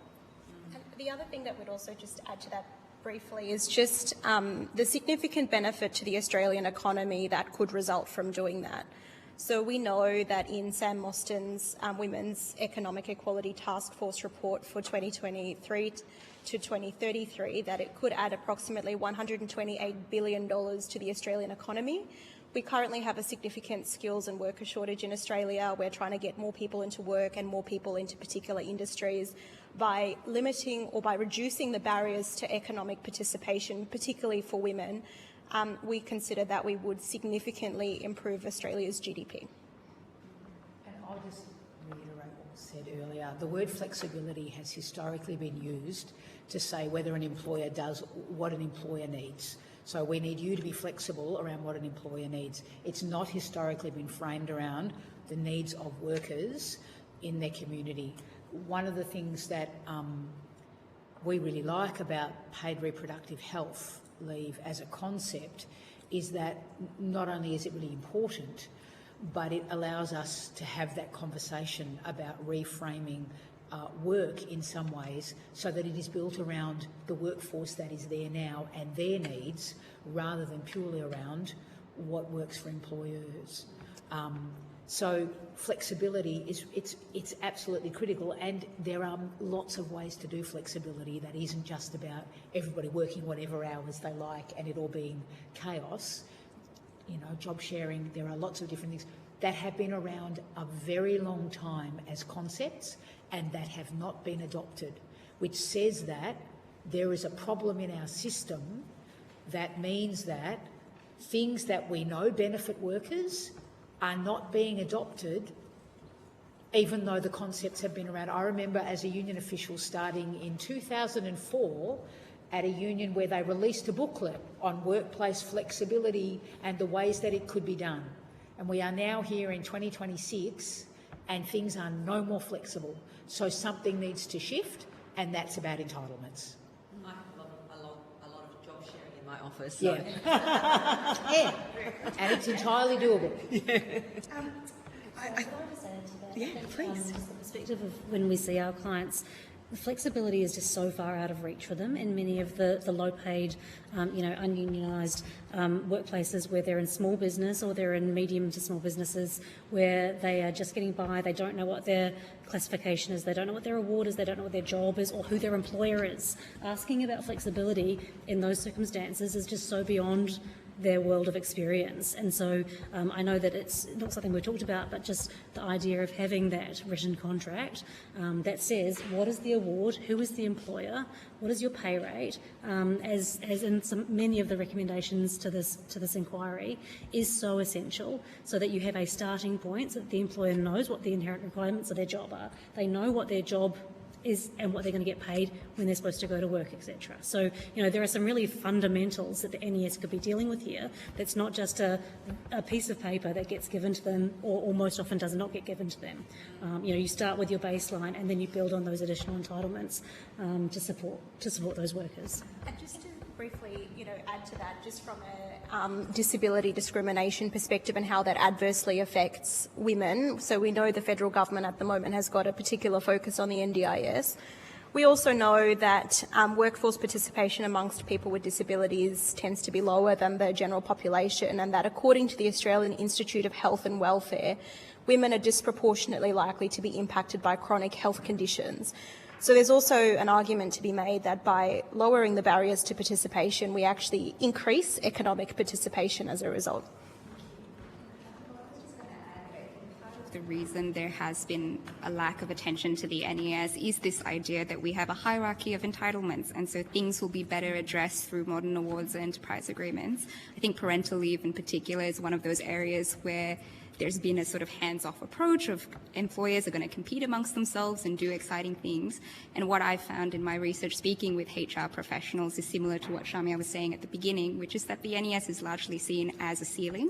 And so even if they are offering their own entitlements, they're mirroring a whole bunch of what is already in the legislation. So they're implementing the 12-month continuous service requirement. They're having primary and secondary care leave because that's what was in the Paid Parental Leave Act. And so I think it's important that we understand that the safety net is not being read as a flaw. And even in feminized industries, most modern awards are referring back to the NES entitlements on things like parental leave that would be really important to a majority of their workers. So I think it's also important that we understand we have the evidence of the last 16 years now that that concept is flawed inherently, and there is a more important role for the NES to play.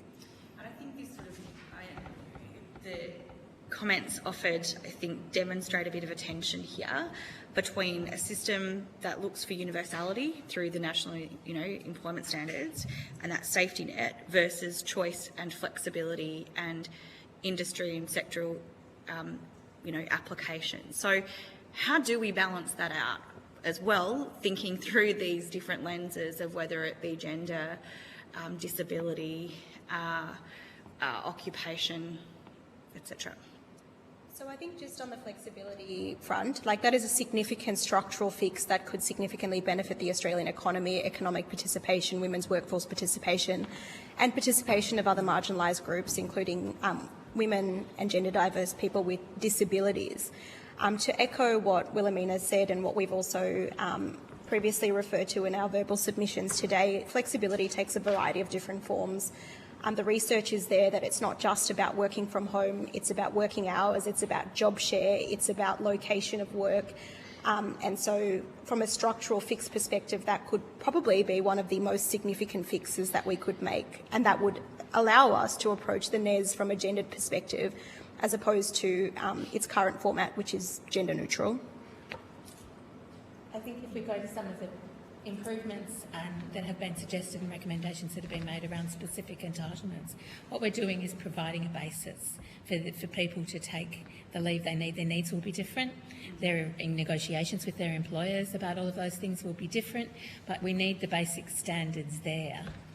And the diverse circumstances will mean that they're used differently, but they need to be there to start with. And there's a lot that gets negotiated and changed around that. I think it's important that we also trust workers in Australia. Most people want to do a good job. They're not going to sign up to be a nurse and demand to work from home. And I think there's sometimes this boogeyman idea that workers are going to deliberately do a bad job and ask for more than they need. And that's just not the reality of how people perform their jobs. They want to be good employees, they want stable employment, and most people have an idea of what they can do within their job to still perform their job well. And I think that culture of trust can really go a long way for employers and employees. Thank you very much. Just checking with my colleagues. Just any further questions? if you have a comment on because I think the principles that you're describing around the type of leave access, particularly around cultural leave and other things, are well respected. But in terms of different business sizes, though, and capacity to be able to cover that type of leave, where there may be a small business that don't have a HR department, what thoughts have you got to ensure that businesses are in a position to be able to actually be able to offer that and cover the costs of hiring someone else for a duration or managing a small team to cover any extended absence? Like, what thinking has gone there? I'll just say from a principal point of view, I don't, from our perspective, creating a two-tiered system where some workers get the benefit of flexibility and have capacity to do things and other workers don't is not the ideal solution. Okay. The second thing I'd say is, in our experience, sometimes small employers are better at doing these kinds of things than actually really big employers, because there is a closer personal relationship between the workers themselves and the person who's making those decisions, and consequently they can sort this kind of thing out. I have the great privilege of sitting on a committee that decides the winners of the awards for injuries, so WorkSafe Awards, and one of the things we do every year is we do a best, it's a terrible award to judge, but the best return to work, and they provide for workers who've done an amazing job with their employer of coming back from sometimes catastrophic injury, and inevitably the employer is a small employer. This is not a large employer with a big HR department who's able to do all of these things. The workers that go back to work after catastrophic injury, inevitably before those, they come from small employers. Small employers are often more capable of implementing flexibility and better measures than very large employers with big HR departments who are primarily there to argue the case on behalf of the employer about why something is impossible and too expensive, as opposed to actually being there to manage human resources. One thing I'd add to that is that women are actually more likely to be working for a small employer. So if we did create that two-tier system, women would be the losers from that. In terms of the cost, I think what we would say is that there is a greater cost in not doing this. So if you don't provide enough annual leave, reproductive leave, you have workers showing up who are burnt out, who are unwell, they're unproductive as a result, they're more likely to move on. There are going to be direct costs from that, both in terms of lower output, but in terms of training costs, recruitment costs. So we say it's actually more expensive for employers not to do this than it is to do it. Can I just add to that? And I was talking about home care before. The cost-benefit analysis clearly shows that if you can lower turnover, it's really to the benefit of all those small employers. It's true, and that people leave work. Women leave work because they can't manage work and care or manage work and their own health.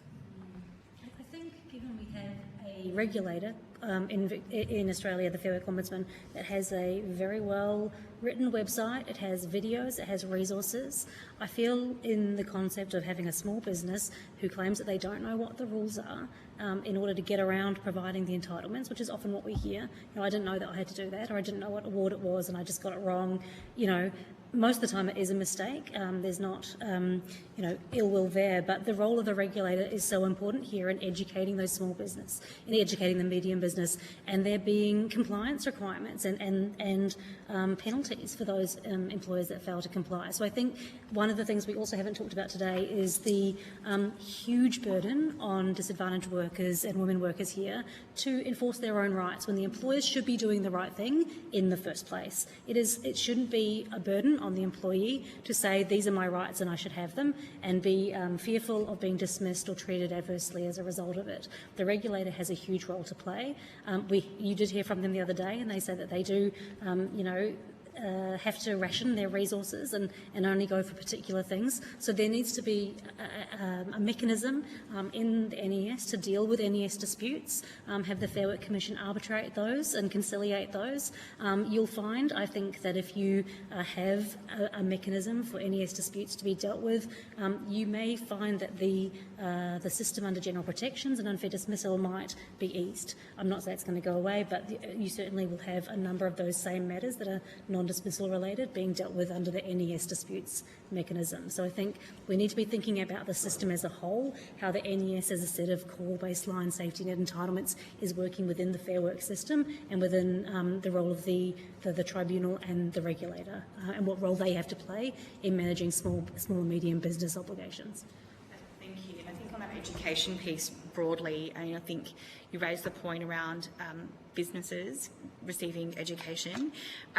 Something that came up with the Ombudsman when we had the public hearing a little while ago and has come through strongly through the submissions has been the question of whether the Fair Work Information Statement is sufficient for ensuring people understand their rights. And given we've heard around the prevalence of women workers in insecure work and some of the linguistically diverse workers that people here have been working with, just invite your reflections and ways we may look to improve that statement. An employer would be required to actually tell the employer what their role is, what award classification they're under. Essentially, it would look like a basic contract. Okay. And that would eradicate other issues. Usually when we have clients coming to us, we're at a starting point where we're trying to figure out whether they're employers to start with, and a lot of the resourcing is going into that. And so I think as a starting point, there should be a commitment to providing a statement that explains what their employment looks like. I'd like to endorse the submission of Sarah Charlesworth and Ian Campbell, who have done a lot of work and thinking about what that contract would look like, and it does make so much more sense than a general statement. It really would, I think, make a big difference. Thank you. And I can see for Hansard, much nodding from the panel here. And just before I forget, I think Dr McDonald, you mentioned some research you've been undertaking on home care. If it were possible for the committee to examine that research, we would love to do so. Thank you. Is there any further questions from my colleagues here? No, I think everyone online is fine. So we've finished slightly earlier. But I think we're all immensely grateful for the opportunity to hear from you today. We asked a lot of questions, so I think it was really helpful for our deliberations as we move forward through this process. You will be now sent a copy of the transcript to request any required corrections, and with the formalities effectively over for you now, I advise that the committee will now take a short break and the hearing will resume at 4 p.m. Thank you very much.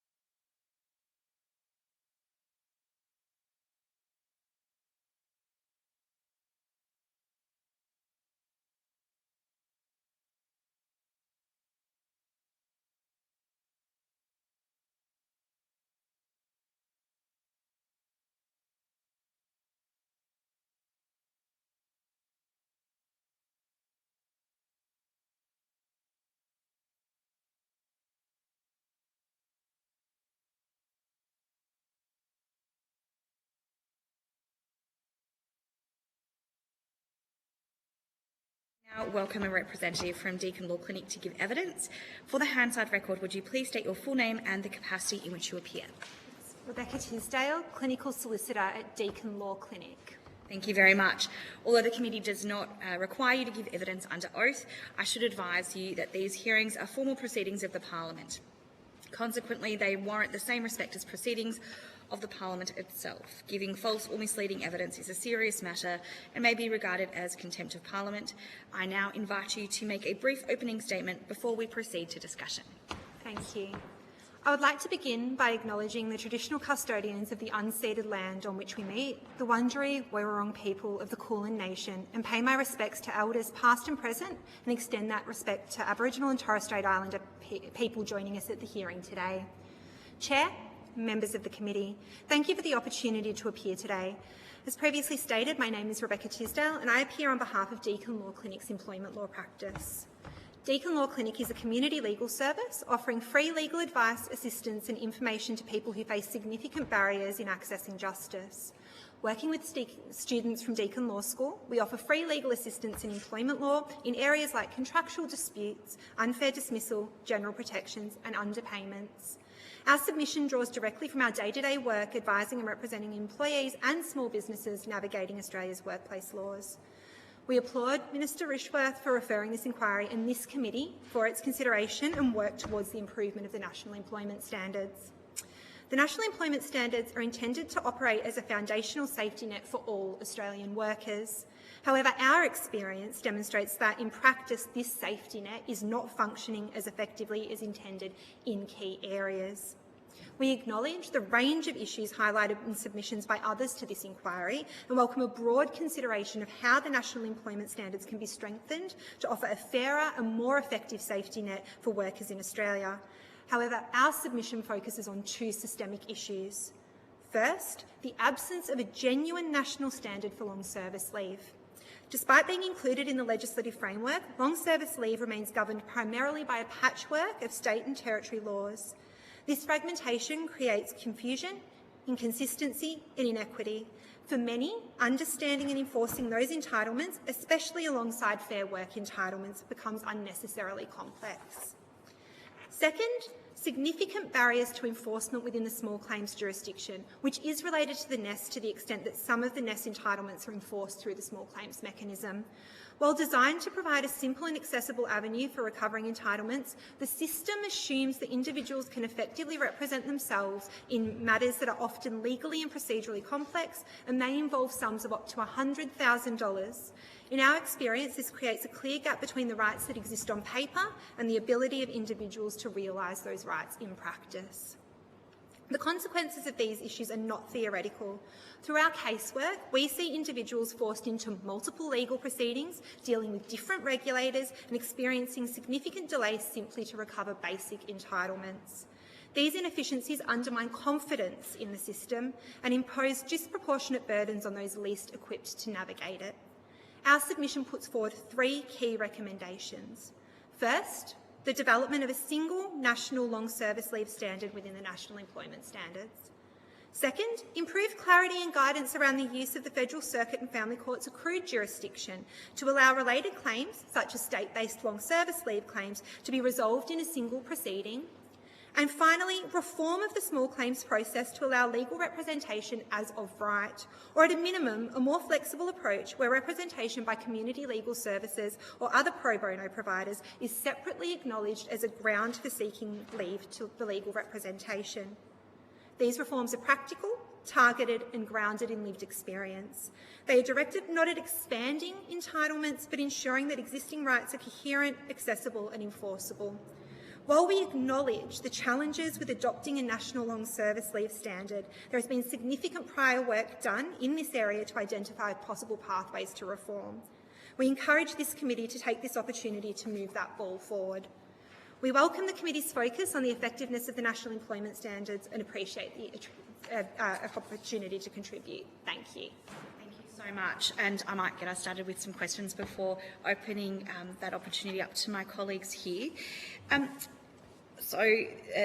Yes, the provision around long service leave has come through very strongly in your submission, and other submissions similarly note the difficulty of having the regime we have in terms of the practical application of it. I was wondering if you could draw out some of your experiences from your casework around how the differences in long service leave laws do affect employees' ability to understand and enforce their entitlements, and maybe some outcomes that would be beneficial for the committee to understand that may mean that it's not working as well as it could.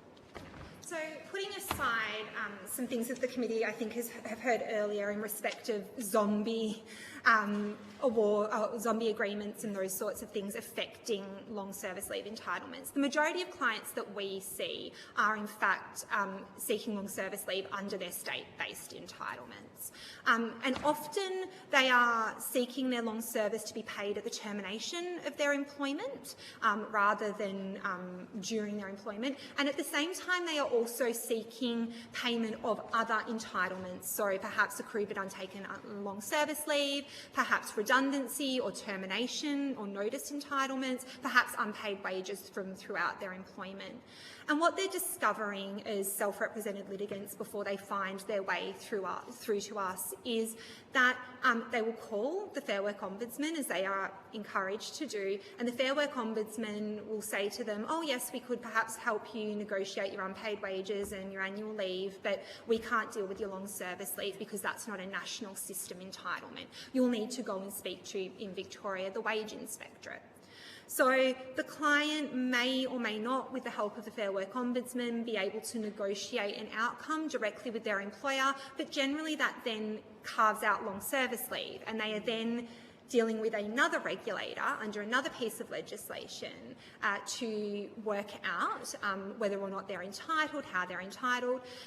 The Wage Inspectorate, as you know, is focused on criminal prosecutions, so they are not assisting in the same way perhaps as the Fair Work Ombudsman does a negotiated outcome. And then clients are left with, we don't think we're going to prosecute, so you can go and enforce yourself in the industrial division of the Victorian Magistrates Court. So at this point the client has often now spoken to multiple regulators, continuing to negotiate with the same employer, who often, as a small business employer perhaps, is unhappy that they are continuing to hear about more and more entitlements in different kind of buckets. The most extreme example that we have seen recently in this regard is a self-represented client who did commence proceedings to recover his national system entitlements through the Federal Circuit Court and was successful, but that didn't include his long service leave entitlement on the basis that he understood that he could not pursue that in that jurisdiction. He then came to us and we assisted him with an industrial division claim in the Magistrates Court, which the employer sought to defend on the basis that that claim should have been brought in the Federal Circuit Court because of the accrued jurisdiction of the Federal Circuit Court, but the client could have raised it at that point, hadn't, and was technically issuer stopped from bringing this issue again. Ultimately, that matter resolved, but it presented two proceedings for a client who really was not in a financial position to be running two proceedings, and a significant delay in the recovery of the long service leave entitlements in particular. So this has really become a matter of access to justice. Exactly. It required us to go and get the transcript from the Federal Circuit Court to discover what had been determined in respect of the employment. A lot of things hadn't been written down, so those determinations that had been made by the registrar in the Federal Circuit Court were binding determinations potentially on the Magistrates Court, so the multiplicity of proceedings was incredibly complex for the client to navigate in circumstances where everything arose out of the one employment, but because he was under the impression, and correctly so, that they're not in the same system, he believed he couldn't pursue the claims together. And what's your impression of the understanding employers, from both small to large employers, might have in relation to long service leave provisions? Well, I think certainly there is an understanding that long service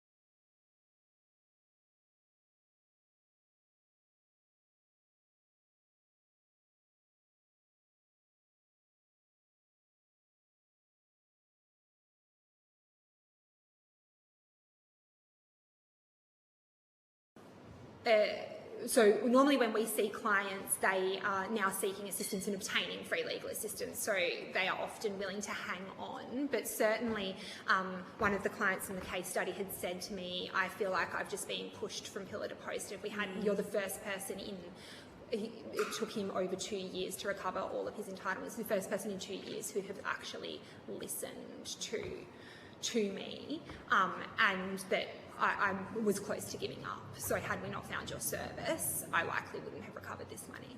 Yeah, so presumably there will be people that... There are people out there who this is all too hard, yeah. Okay, thank you.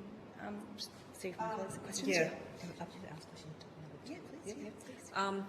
Hi, I'm Di Lee, the Federal Member for Fowler, which is out in Western Sydney. So in your experience, do employers, particularly small businesses, struggle to understand which long-term service regime applies and how does this affect compliance? Yeah, certainly there is some confusion about the zombie agreements, trying to find out and work out. Particularly there are agreements and pre-modern awards out there that would apply technically, but people don't even know they exist. So I anticipate that there are also employers and employees who are essentially either getting the wrong entitlement or paying the wrong entitlement because they're defaulting to the state-based system, even if it doesn't technically apply. Certainly, and this is outside the federal system, but in the Victorian state-based system we also see significant confusion over some of the provisions of the Victorian law, in particular both amongst sophisticated and unsophisticated employers in respect of the averaging provisions in the Victorian legislative regime. So if your hours of work have changed in the past 2 years before you take long service leave or you get paid out your long service leave, in Victoria there is an averaging provision that allows you to get the most beneficial of the average of the last year, the last 5 years, or the entirety of the employment. And that provision in particular is often missed, I think largely because payroll systems don't pick up the changes or don't perform the averaging. So even sophisticated employers are missing that particular, and often to the detriment of employees who maybe were full-time for a part of their employment, have more recently become part-time or changed hours. Then there is that because of the different state and federal legislations, that also impacts on the NES, on workers. Yes, yeah. So, and I can understand, although I am an employee lawyer, I can understand that national employers who are applying a system, 7 different systems potentially across the country, or even more depending on other arrangements that they may have in place, pre-modern awards, those sorts of things, managing payroll with all of those different averaging provisions, when does long service leave kick in, how much long service leave do you accrue. There are cases where someone has worked in a jurisdiction for a very brief period of time but been found to accrue or be entitled under that state's long service leave legislation. It can create a lot of confusion, both for employers, but where we see it is in the enforcement for employees.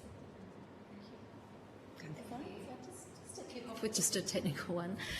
So if a company is not domiciled in Australia but has workers here, which state's laws prevail for these sort of entitlements? Yeah, so it's a complicated question, but generally a foreign corporation can be subject to the Fair Work system as a general kind of premise, but often what it's found is where the employee is based is where they will be accruing those state-based entitlements. Okay, and so that would then be determined by where they work the most, if they are transport workers moving across the country or something. That makes things, yeah. Yeah, okay. And then we've heard some earlier discussions around providing clarity to employees on employment about what their rights and conditions are, and just looking, at the Fair Work information statement, which is not necessarily always consistently provided to employees, which we've heard. But I mean, it doesn't really go to long service leave entitlements at all, but yet that's the system in which it would fall under if somebody needs a remedy or... Yeah, so, yes, so I think that there is a general understanding that it is a state-based entitlement. So that is, in my experience, generally understood. It then becomes the issue of, okay, now I've established I have a state-based entitlement, it hasn't been paid, and my federal entitlements haven't been paid. How does that actually work together in the sense of how do I enforce both state-based entitlements and federal entitlements at the same time? And now I acknowledge that you can go to the state court, you can go to the industrial division of the Victorian Magistrates Court and pursue both sets of claims there, but that's generally not the encouragement that employees are getting. They're normally being told to go to the Federal Circuit Court for enforcement, and then they get to the Federal Circuit Court and discover long service leave is generally not something that should be pursued there. Although I note that one of our recommendations is that we make it clearer to employees that in fact there is a bit of a loophole or technicality that would allow you to bring that claim in the Federal Circuit Court and deal with everything in one proceeding. Right. And it was suggested in the previous hearing with witnesses that the NES doesn't really have a strong dispute resolution mechanism.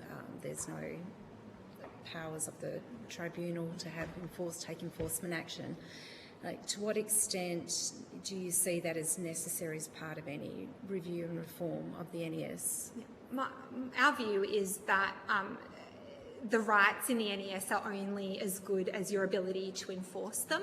So to the extent that there are gaps in the enforcement mechanisms and for the purpose of the monetary entitlements, that is generally for most employees the small claims jurisdiction in the Federal Circuit Court. So to the extent that there are gaps in those mechanisms, we say that that is something that should be considered as part of this inquiry.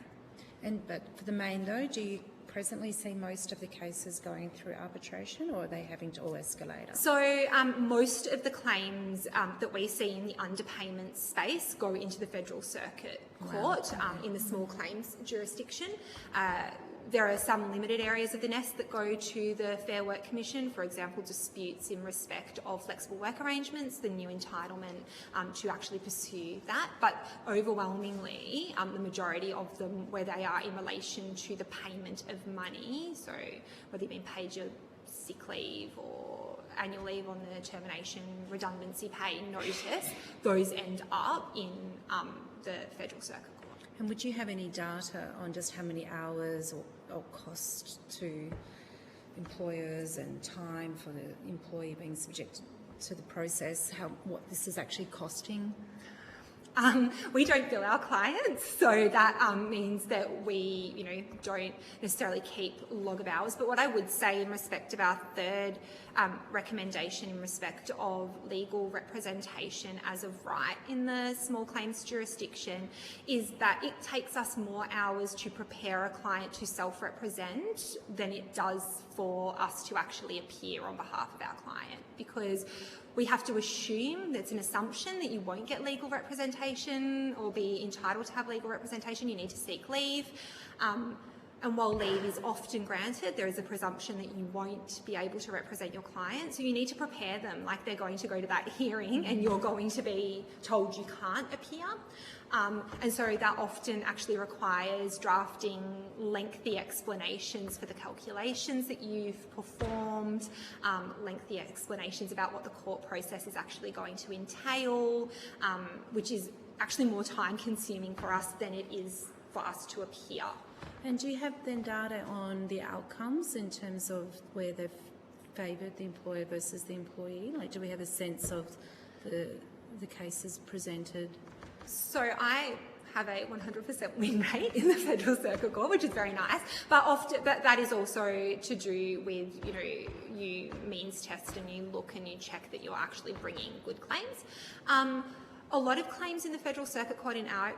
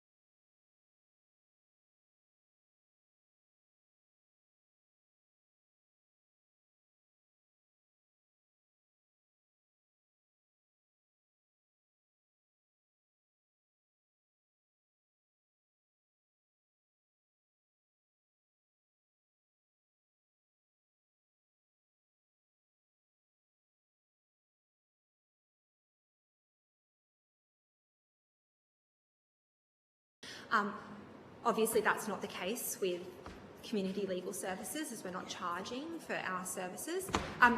Some consideration of, and this is a broader issue in respect of the enforcement of federal circuit court orders more generally, but they then default to state-based systems, which are quite complicated. Now, whether that is within the remit of this committee is perhaps less clear, but certainly some mechanisms to assist with legal representation in that space will help community legal services use their resources, I think, in a more targeted way. Instead of preparing a client for a maybe I won't appear, maybe you'll have to appear, I can just know that I'm walking in and I'm going to be able to appear for that client. Thank you. Any further questions? I don't think we have any questions online, but I think we really appreciated the opportunity to hear from you today, and thank you for answering our questions. Now we'll send you a copy of the transcript to request any required corrections, and we thank you once again for appearing today and helping us with this inquiry. Thank you, and thank you to the committee for the invitation to appear. Thank you. Excellent. Thank you.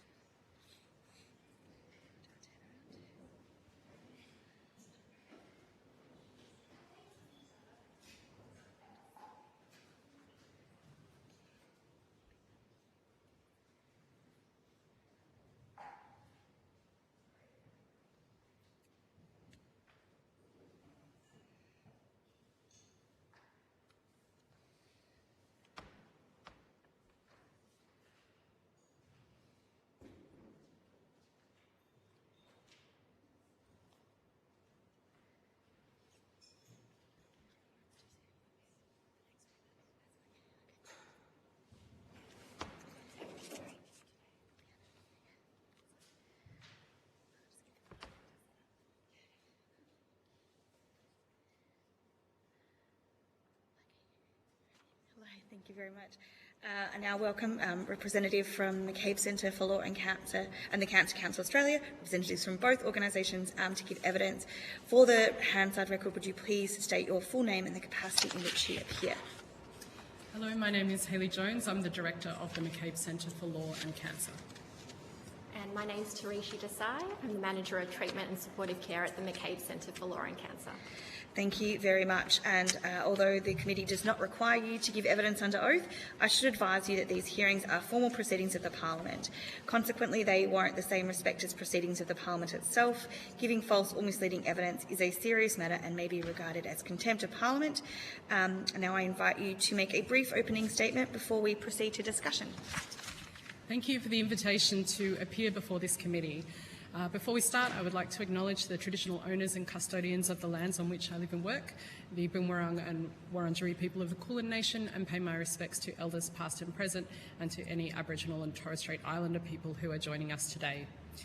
We represent the McCabe Centre for Law and Cancer, a Melbourne-based initiative of Cancer Council Victoria, the Union for International Cancer Control and Cancer Council Australia, and I appear with my colleague Tarishi.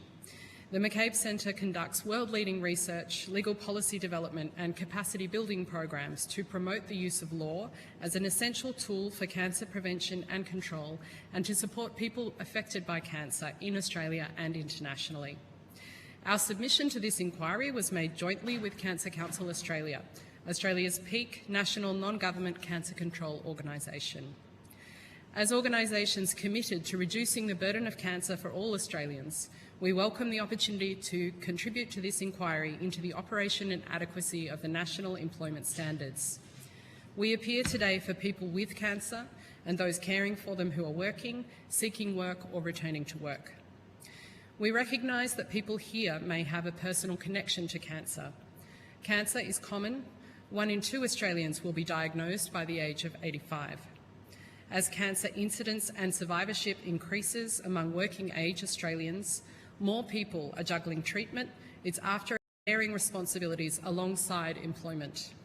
For many people, this juggle can continue for an extended time or be ongoing. Thanks to medical advances and the critical contribution of unpaid carers, most Australians now survive cancer, with 72% surviving at least 5 years post-diagnosis, and survival rates being much higher for some common cancers. For many, staying in or returning to work during or after treatment is both possible and deeply important. Employment provides income, helping to mitigate the substantial financial costs of cancer, as well as stability, dignity, and a sense of normalcy and purpose during a period of profound disruption. However, this is only achievable when workplace protections are fit for purpose. In 2025, in Victoria alone, Cancer Council's 131120 support line responded to 11,335 requests for information and support. 20% of these inquiries related to practical support, including help with work and employment-related matters. Our concern is simple. The National Employment Standards were designed for short-term illness, not for illnesses like cancer. Cancer is chronic, episodic and unpredictable. Treatment, recovery, side effects and ongoing surveillance commonly extend over months or years and sometimes for life. Caring for someone with cancer follows the same pattern. Medical appointments are frequent and a person's capacity to work can change. The NES assumes illness is brief and linear. Leave entitlements are restrictive and quickly exhausted.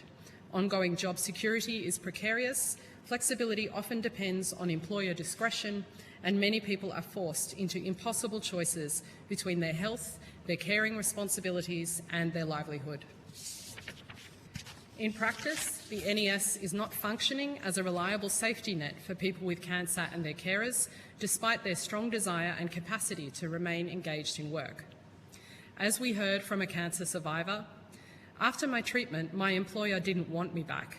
I felt like I was a replaceable cog, not a human." Modernising the NES is sound workforce and economic policy.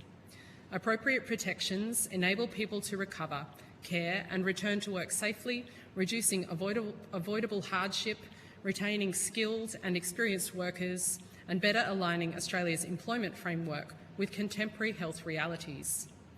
As outlined in our submission with our 18 recommendations for change, we are seeking national employment standards that modernise leave entitlements for serious chronic illness and caring, provide greater flexibility and simpler evidence requirements, strengthen job and income security, reduce inequities between permanent employees and other workers, maintain superannuation contributions, and establish a sustainable system grounded in equity, accountability and regular review to ensure continued workforce participation for those Australians dealing with the heavy burden of a cancer diagnosis. This inquiry presents a critical opportunity to ensure the national employment standards reflect the lives Australians are actually living and that they are the true safety net that they are intended to be. Thank you. We are very happy to answer any questions. Thank you very much and appreciate your comments this afternoon and your submission. Now, just thinking around, places in the world, that are perhaps doing similar work to the work you do and operating in different jurisdictions, are there any examples of places that do a better job supporting workers with serious chronic illness and caring responsibilities through employment standards? Yes, we have undertaken a range of research across different jurisdictions looking at this issue, and as outlined in our submission, it's a good problem to have that cancer survivorship is increasing in many countries, and so it's becoming a more important issue in some places. We have included in our submission on page 13 a number of countries where different options for supporting people affected by cancer have been introduced, and we would encourage the committee to review those options and consider which ones might be most appropriate within the context of the Australian standards. Tricia. Any further comments? Just that we're also happy to provide as part of supplementary information a report that we have produced that looks at 24 different countries. Yes, that will have some further information in there about the approach that different jurisdictions are taking. And certainly we would encourage the committee to look at models that are in place in other countries, because I think there is a lot we can learn about how other countries are approaching this issue of serious chronic illness and the caring that's associated with it. And it is going to become an increasing issue because more people are going to be diagnosed with illnesses like cancer, and more of us are going to be unfortunately diagnosed with it, caring for someone with it, or both.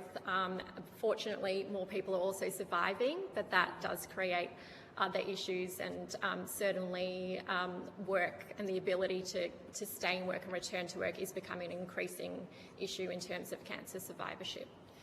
Yeah, and something we've heard, we would love that report, by the way, so look forward to reading that. Something we've heard from the witnesses and through submissions is that enforcement is really an area where we could have great standards, we could prescribe really strong provisions, but unless we're able to enforce them, it doesn't really matter to a worker. So I wonder if you've got any examples of where people have sought to enforce their entitlements to leave, or have sought flexible arrangements and that hasn't been possible, and what's happened from that point onwards. We've certainly got examples from the case law where people have brought adverse action claims for failing to receive entitlements, unfair dismissal or general protections for discriminatory conduct. There are also several examples of people seeking extensions to the strict 21-day deadline for unfair dismissal. That is a clear barrier for people affected by cancer. These cases, though, are kind of the tip of the iceberg. We know that many employment matters settle before reaching tribunal or court stages. In terms of the cases that are reported, there are mixed outcomes. There are some examples of cases where people have been successful in their claims. The award is primarily compensation. Often reinstatement is not really possible because the relationship between the employee and the employer has broken down, that it's not really practical for them to be reinstated. But it's difficult to get a clear sense of this because we don't have a lot of data. And I think what we do need is some more systematic data collection on how many people with serious chronic illnesses are in the workforce, how many people are using their leave entitlements, requesting access to flexible working arrangements, how often those requests are actually approved and what the barriers might be. And I think once we can identify that, that will also help in targeting where that enforcement needs to be. But enforcement is often one of the most tricky parts of implementing laws and making sure they're working effectively. And I would say that education is a big part of that enforcement piece as well. And Cancer Council has produced a range of resources for employees as well as employers on rights and obligations at work.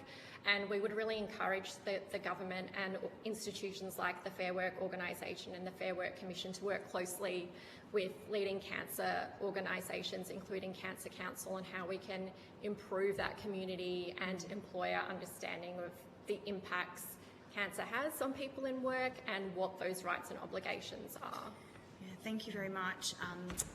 We heard earlier this morning too from witnesses who spoke to the issue of getting medical certificates and the difficulties that presents, particularly with chronic illnesses as well, and the burden of the evidence there. Just inviting some reflections on that, please. Yeah, absolutely. absolutely. As we've indicated in our submission, that is a real burden for people with cancer as well as their carers.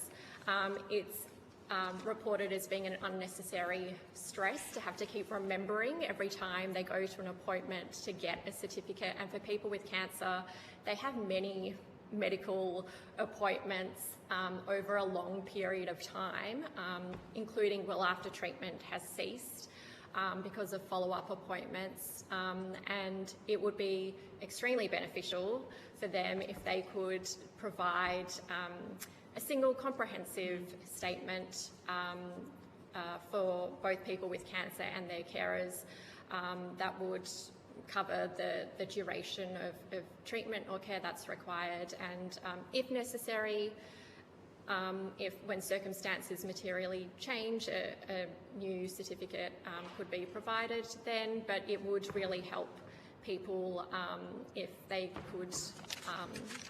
could provide that. If that was made clear in the Act, I think we do hear of some people who have supportive, practical, pragmatic managers and employers who say, look, just provide us with the one certificate, that's fine, but that's their discretion.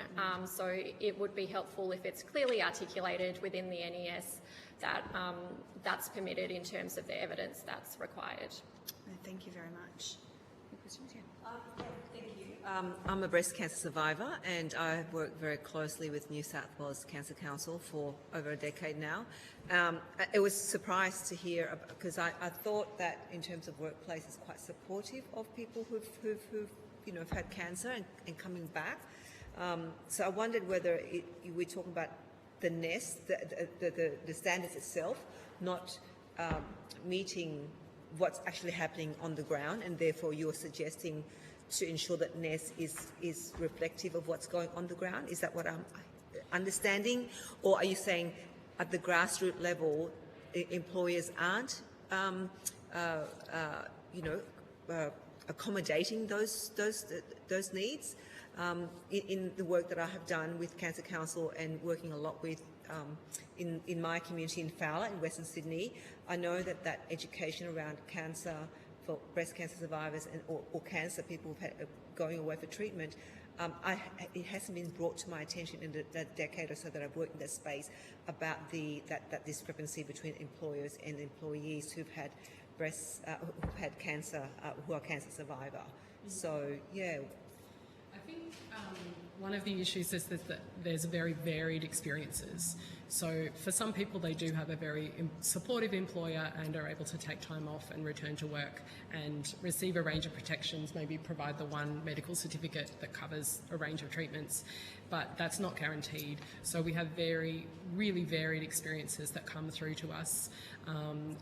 Obviously, businesses that have a well-resourced HR department are able to keep across some of the requirements under the laws. Other businesses may struggle to keep up with that. So I think what we're wanting with the NES is to make sure that the fundamental protections are included in there that will work best for people affected by cancer, to make sure that there's that safety net that will support everybody, so that they don't have that lottery of, if you've got a nice employer or not, what your experience of cancer will be. Okay.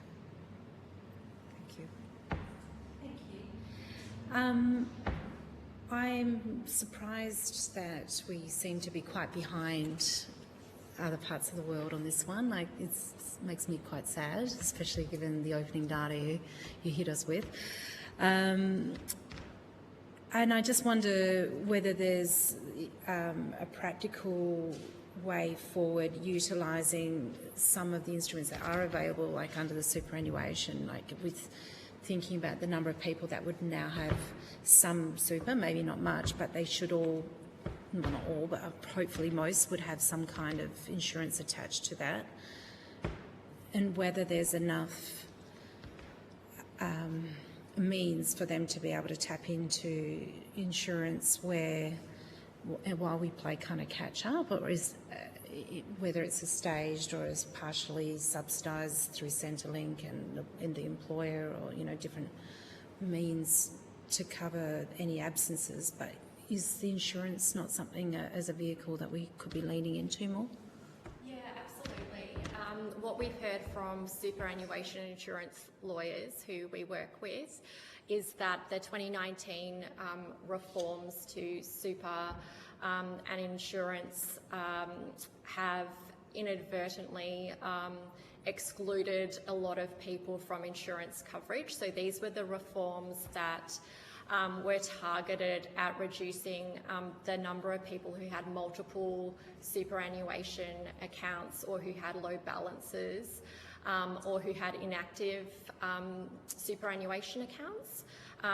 Those problems have largely been dealt with by those 2019 reforms, but it's had a significant impact, particularly on younger workers, and we are seeing an increased incidence of cancer in younger working age people, and so we would call for a review of the impacts that those 2019 reforms in terms of super and insurance have had, and looking at reversing some of those changes.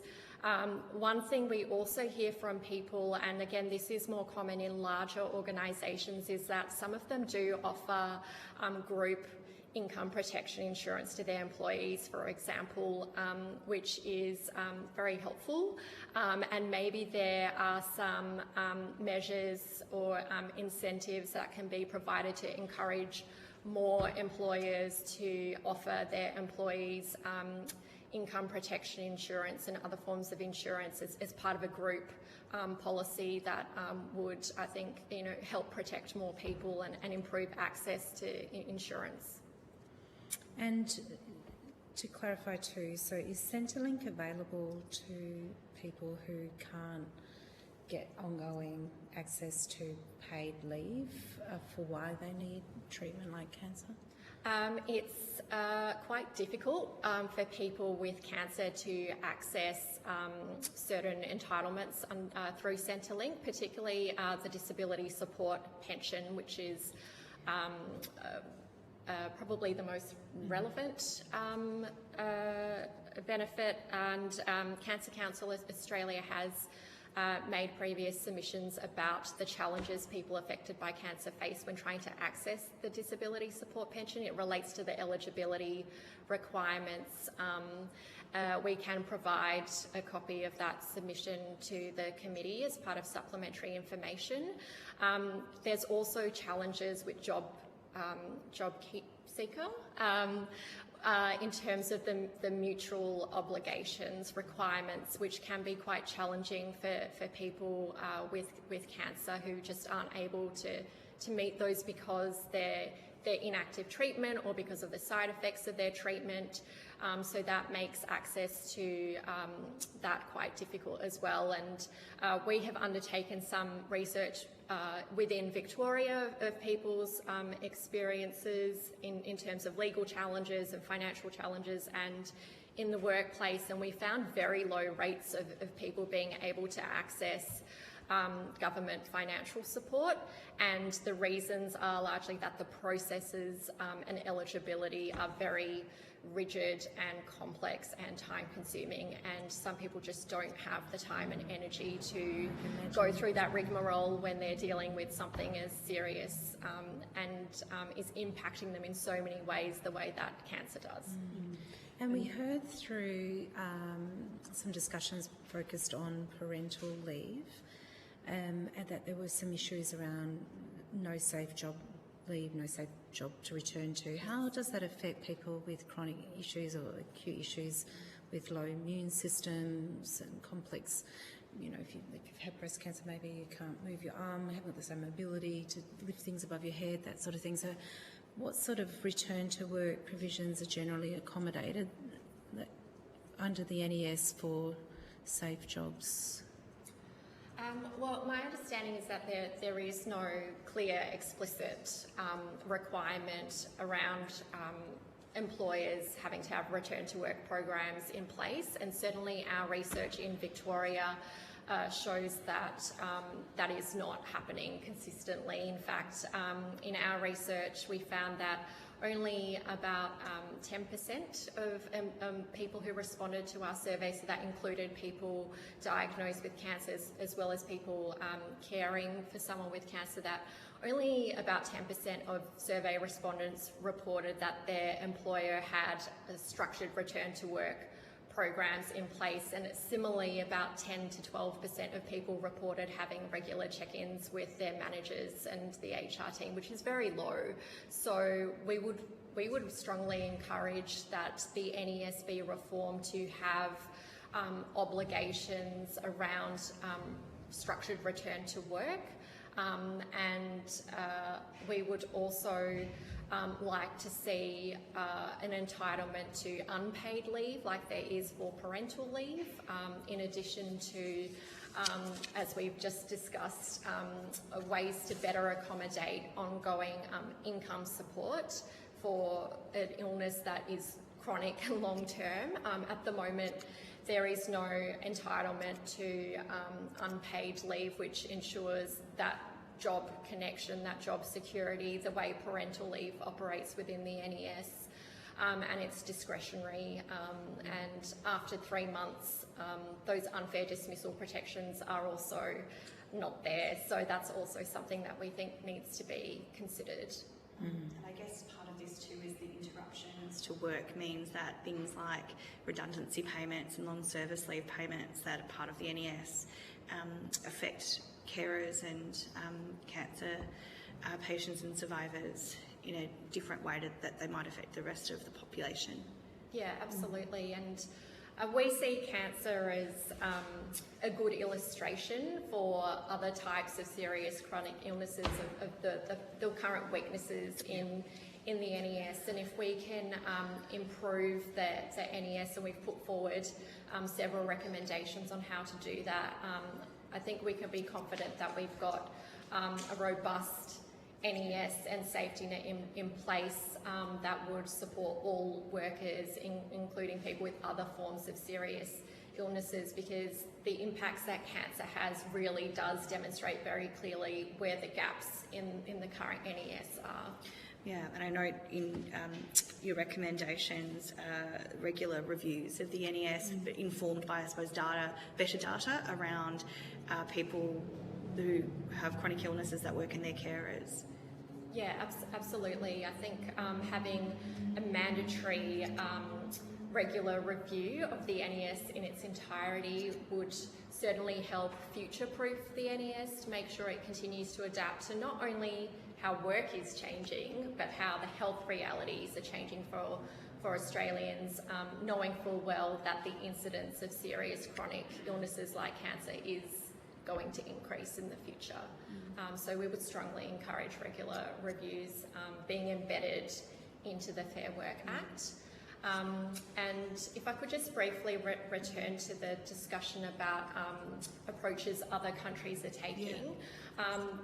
There is also, I think, a lot of useful guidance in how Australia can be doing better in terms of its minimum standards in international human rights law treaties, as well as authoritative guidance documents from the United Nations and the International Labour Organisation on what those treaty obligations mean, what they can look like in practice. So we would encourage the committee to have a look at those, and we can also provide some information about relevant treaties and relevant authoritative guidance for the committee to consider as part of supplementary information, if that's something the committee would like us to provide.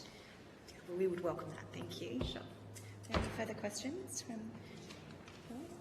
Okay, well, thank you. Sorry, yes, please. Could I just clarify, are you though seeking a new category under the NES for like a serious illness leave?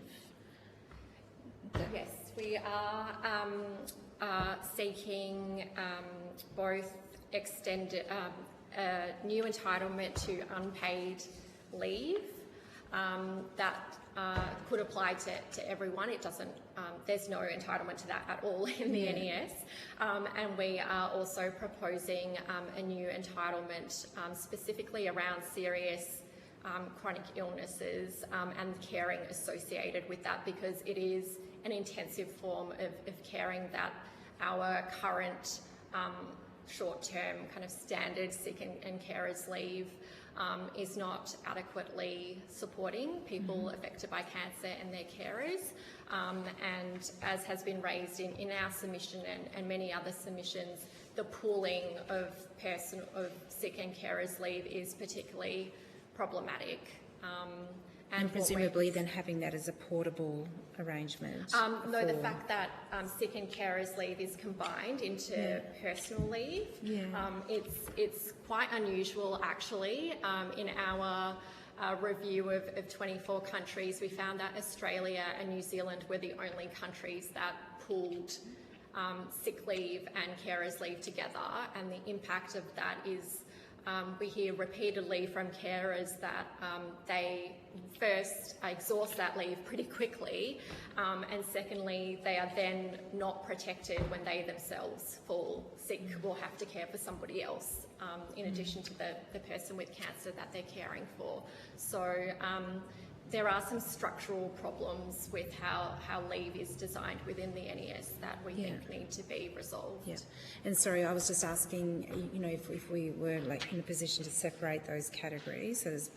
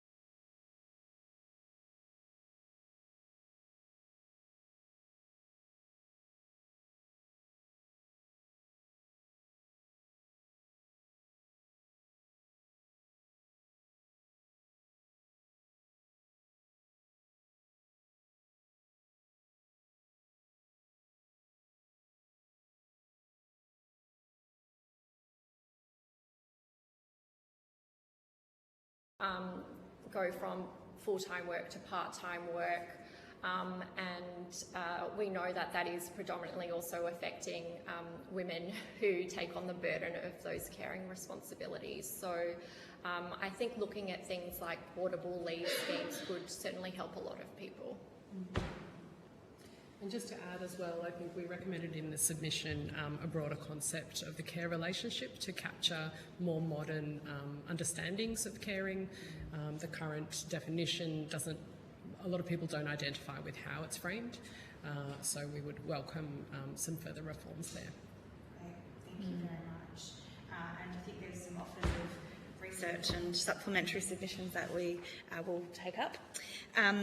So very appreciative of your time today. You'll be sent a copy of the transcript to request any required corrections, and enjoy the rest of your afternoon. Thank you. Thank you so much.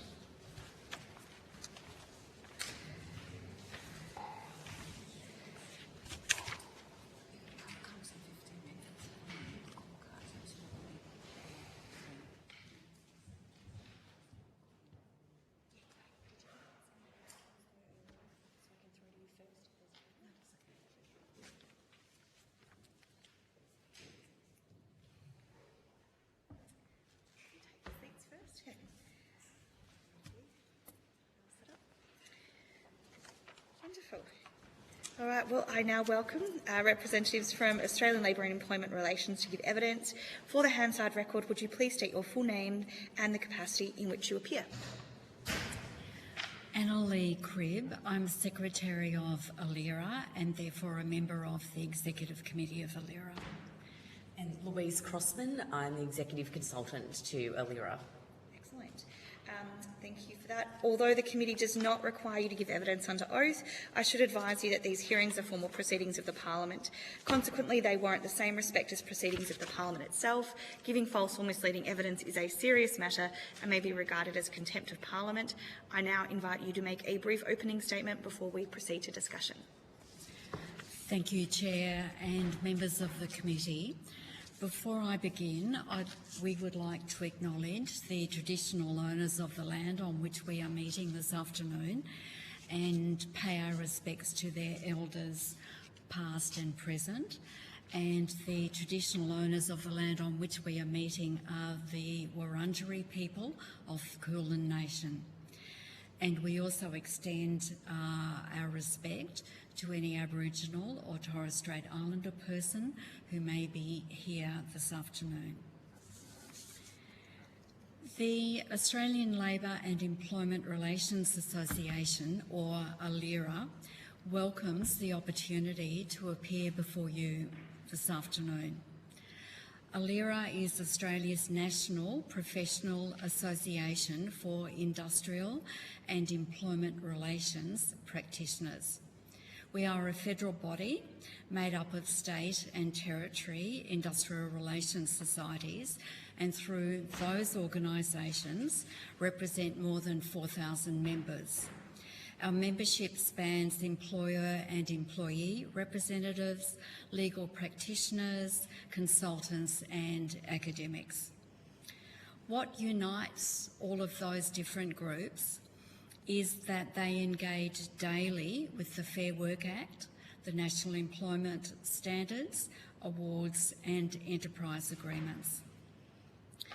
Given the breadth of that membership, we are not an advocacy body for policy changes to the National Employment Standards, and I suspect that is quite in contrast to the submissions and the evidence the committee has heard over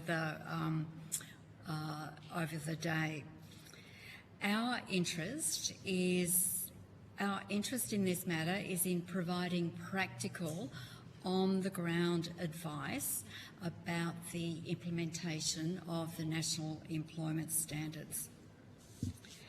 ALERA's concerns with the NES are that the language of the legislation frequently does not match the language that has been used and is still used in workplaces, awards and enterprise agreements.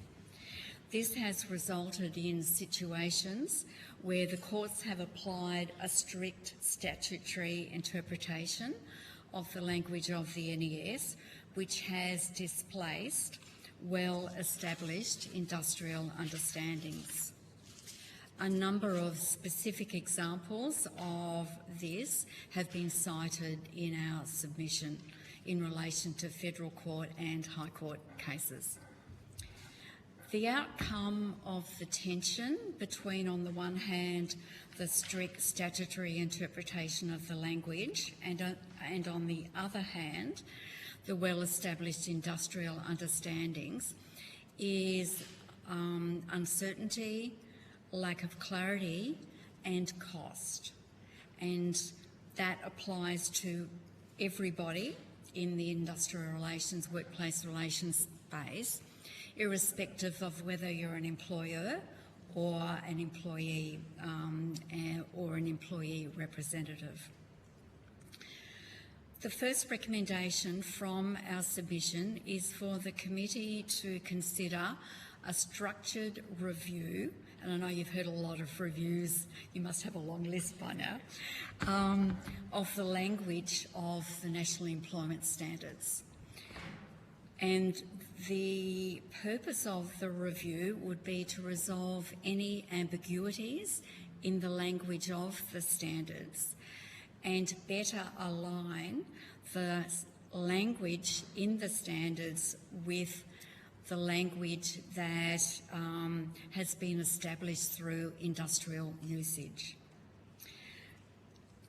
Secondly, ALERA recommends the establishment of a periodic review mechanism at intervals no greater than 5 years, and the review would assess how the NES is operating in practice and whether judicial interpretation has produced outcomes that have created significant uncertainty or have taken the operation of the NES outside or far away from its legislative intent. Thank you again for having us here today, and we look forward to answering your questions. Thank you very much.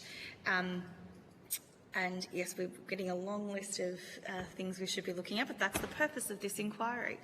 And it's been 16 years since the NES obviously was implemented, so it's really important we have this opportunity to dig deep into how it's working practically.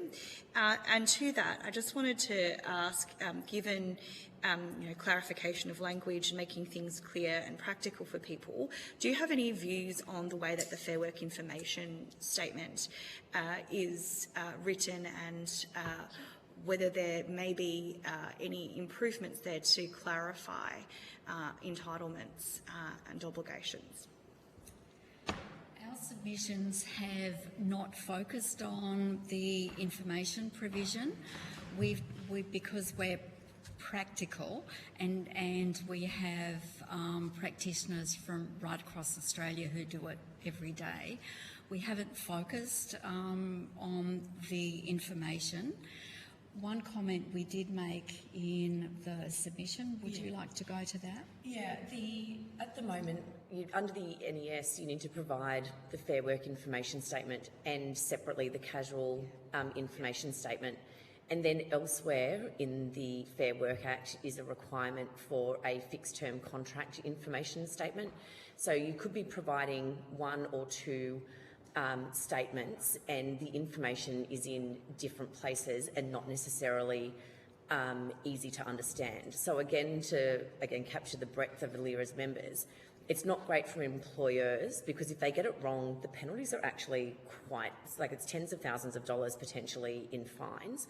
But then employees, it's not necessarily clear to them as well what the information is, because the Fair Work Information Statement, if you're getting the Fair Work Information Statement and the Casual Information Statement, it can be duplicative or confusing. No, that's very helpful to hear in terms of our thinking and informing, I think, our consideration of this question. And in terms of the review process, do you have any sense of how that might, what that might look like, how that might be conducted? I want to perhaps talk about one of the issues that's actually been addressed legislatively that has come up in recent years, which is the definition of a casual employee. So previously, in fact, Annalee might give some history lesson on this one as well, but the legislative understanding of a casual employee had, accepted industrial usage. It was reflected then in modern awards and in enterprise agreements, but then we ended up with a High Court decision that fundamentally changed the understanding of a casual employee, which then led to quick changes to the Fair Work Act to address it back to where it was.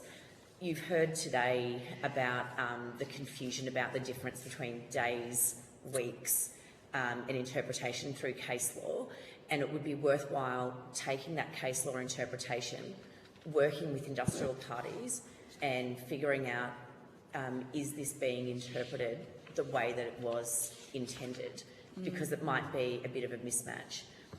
I don't really want to get in the weeds of this, but very briefly to touch on the interrelationship between the National Employment Standards, awards and enterprise agreements, is that awards and enterprise agreements very much reflect that shared understanding of industrial language. So when you have changes or a specific judicial interpretation of the National Employment Standards, you don't necessarily see that then automatically flow through for award or agreement interpretation. So the modern awards review in, 23-24, had to actually take things out of modern awards because it turns out that they were found to be incompatible with the National Employment Standards. So it's worthwhile doing that same exercise in reverse. Thank you for that. Just to your point, Ms Cribb, talking about the NES language, I did not even know about the existence of NES in the first place, and I've spoken to a lot of I'm a representative of Fowler in Western Sydney, and we've got a large migrant and refugee population who run small to medium-sized businesses. And as I engage with them to obviously seek their participation in this inquiry and putting to them about, we want to talk about the NES and how that impacts the awards, and they goes, what is the NES? They've heard of the awards system, they know all of that, but the NES is another level. So just curious, like those that you represent in your organisation, a lot of them are across what the national employment standard is, and they can differentiate between the different legislations or different bodies or agencies that's, that kind of cover our workforce? Yes, that's the short answer. Every practitioner knows about the Fair Work Act, yes, the National Employment Standards, awards and agreements. Otherwise, maybe the title of Industrial Relations Practitioner should not be applicable to them. The NES is the cornerstone of the minimum standards framework for employees in Australia, and it is just so important. And so our membership work with it daily, work with all of those various elements of industrial relations in Australia, and so are very familiar with the terms, with the contents and the importance of them as well. Yeah, thank you. Because I can imagine for, you've got quite a broad membership. When there are decisions and interpretations made, that really does impact, I think, the capacity for the NES to work as intended, and undermines potentially those minimum standards. Yes, that is. Various parts of the membership may take a different view. Okay.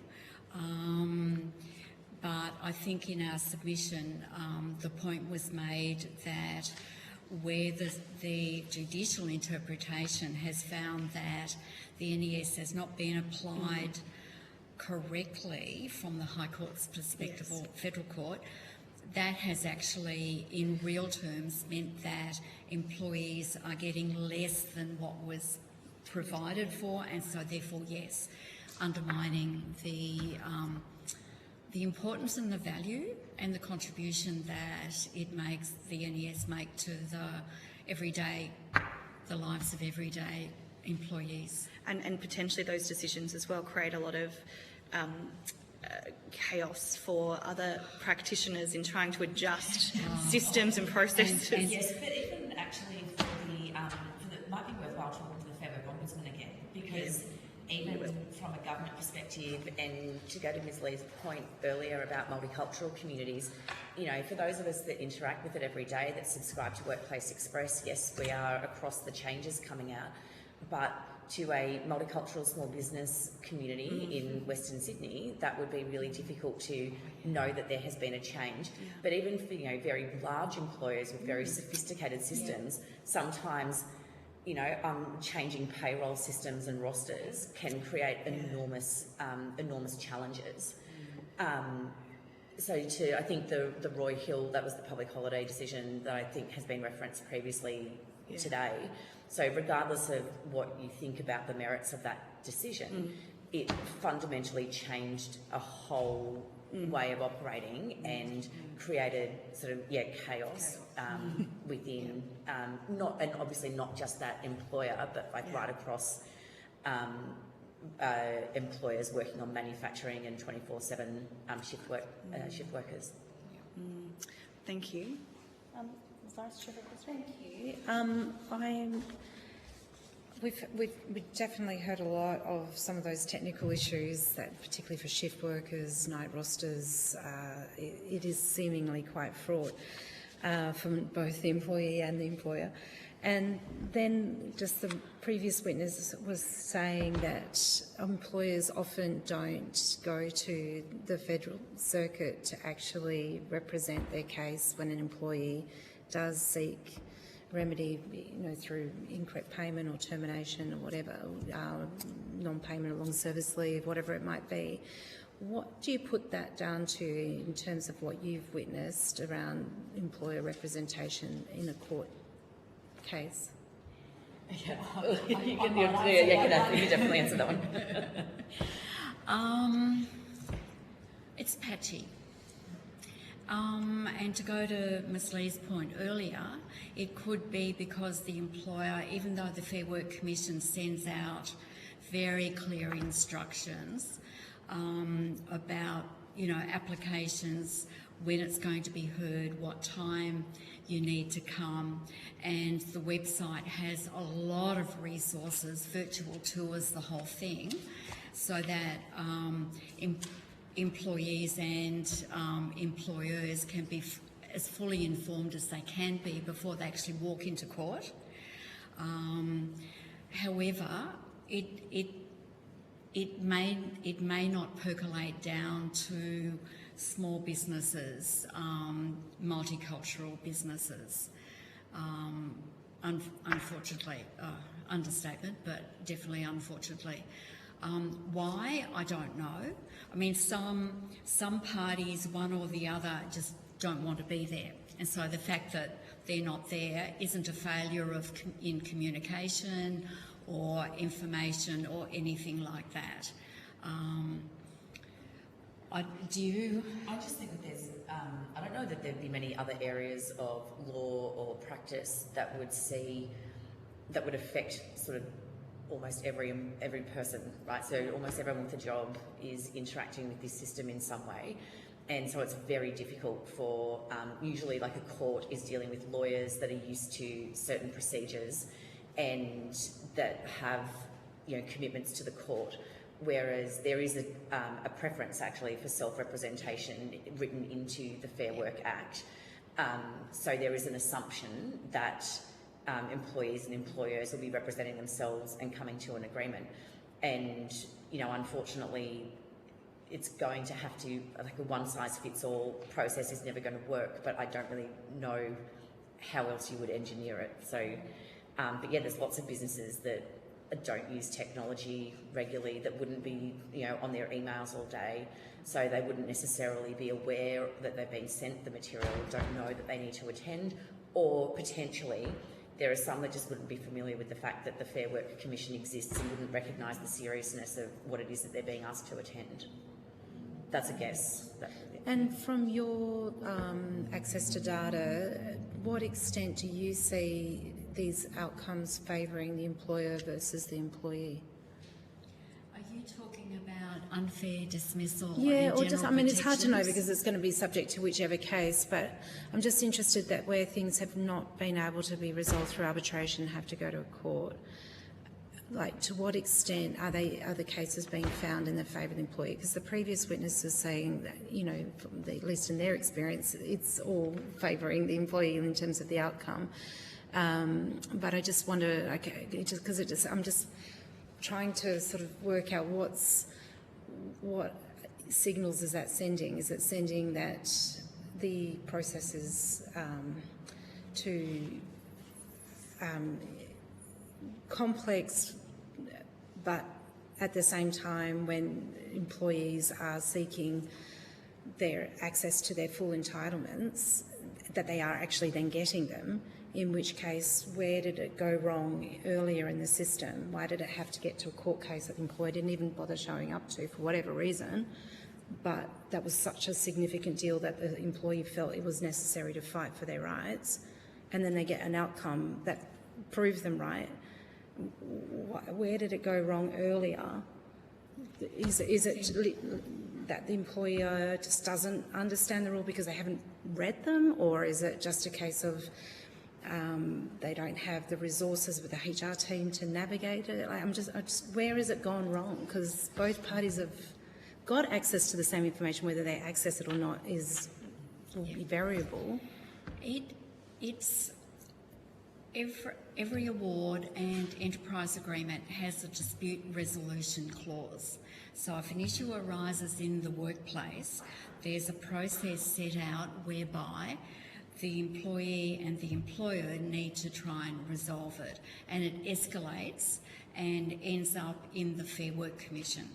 And so this is not dismissal. This is, you know, I'd like to change my hours because I've got family responsibilities. I want a individual flexibility arrangement, and the employer says no. Industrial relations is about human beings. It's about the interaction between human beings within an industrial relations context.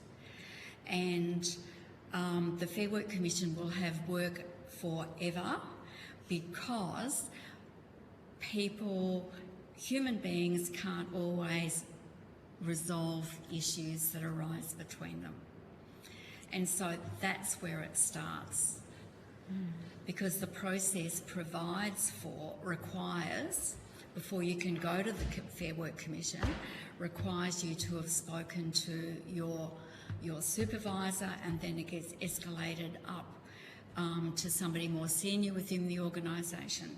And so there are many opportunities for resolution, but human relationships don't always allow a resolution, and sometimes it's the independent third party in the Fair Work Commission who has to listen to both sides and go, no, this is the answer. And is that process quite protracted generally, like from the moment an employer or an employee raises a dispute? Is it like months or years? No, or? oh golly no. The Commission prides itself, unlike the courts, on being very quick.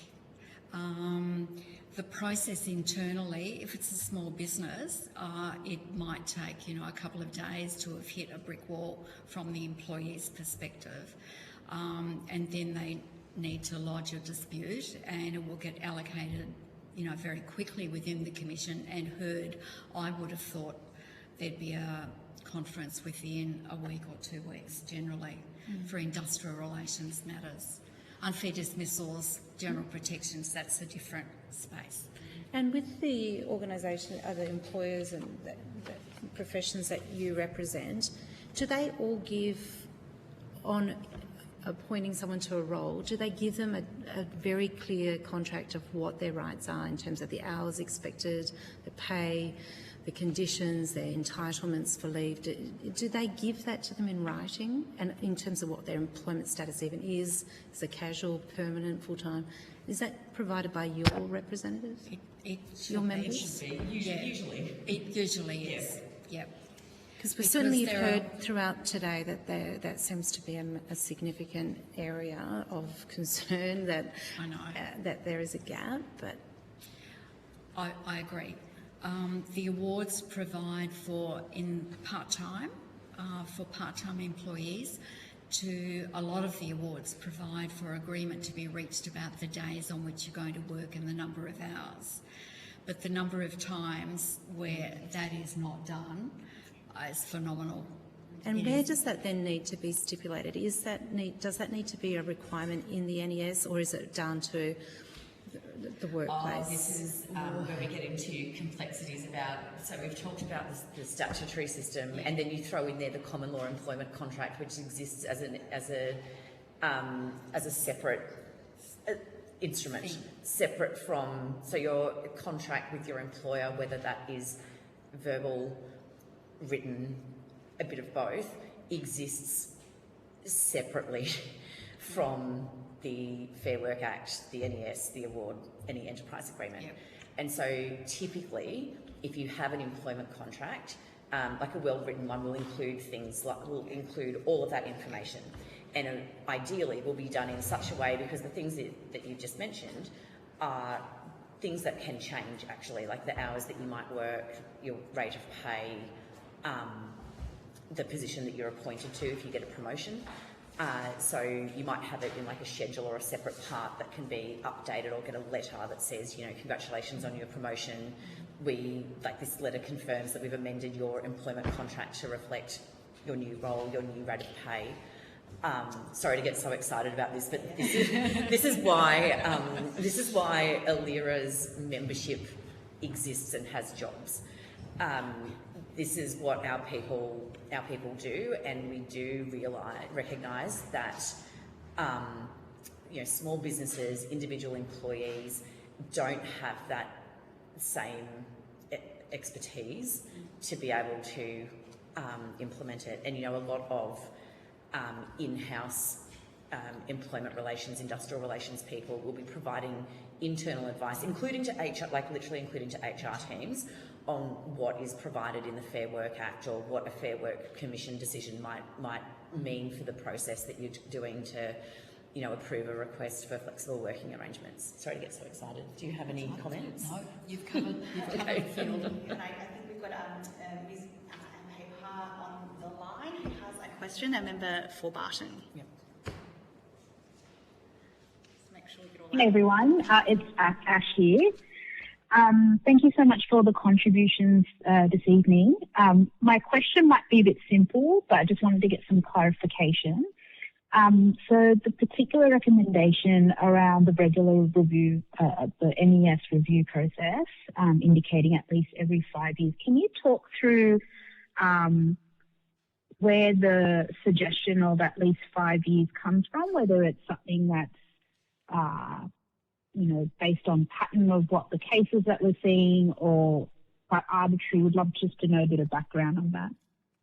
Yeah, I think it's a combination of patterns of cases, but also ensuring that it's like a sufficient amount of time has passed since the prior review, that there has been some interpretation making its way through the courts, because of course a High Court decision noting of course that member for Barton used to do this work, so it would be, you know, Fair Work Commission, then Federal Court, then High Court, so it can be some years before you're dealing with interpretations. So it's partly that, and then partly allowing the Department of Employment Workplace Relations to have the time and the space to be able to then do a thorough review. Sure. Great, thank you. Yep.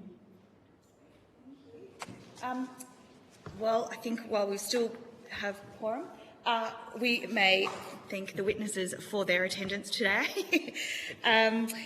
You'll be sent a copy of the transcript to request any required corrections. And I declare this public hearing closed. Have a wonderful Friday evening.